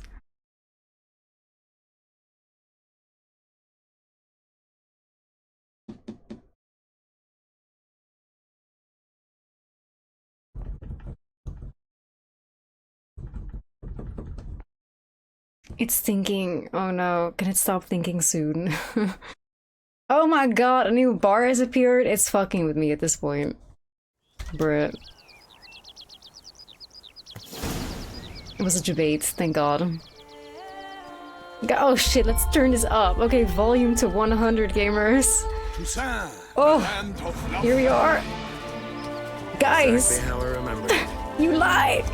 Look at this. Oh my god, like it's a literal fairy tale.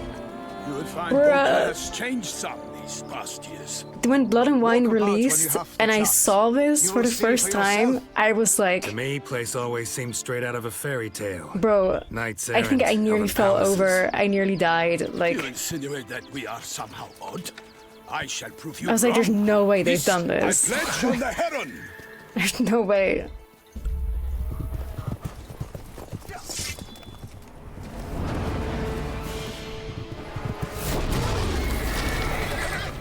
Yo!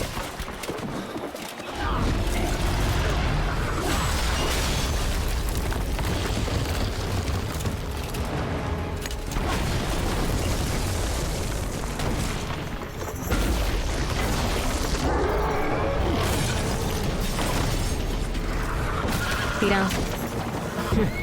Tira. The horse is here. Bruh.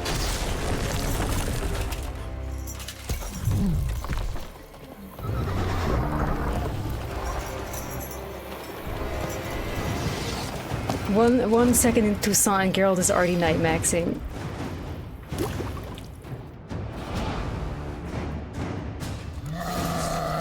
Goliaths, bro. Like, look at this shit, man. I can't. I kill a monster.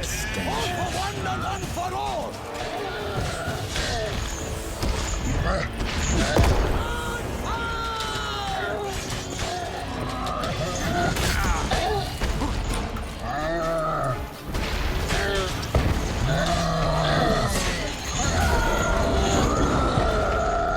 So epic.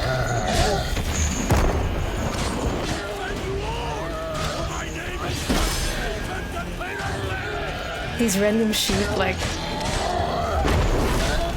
Yeah, I know, right? It's finally girl's time to be a proper white knight.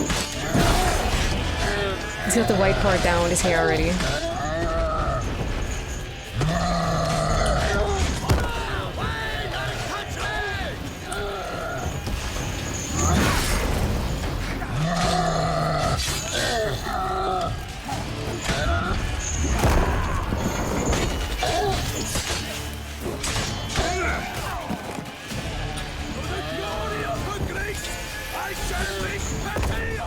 From the glory of her grace, I shall make pate of you. That's so funny.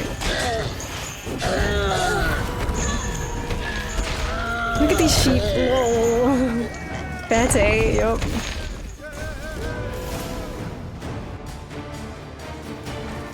Big beast. Tackling it single-handed? None too wise. Neither is love born of wisdom, Witcher. So, Guillaume, out with it. Which fair damsel inspired you to vow to kill that filth? The most beautiful among them. If he wishes to guard her name a secret, he need not reveal it. You I do not know, sir, nor seem you a knight, yet still I am profoundly grateful, nay, indebted to you for your succor. This guy has such a This trophy, Scandinavian sir, accent. is yours. A giant this close to human settlements? Strange. Well, that was no ordinary giant. His name was Goliath, rumored to have been a knight once, but one who broke his vows. For this, the Lady of the Lake transformed him into a wild giant and banished him into the Gorgon Hills. So he came back down? Why? Several times each year, hunger chased him into the lowlands. Goliath had killed and devoured many shepherds. Guillaume's hunt served a noble cause.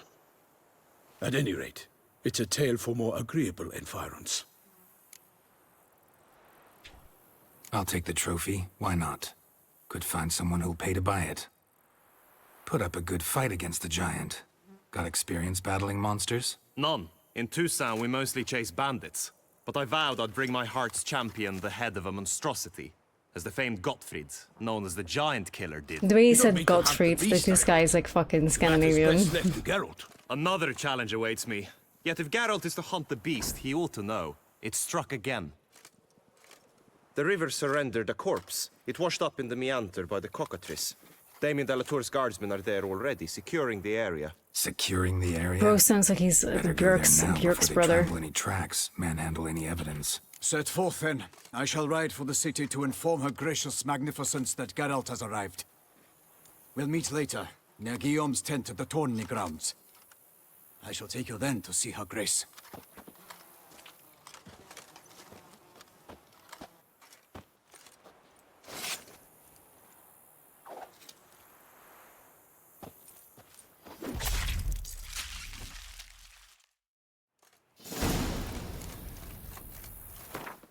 Alright, entry. The Beast of Beauclair. Oof. Eyewitnesses to gruesome monster attacks always have a hard time describing this creature in question. The beasts move quickly and often attack at night, so witnesses are terrified and primarily concerned with fleeing for their lives. As a result, witchers quite often have no inkling what creature they face until they find their tracks or otherwise establish something for themselves. Such was the case with the beast tormenting Beauclair. Geralt knew it was deadly, elusive, and fiendishly clever. Everything else he heard was clearly the product of imaginations fed by fear of a dangerous predator.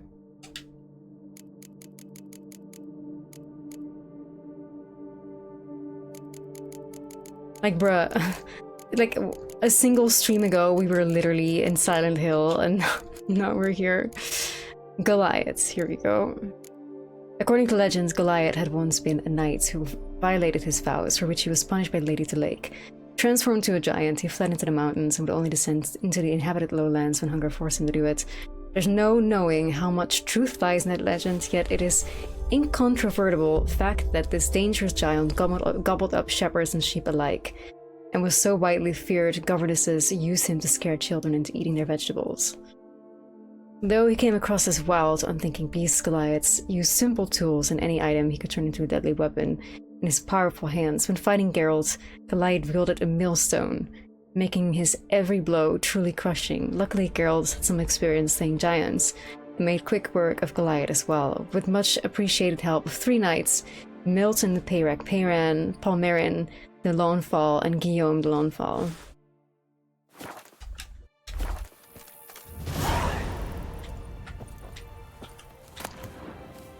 $355 crowns. Damn.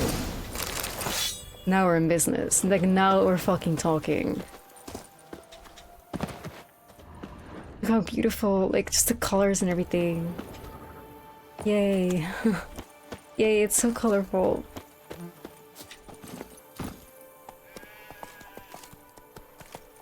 Come on. After you, Milton. Brave kid, Guillaume. Palmerin oversaw his upbringing. Guillaume is his kid. Like, comparing this to the Everett estate is so funny to me. Like, look, like Toussaint, like many people like obviously relate to France, but for me this is so much more closer to Tuscany, you know? To me, Toussaint has always given more like Italian. The way you knights talk, especially how you switch back and forth between flowery and, well, near normal.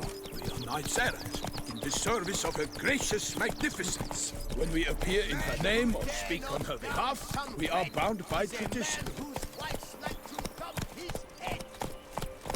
It's France, right. I've been to France many times, it does not look like this. I've also been to Tuscany many times. It's giving very much Tuscany. But because it's called Toussaint, like obviously, like it's giving French. No one here. They must have removed the body already. Let's look around. Make sure they didn't miss anything.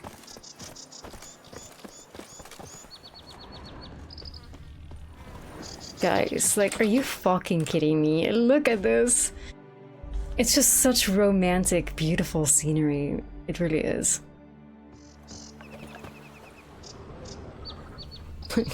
I can only fucking imagine. Like, I mean, it's kind of true. I don't even have to imagine it. I know the reality. It's like, this is what it's like being in Velen, no man's land, like around the area of Crowperch, so swamp nastiness, grey skies. It's kind of gross and dingy. It's very much like the Netherlands, and this is when you finally go on vacation and you exit the Netherlands, and then you're in Italy, for example, and you look around you and you're like, holy fucking shit. People actually live here? So you mean to tell me people don't actually live in despair, grossness, darkness, rain, and dinginess? Like, there's actual people that live in this paradise for which we pay hella money to visit for a vacation? Like, I can only imagine that there's fucking peasants out here in the world of Witcher. It's like, fuck my big chungus life. Why the fuck do I live in Velen? Why do I not live here? I'm like, damn, it's no fucking wonder that the people in Velen are depressed, pissed, angry as fuck, and sick all the time.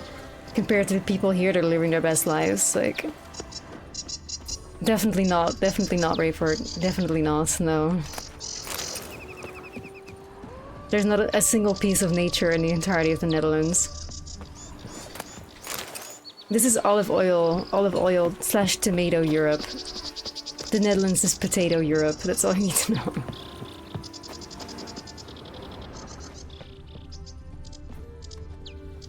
Yeah, tomato versus potato Europe. Very big difference. Multiple sets of prints. Ducal guard, clearly. Let's see where they went. UK is also potato Europe, sort of. Minus a Euro part, but definitely potato.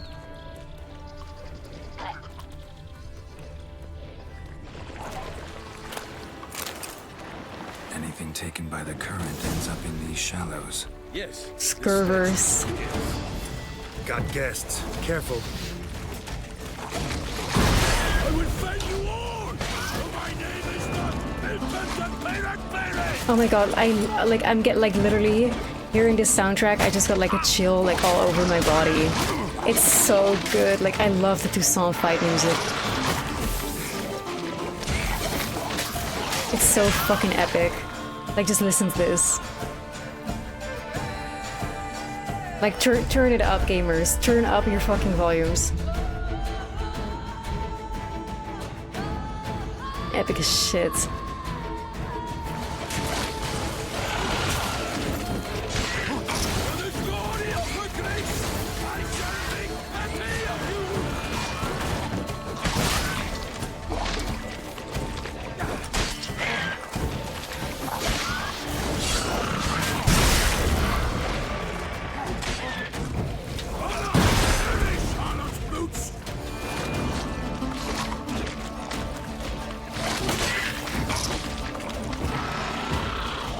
Yeah, uphill the tomato versus potato on this part.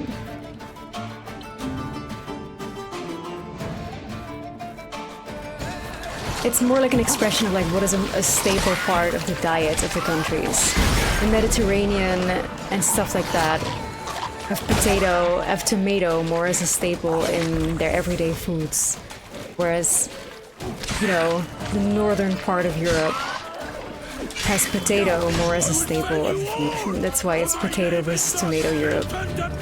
Also, tomatoes can more easily grow in warm countries versus potatoes that can grow in dingy shit like the Netherlands.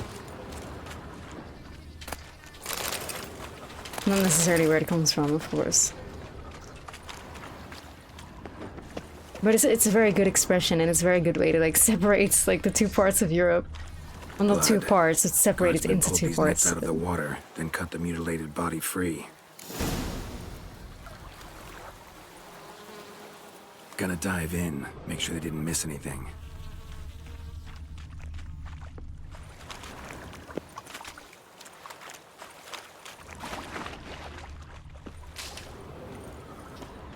Potato versus tomato Europe. The Great Nightshade Divide, basically. Only blood-soaked scraps left of the victim's clothing.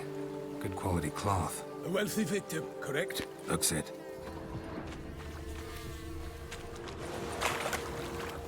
Nets were attached here.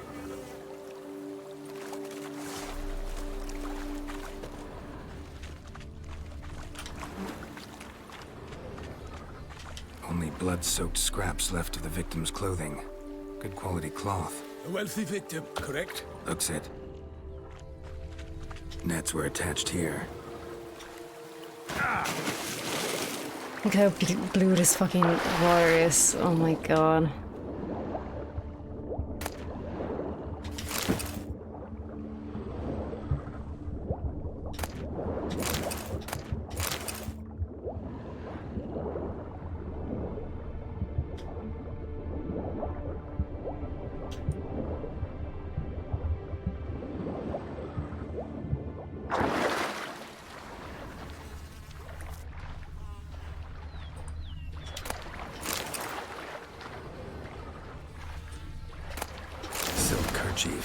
Monogrammed DLC.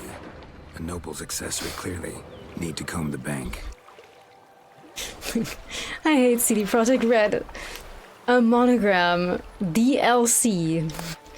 Oh, really? Well, what a coincidence, since we were playing a DLC ourselves. What a fucking coincidence. Such would be somebody with a handkerchief saying DLC. That's wild, really. What are the damn odds? The way that Geralt says it so fucking serious is so funny. Bro is aware he's doing a DLC right now. Only blood. That's so real though, like sometimes just there's just such a big random story arc in your life that it doesn't really feel like a side quest anymore, but it feels like a DLC, you know what I mean? Like this is a DLC, this is not a side quest anymore. See the PR strikes again, you know. Where the fuck is this other thing? There we go.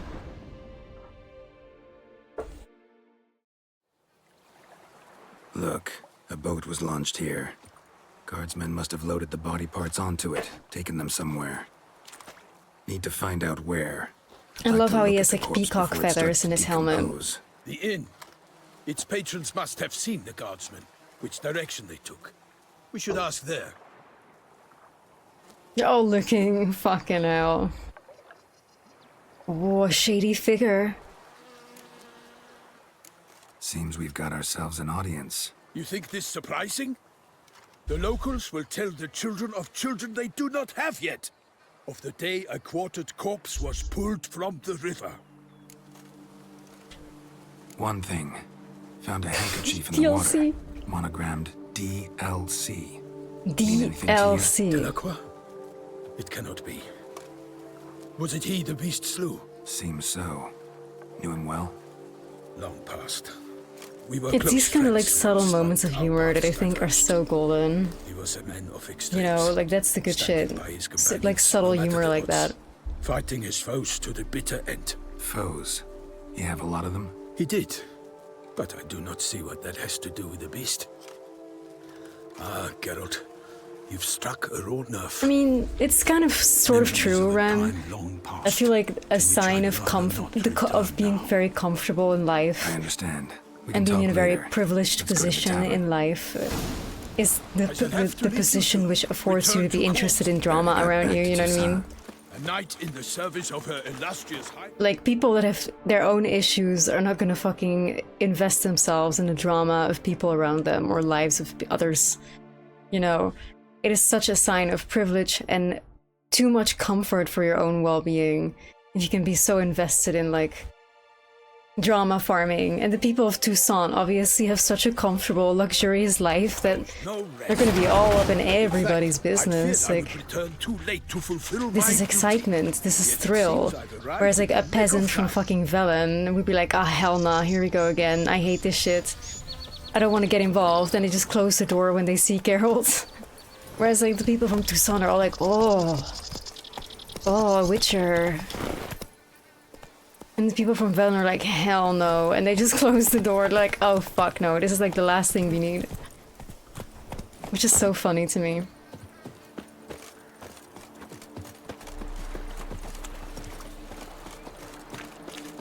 Once you have finished examining the corpse, be sure to report to Anarietta. Anarietta? Her Grace, the Duchess. I forget myself at times. We address each other by our first names in private. Never in Pomrin's presence, however. He finds such familiarity offensive. All is in A watering hole for traders, smugglers, boatmen. But you will find no better crayfish chowder in all Toussaint.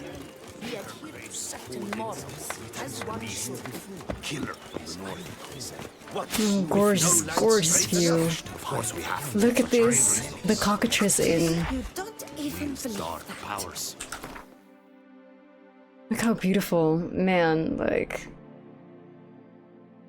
Wow. For a witcher. Oh!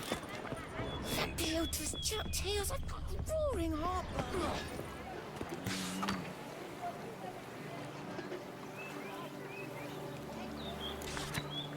Wanted the White Wolf.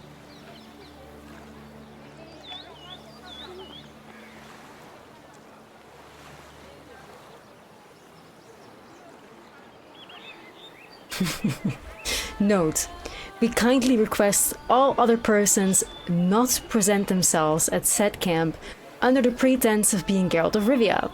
Count Beledal was not born yesterday and can easily tell who is a witcher and who is faking it.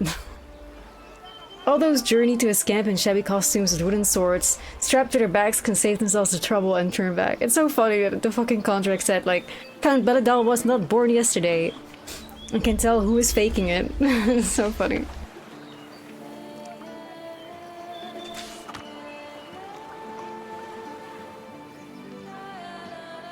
A live auction? Oh my... The Great Beauclair Gwent Tournament. Yeah, it's Count Monier's supreme delight to announce the Gwent tournament of his organization. Those wishing to take part should register at the Peasantry. Please note this tournament features a new faction developed by Count Monier himself. Let the games begin. Period. Obviously, Ash is going to return for this. It's going to be super exciting and super fun. Colin Twin, I will absolutely. She's like, ever since she finished up the Passiflora tournament, she was like, I wish the Tucson tournament would happen already. It's so cute. She had such a good time.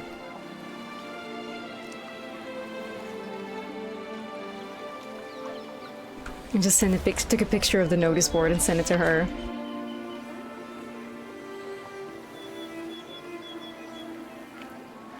Ducal clerks looking for help. Could be good coin to be made.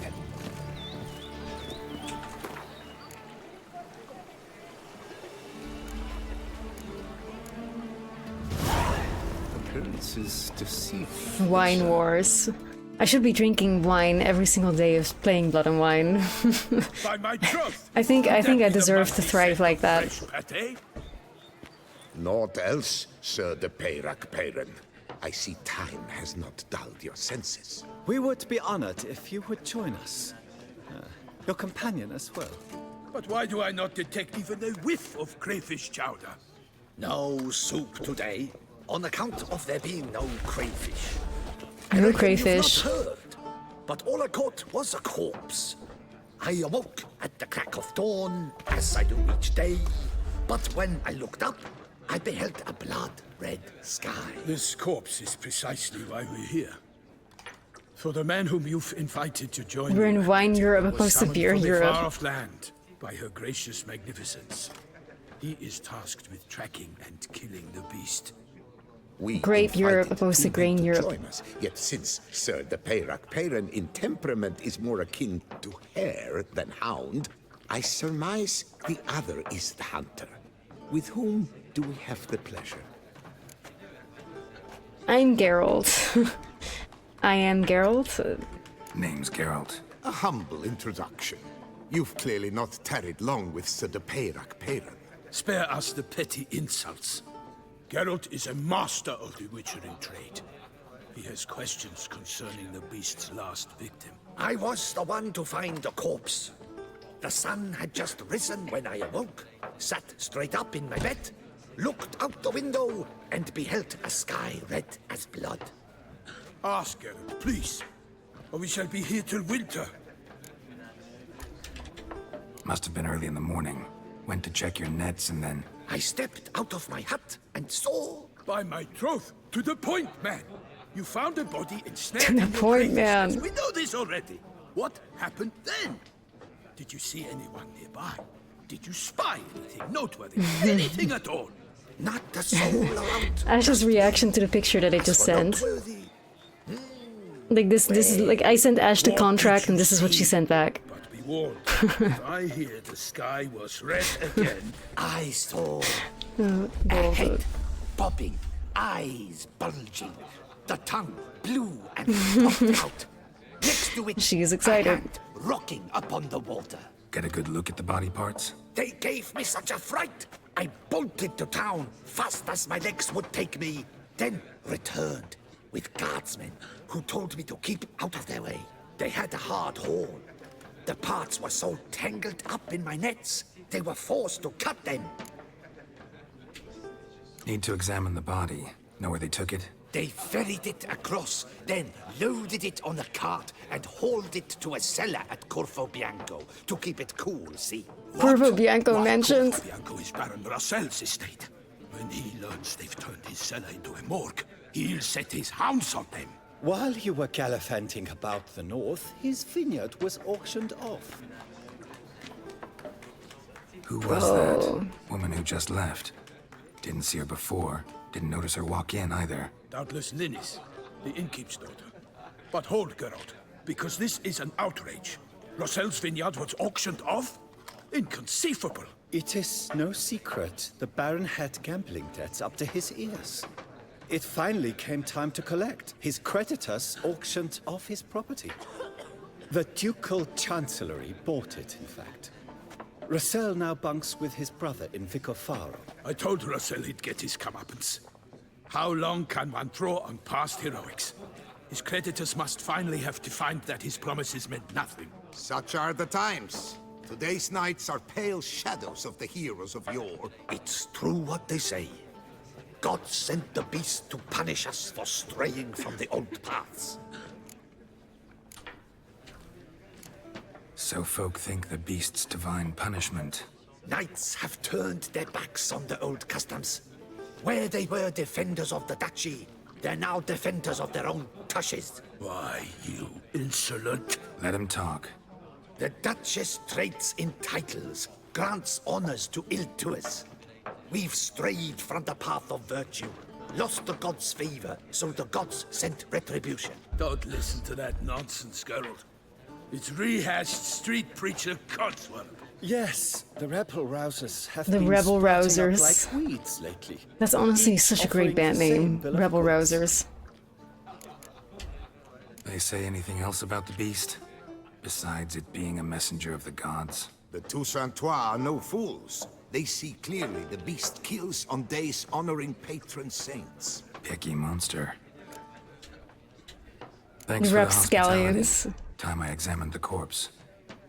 Corvo Bianco lies a short way from here. Corvo near the Tourney Bianco. Grounds. Just follow the road and you'll arrive. Not coming with? Oh yeah, duty of some sort calls. Some sort. Her Grace bestowed a great honor on me, even before we departed for Velen. I'm to play the hare during this year's game in the Palace Gardens. When you see me in my costume, you will wet yourself laughing. A little tempted to ask a few questions, but it sounds like a long, complicated story. One involving lengthy digressions into local history and tradition. So, see you later, Milton, and good luck. He's playing the hare.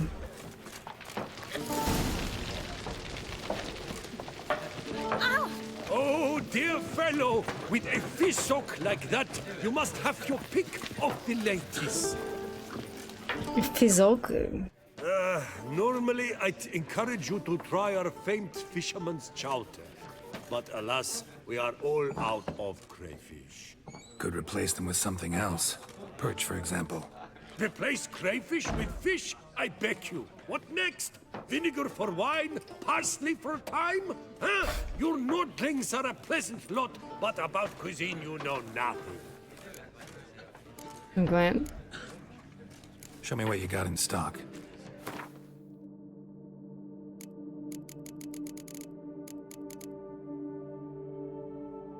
Soulful wine.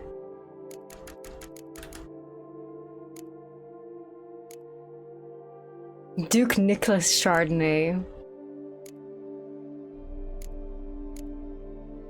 Hair pate. Well, buy the pate. I mean, when in Toussaint, you buy the pate. Herb toast. Delicious. Duck confit. Baguette with camembert. Ratatouille, no way. We get Remy with it. Beef bourguignon. Whoa. Fancy ass food here. Baguette with fish pate. Oh.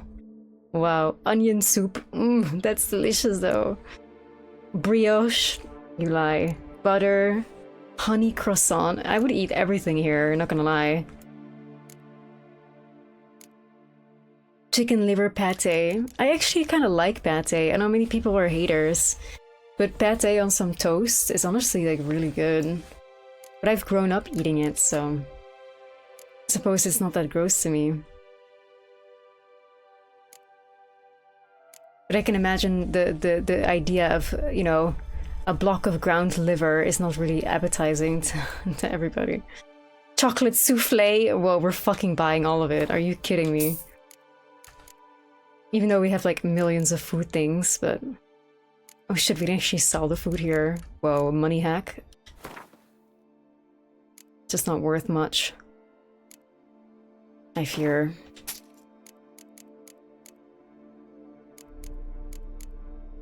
You would kill for some French onion soup. Honestly, me too. Got any gossip? Fishermen talking about anything interesting? Yes, about a Nordling who would replace crayfish with pike. He cannot let it go. And the tactless one. You can't let it go. I do not eavesdrop on my clients, and I certainly don't repeat anything I chance to hear.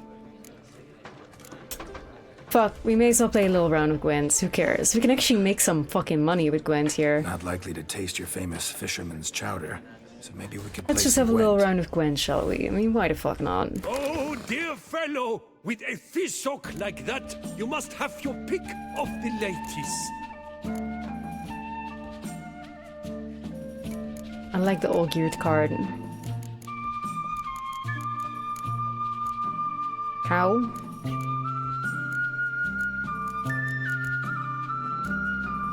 It's actually pretty good. Yeah, it's pretty nice. Let's go. Yeah, this is what I figured. Welcome to the Skellige faction, y'all. Skellige faction. Fuck our big chungus lives.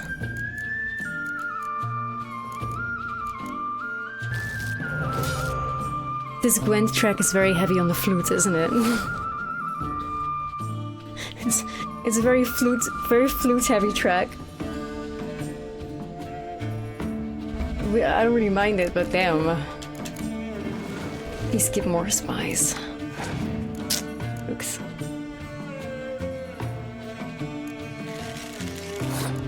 What the fuck kind of cow is that?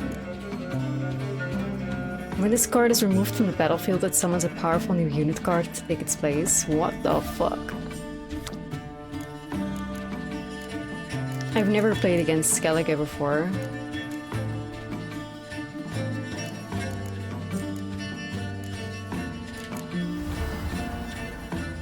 I was like, this is my first time ever doing a playthrough where I'm playing Gwent, believe it or not. The fuck? Berserker?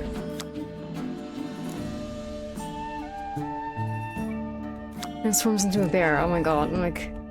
This shit is gonna transform into everything under the sun.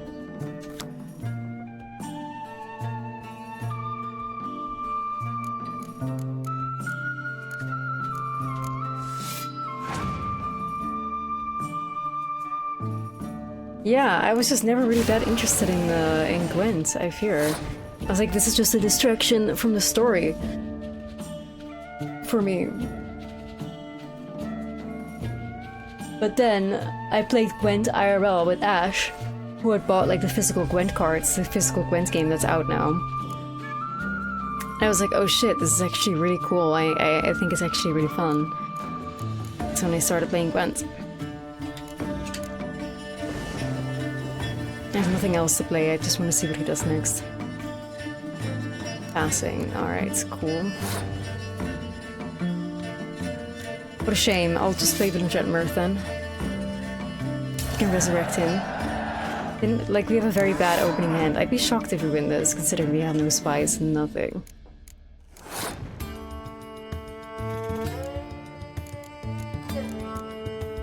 Honestly, I'm just gonna pass.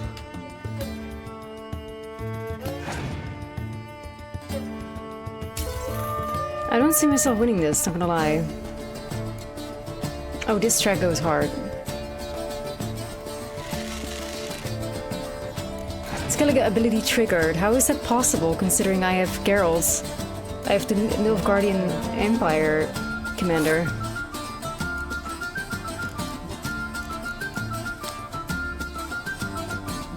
Oh, it's probably just like an inherent Skellige trait, huh?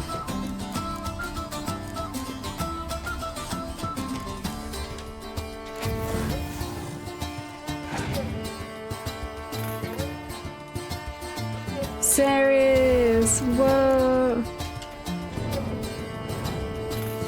Whoa.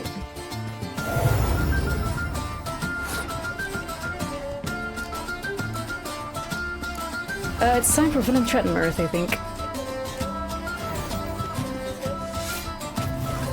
Yup, that was a nice one. Hey, that's us.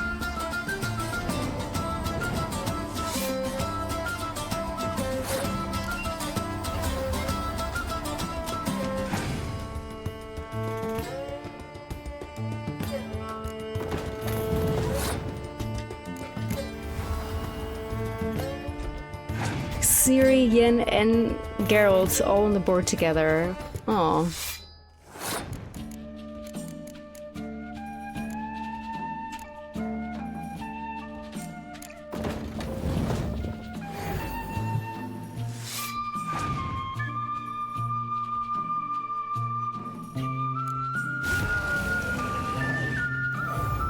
Right, see, I was counting on this, so what we're gonna do now, even though, you know, we're gonna decoy Venom Trettenmirth, put him back.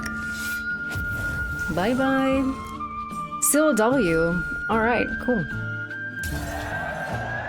Did not expect that, but how shitty we drew, but...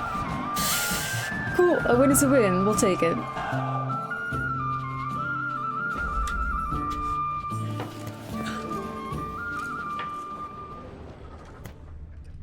Clan Drum and oh, cool, so we're gonna just collect Skellige cards, Never fear, Skellige's here. Collect all missing cards in the Skellige deck. Hair Bate, free the hair of its skin and massage its flesh with your blade until small bits remain.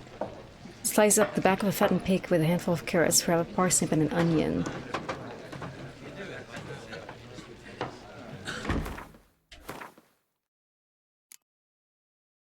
Obtain a basic Skellige deck.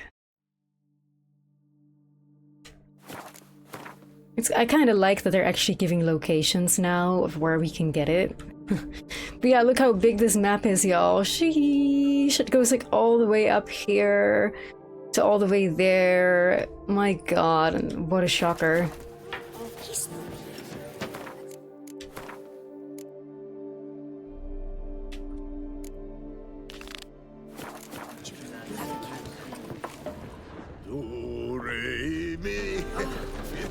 I'm always off key when...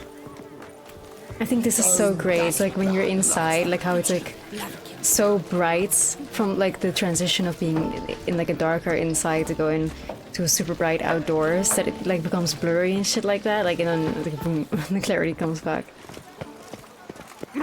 Really nice, like optical thing. It's like, just look at this shit, man. Can't make that up. Alright. But here at the start of Blood and Wine, we end the stream for today. Tomorrow, our first ever full-blown Blood and Wine stream will begin. We are in for such a good time, y'all. I'm so excited. I hope you guys are too. I think first things first that we're gonna do is just do as we always do. And instead of, you know, doing quests, we are just gonna ride around and hit up every single notice board, collect all the quests, visit cities, grab Gwent cards, more than anything, grab dye, and hopefully the Grandmaster gear pieces.